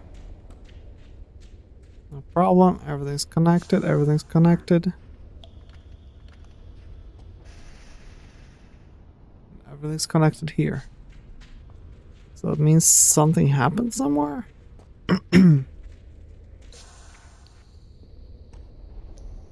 So I don't see any packets coming in through here.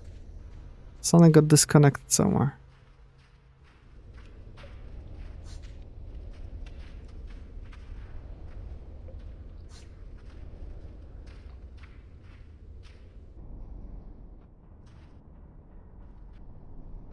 So good. And it should be coming from here.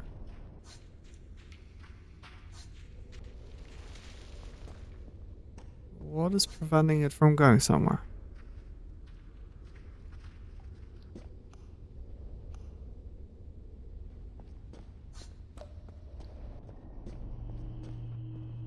Well, this is good.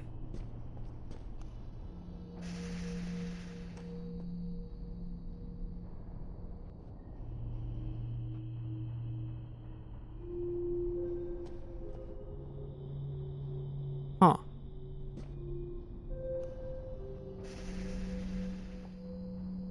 Everything's going this direction, but nothing's coming back. I wonder if... Huh. Let me just go and mark all this stuff, because we forgot to mark some stuff. Not here. Going here. So this here isn't marked, this isn't marked, and this isn't marked. 0, 1,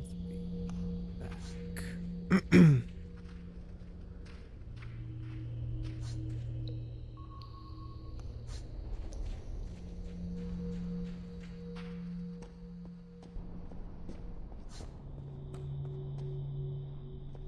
Okay.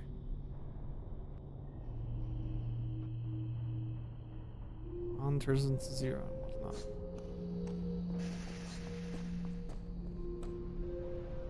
One, 0, 1, 0. Okay, so I guess everything starting with 1 will be the subnets or something. 1, 0, 1, 0. 0, 0, 1, 0. I guess that's the idea. And this is just a normal one. No big deal. And then we had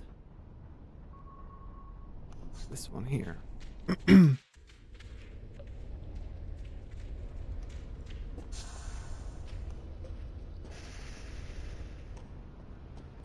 0, 0, 1, 1.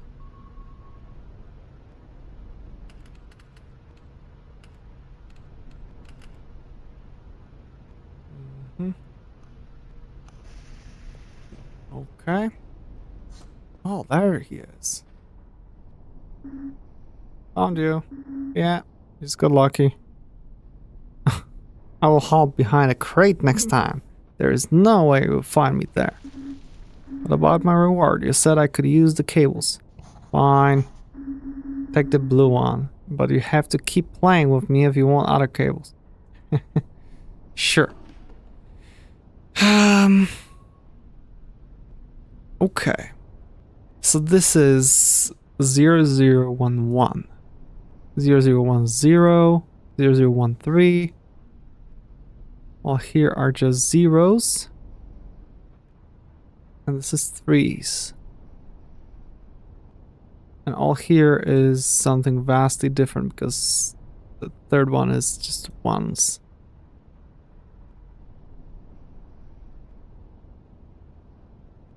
Okay. So that means we could kind of have a filter. We could probably route everything out of here, the big area, to route everything that is 001 and whatever to these computers, while these will have something else. But I still need to go and check this one out, the personal one.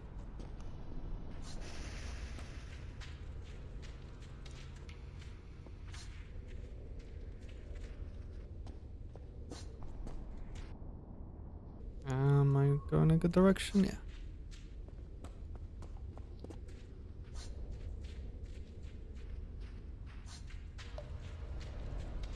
Here. Okay, personal one is communicating correctly.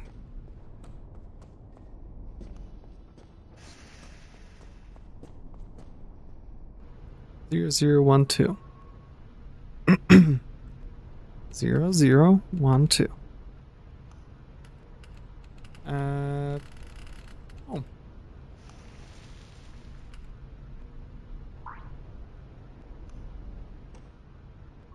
Hey, no DDoSes so far. Looks like that one guy was bad or something.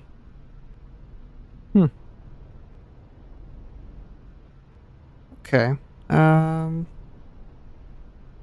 This is also one. It's part of that little network here. Cool.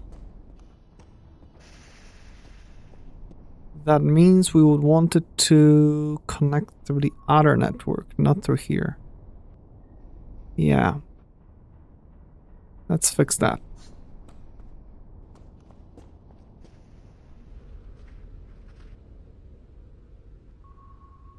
Yeah, because that's the branch. We don't want that branch. Can just connect straight here. Okay. This thing will be going this direction.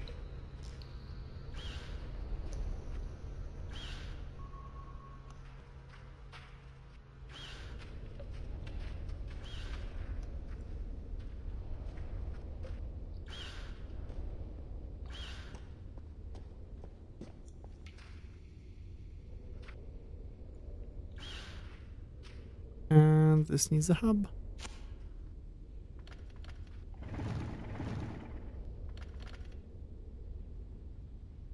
So I would actually like 0, 1, and 2 because this is complicated network here.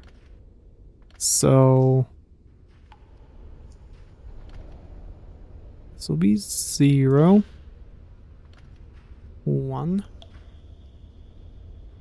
2. There we go.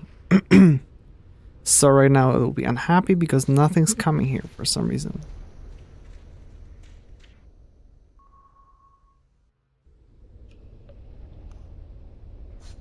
I can just take a shortcut through here.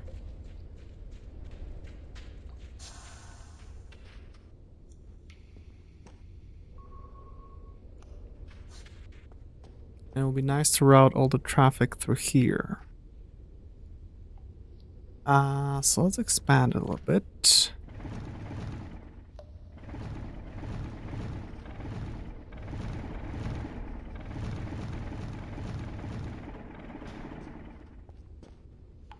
And I guess we need to buy the Oh no, I just broke this. Come on. I'll misclick. Let's see if I can buy Maxi filter. Here we go. Already own this upgrade. Awesome. Test pad. Dummy packets. Sure, we'll learn this way to earn even more.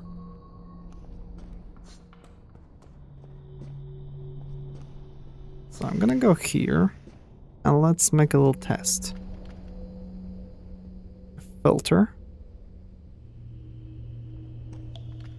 And I just do that or something.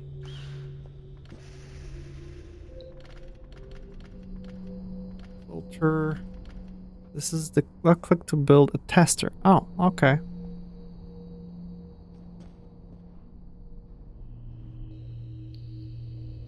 Sends dummy packets to 000. Logs responses. Drops other packets received.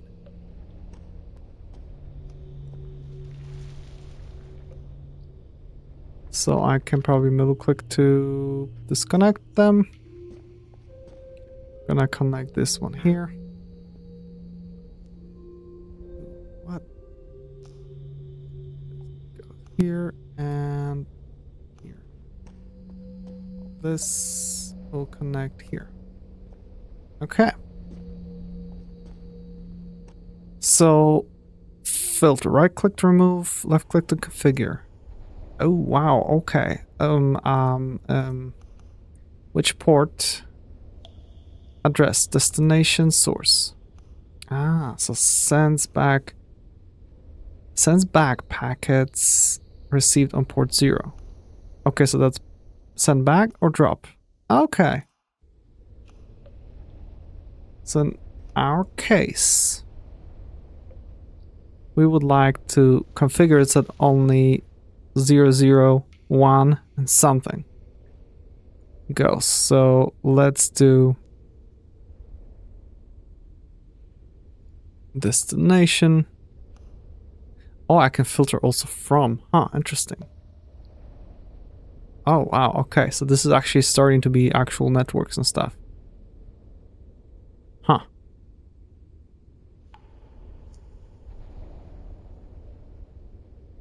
So dummy packets 2. Logs responses. Drop other packets received.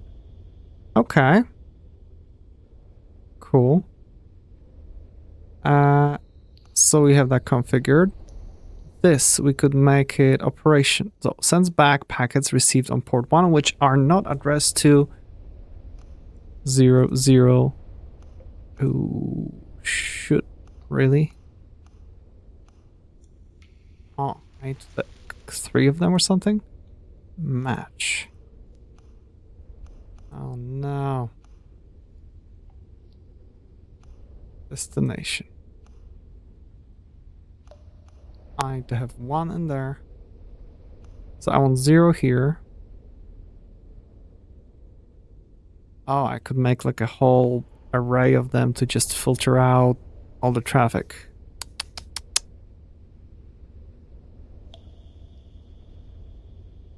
Oh, jeez.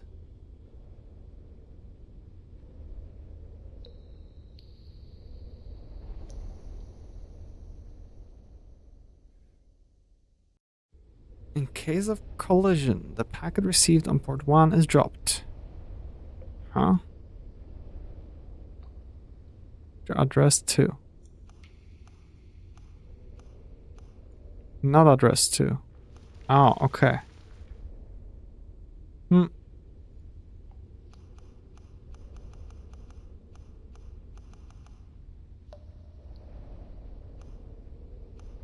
So we want received on port 1.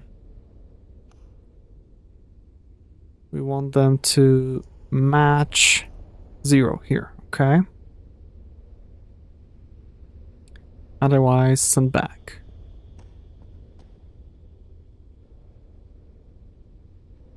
And address of this guy is this, okay? So I'm gonna pause, send, F, back, bam.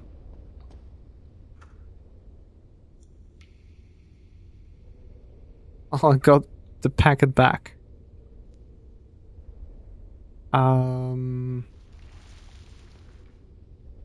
Send.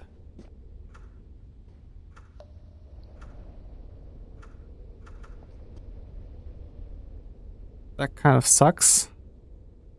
Because it didn't reach the target, right? Why? Tries to send 0010. Sends back packets received on port which are addressed to... Oh, sends back. That differ are not addressed to 0. Okay.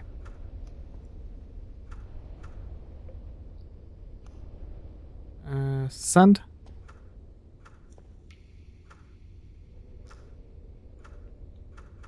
Okay. That worked.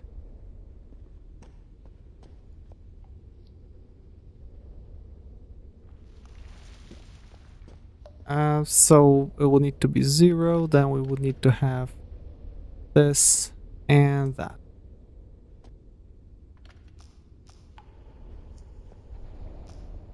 So this will need to go through here and through here, and from there to there, and that to there. So this will be basically 0 and 0. Okay. Destination 0. If it differs, send back. Oh, I can't walk through here now. This one will be again 0. Needs to be 1. Otherwise, send back. Send. F. Bam. Bam. Bam. Okay, it went there. I'm gonna send this thing. Should go through it as well. Okay. Cool.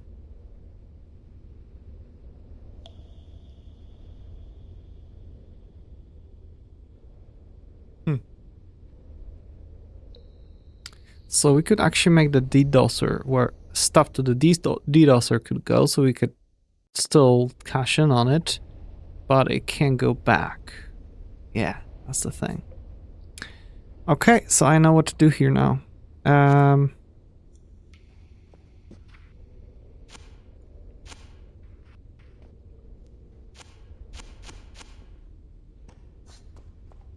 So if this is connecting through here, I can leave it the way it is.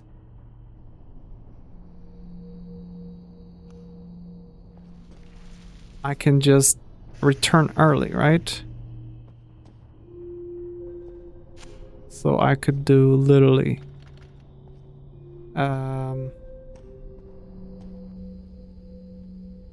filter, filter, filter. So 0. Okay. This and that.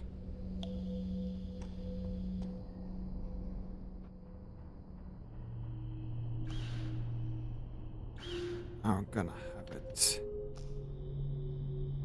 fully reconfigured. So this is going to here.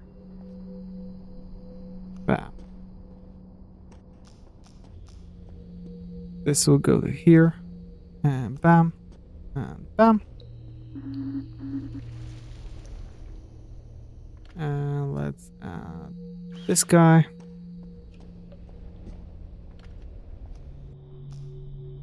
Wait. Okay, so the packets will go in here, do the relaying stuff, and it should be good. So here will be 0 if differs send back. 0 and 1. Everything else goes through. So that means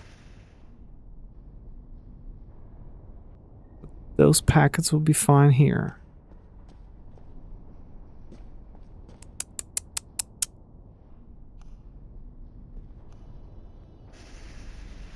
But nothing comes back, right? That's the problem.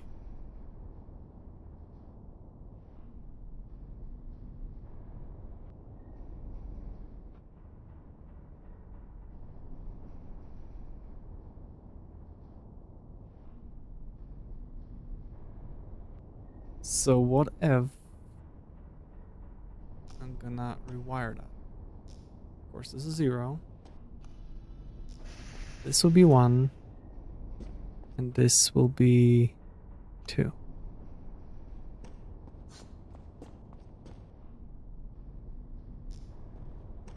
Okay, so this wasn't supposed to go here. It goes there. Good.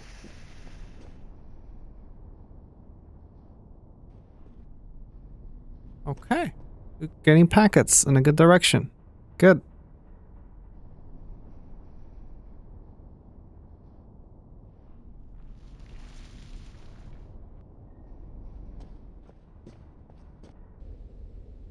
That's absolutely awesome. And with hubs, you could probably do crazier stuff, but this isn't enough for me right now. Okay, good. So it'll be filter 2, 0, 0, 1, and a star. I'll never put X. It'll be green. That's our filter color. Sure.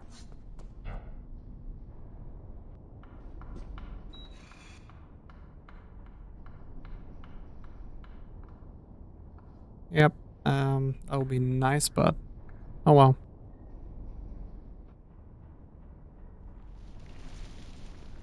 Sure. There we go. So if I'm gonna scan now, 300 will be there. 000, it shows all the computers here. I guess that are connected already. 500 meters in that direction. Holy macaroni, that's far away.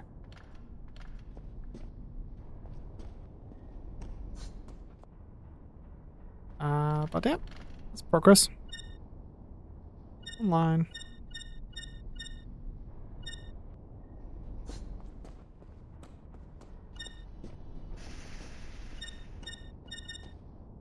Zero 1 0. That's in this direction. That's the 0 1 0. It shows question mark. I don't like that. Oh, because it's the unknown one.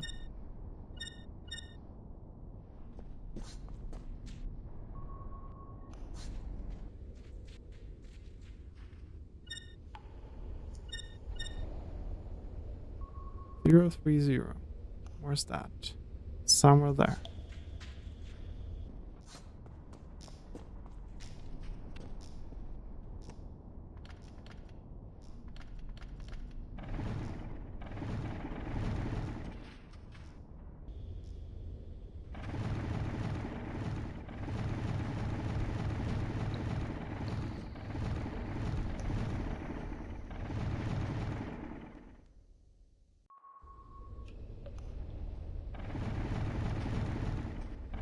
Come on, stones. This last endpoint will be connecting now because I need to go to sleep.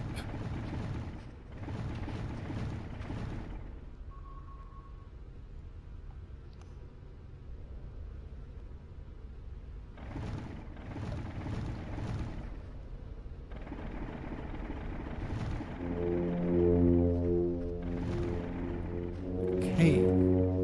Okay, I guess the cave has an entrance somewhere.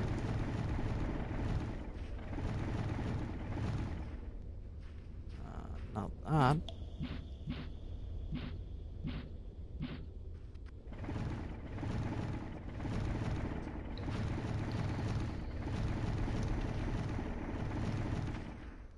There we go, there's the cave.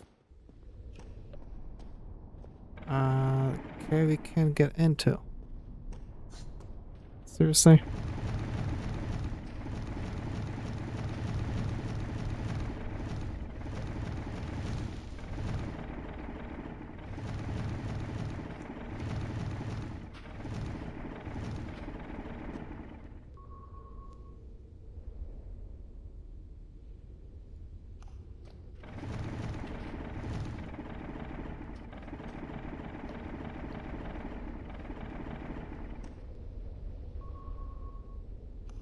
So I can cut through here, I guess. Okay, so that's progress.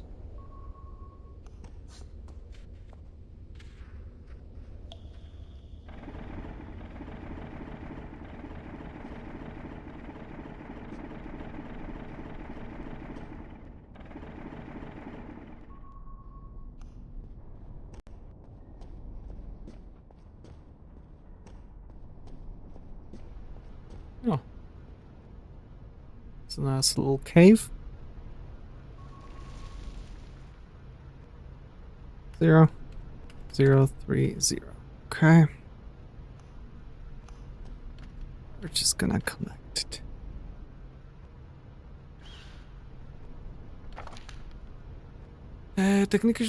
Technicians earn when a packet is successfully delivered to the right destination. Credits is base times peers times cluster, where base is 2, peers number of peers connected to the sender. Cluster a factor assigned to the endpoint's cluster. Oh, so each consecutive what do I call it?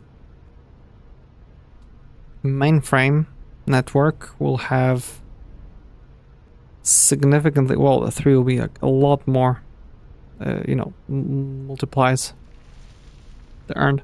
Look there, from port receiver. And all this is not necessary relay. The relays can be used to connect the network devices together.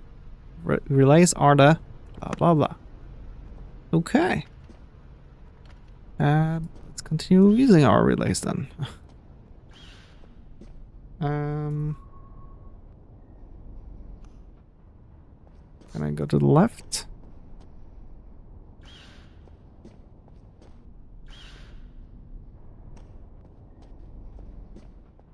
Yes, I can. Oh, I just need to go here.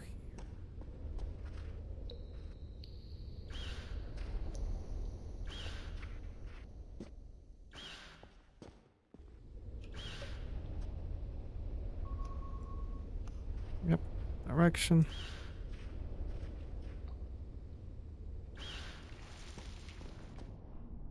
And we're gonna add another hub.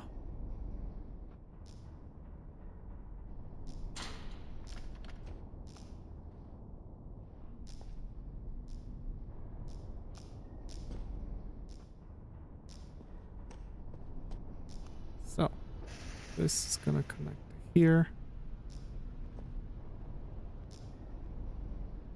This goes here, and 2. All right.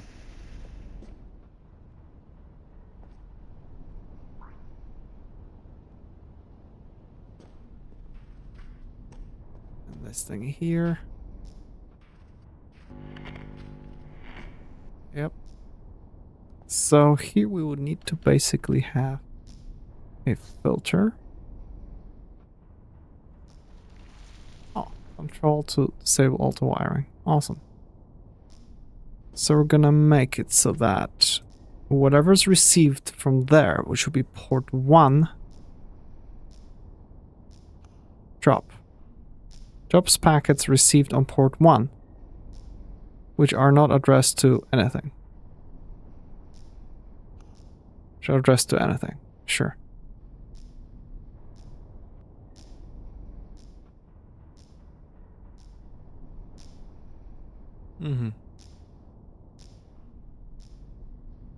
So we just need to make sure that connections go in here.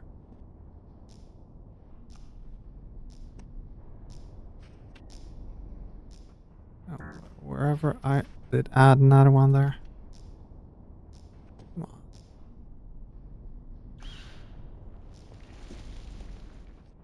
Whatever goes here gets destroyed.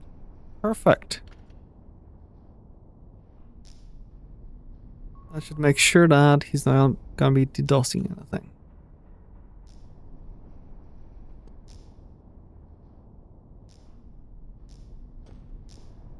Cool. Alrighty. Yeah, we're earning some money. Cool. This is kind of fun.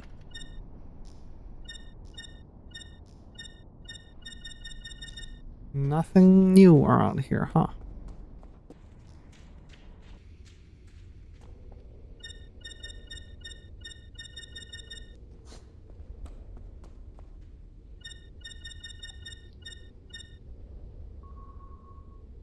Yep. I guess this area is completed here.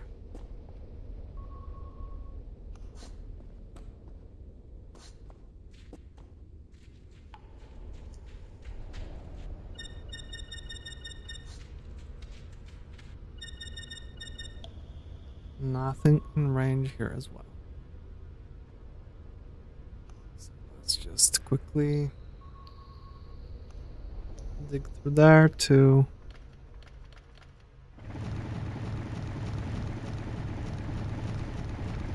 the rest of the tunnels. Hopefully not gonna break anything.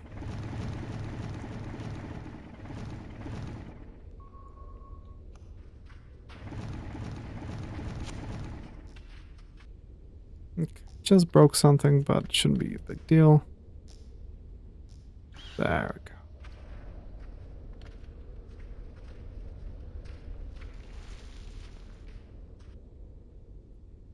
go. Okay, I see. So, oh, just figured out. Let me just see if I have anything new nearby. In that direction.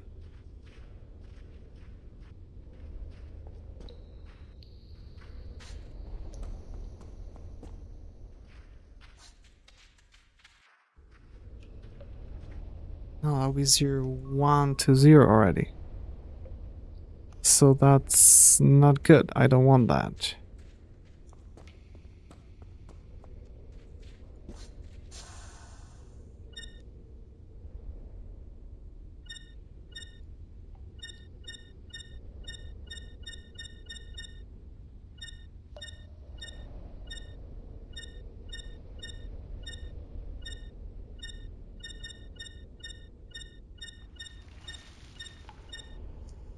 Yeah. So everything in that direction is already the subnetwork 1. So on that little spot, if I would make it that, if it's not that, just bounce back as early as possible, which would be in our case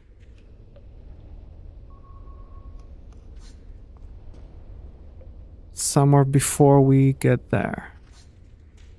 Right, we've got here, so whatever's in here would already need to go to a filter. So remove that. We're gonna put a filter, I mean somewhere on the side so we can actually walk through here. So that filter, we can configure that if on port 0 this destination is not 0, is not addressed to whatever 0 at that point, send back. Okay, so we're gonna do this connects to this connects to that. This way all the packets that are not supposed to go to, you know, some faraway pop thing,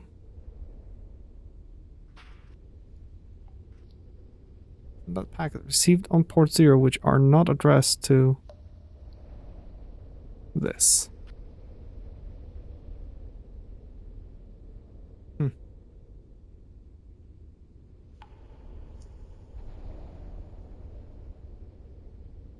whatever comes to here. We're not getting any bounces back. Interesting.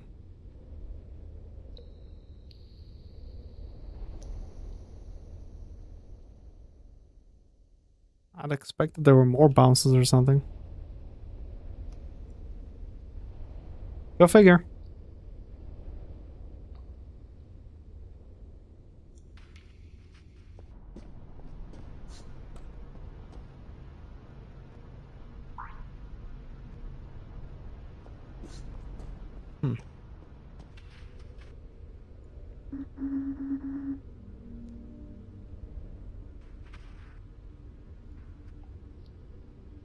So I could probably do the same thing on the other side. So all the packets are coming in here. They're trying to get in there are ignored.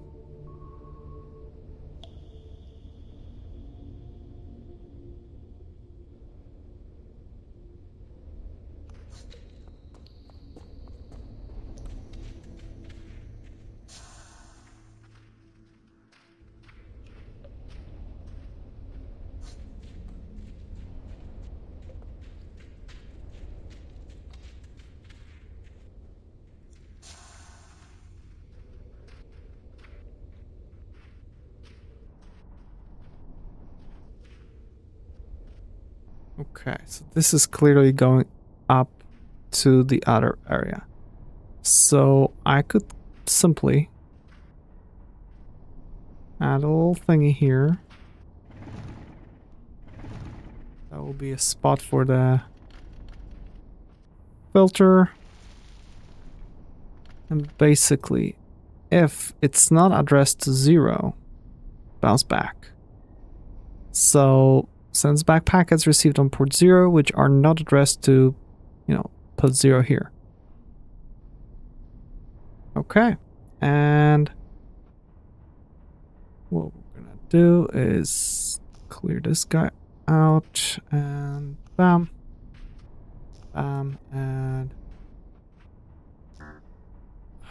come on, there.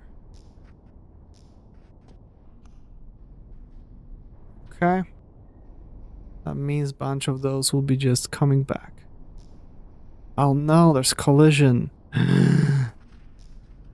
That's what it is, if there are two at the same time. Oh, that complicates things. So I guess we would have a hub. That goes here.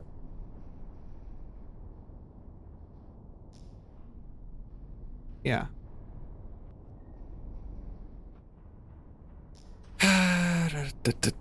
So we're figuring things out, I guess. It's a good thing. So let's remove this guy. We're gonna have a hub and a filter here. And another hub, right?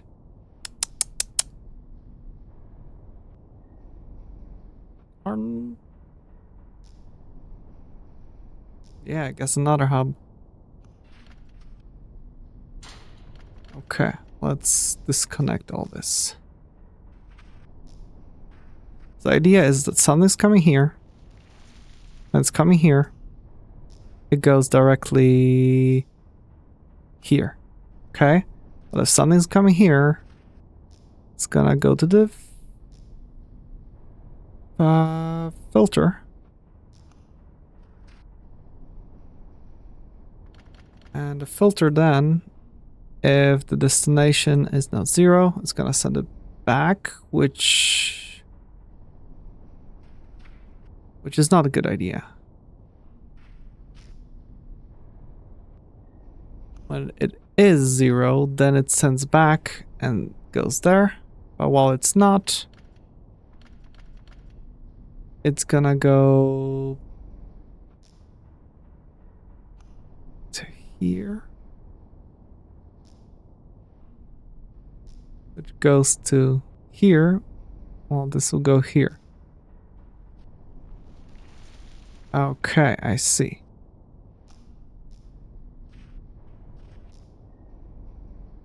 Go here. Well, whatever comes here is gonna go here. Oh, geez, this is silly.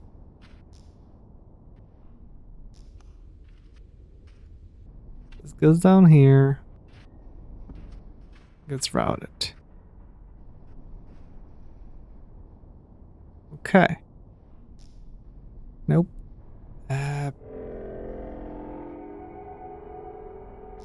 So wait a moment. If we have this and...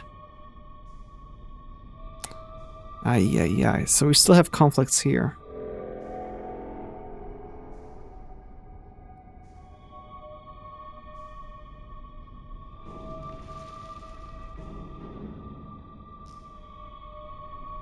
We would need that diamond thing, I guess. Okay, let me just save here, because I'm done. This will require some drawing to figure things out. I'm too tired for that. Jeez, it's late. Alright, so thank you for watching. Like and subscribe on YouTube, follow on Twitch, and see you on Wednesday.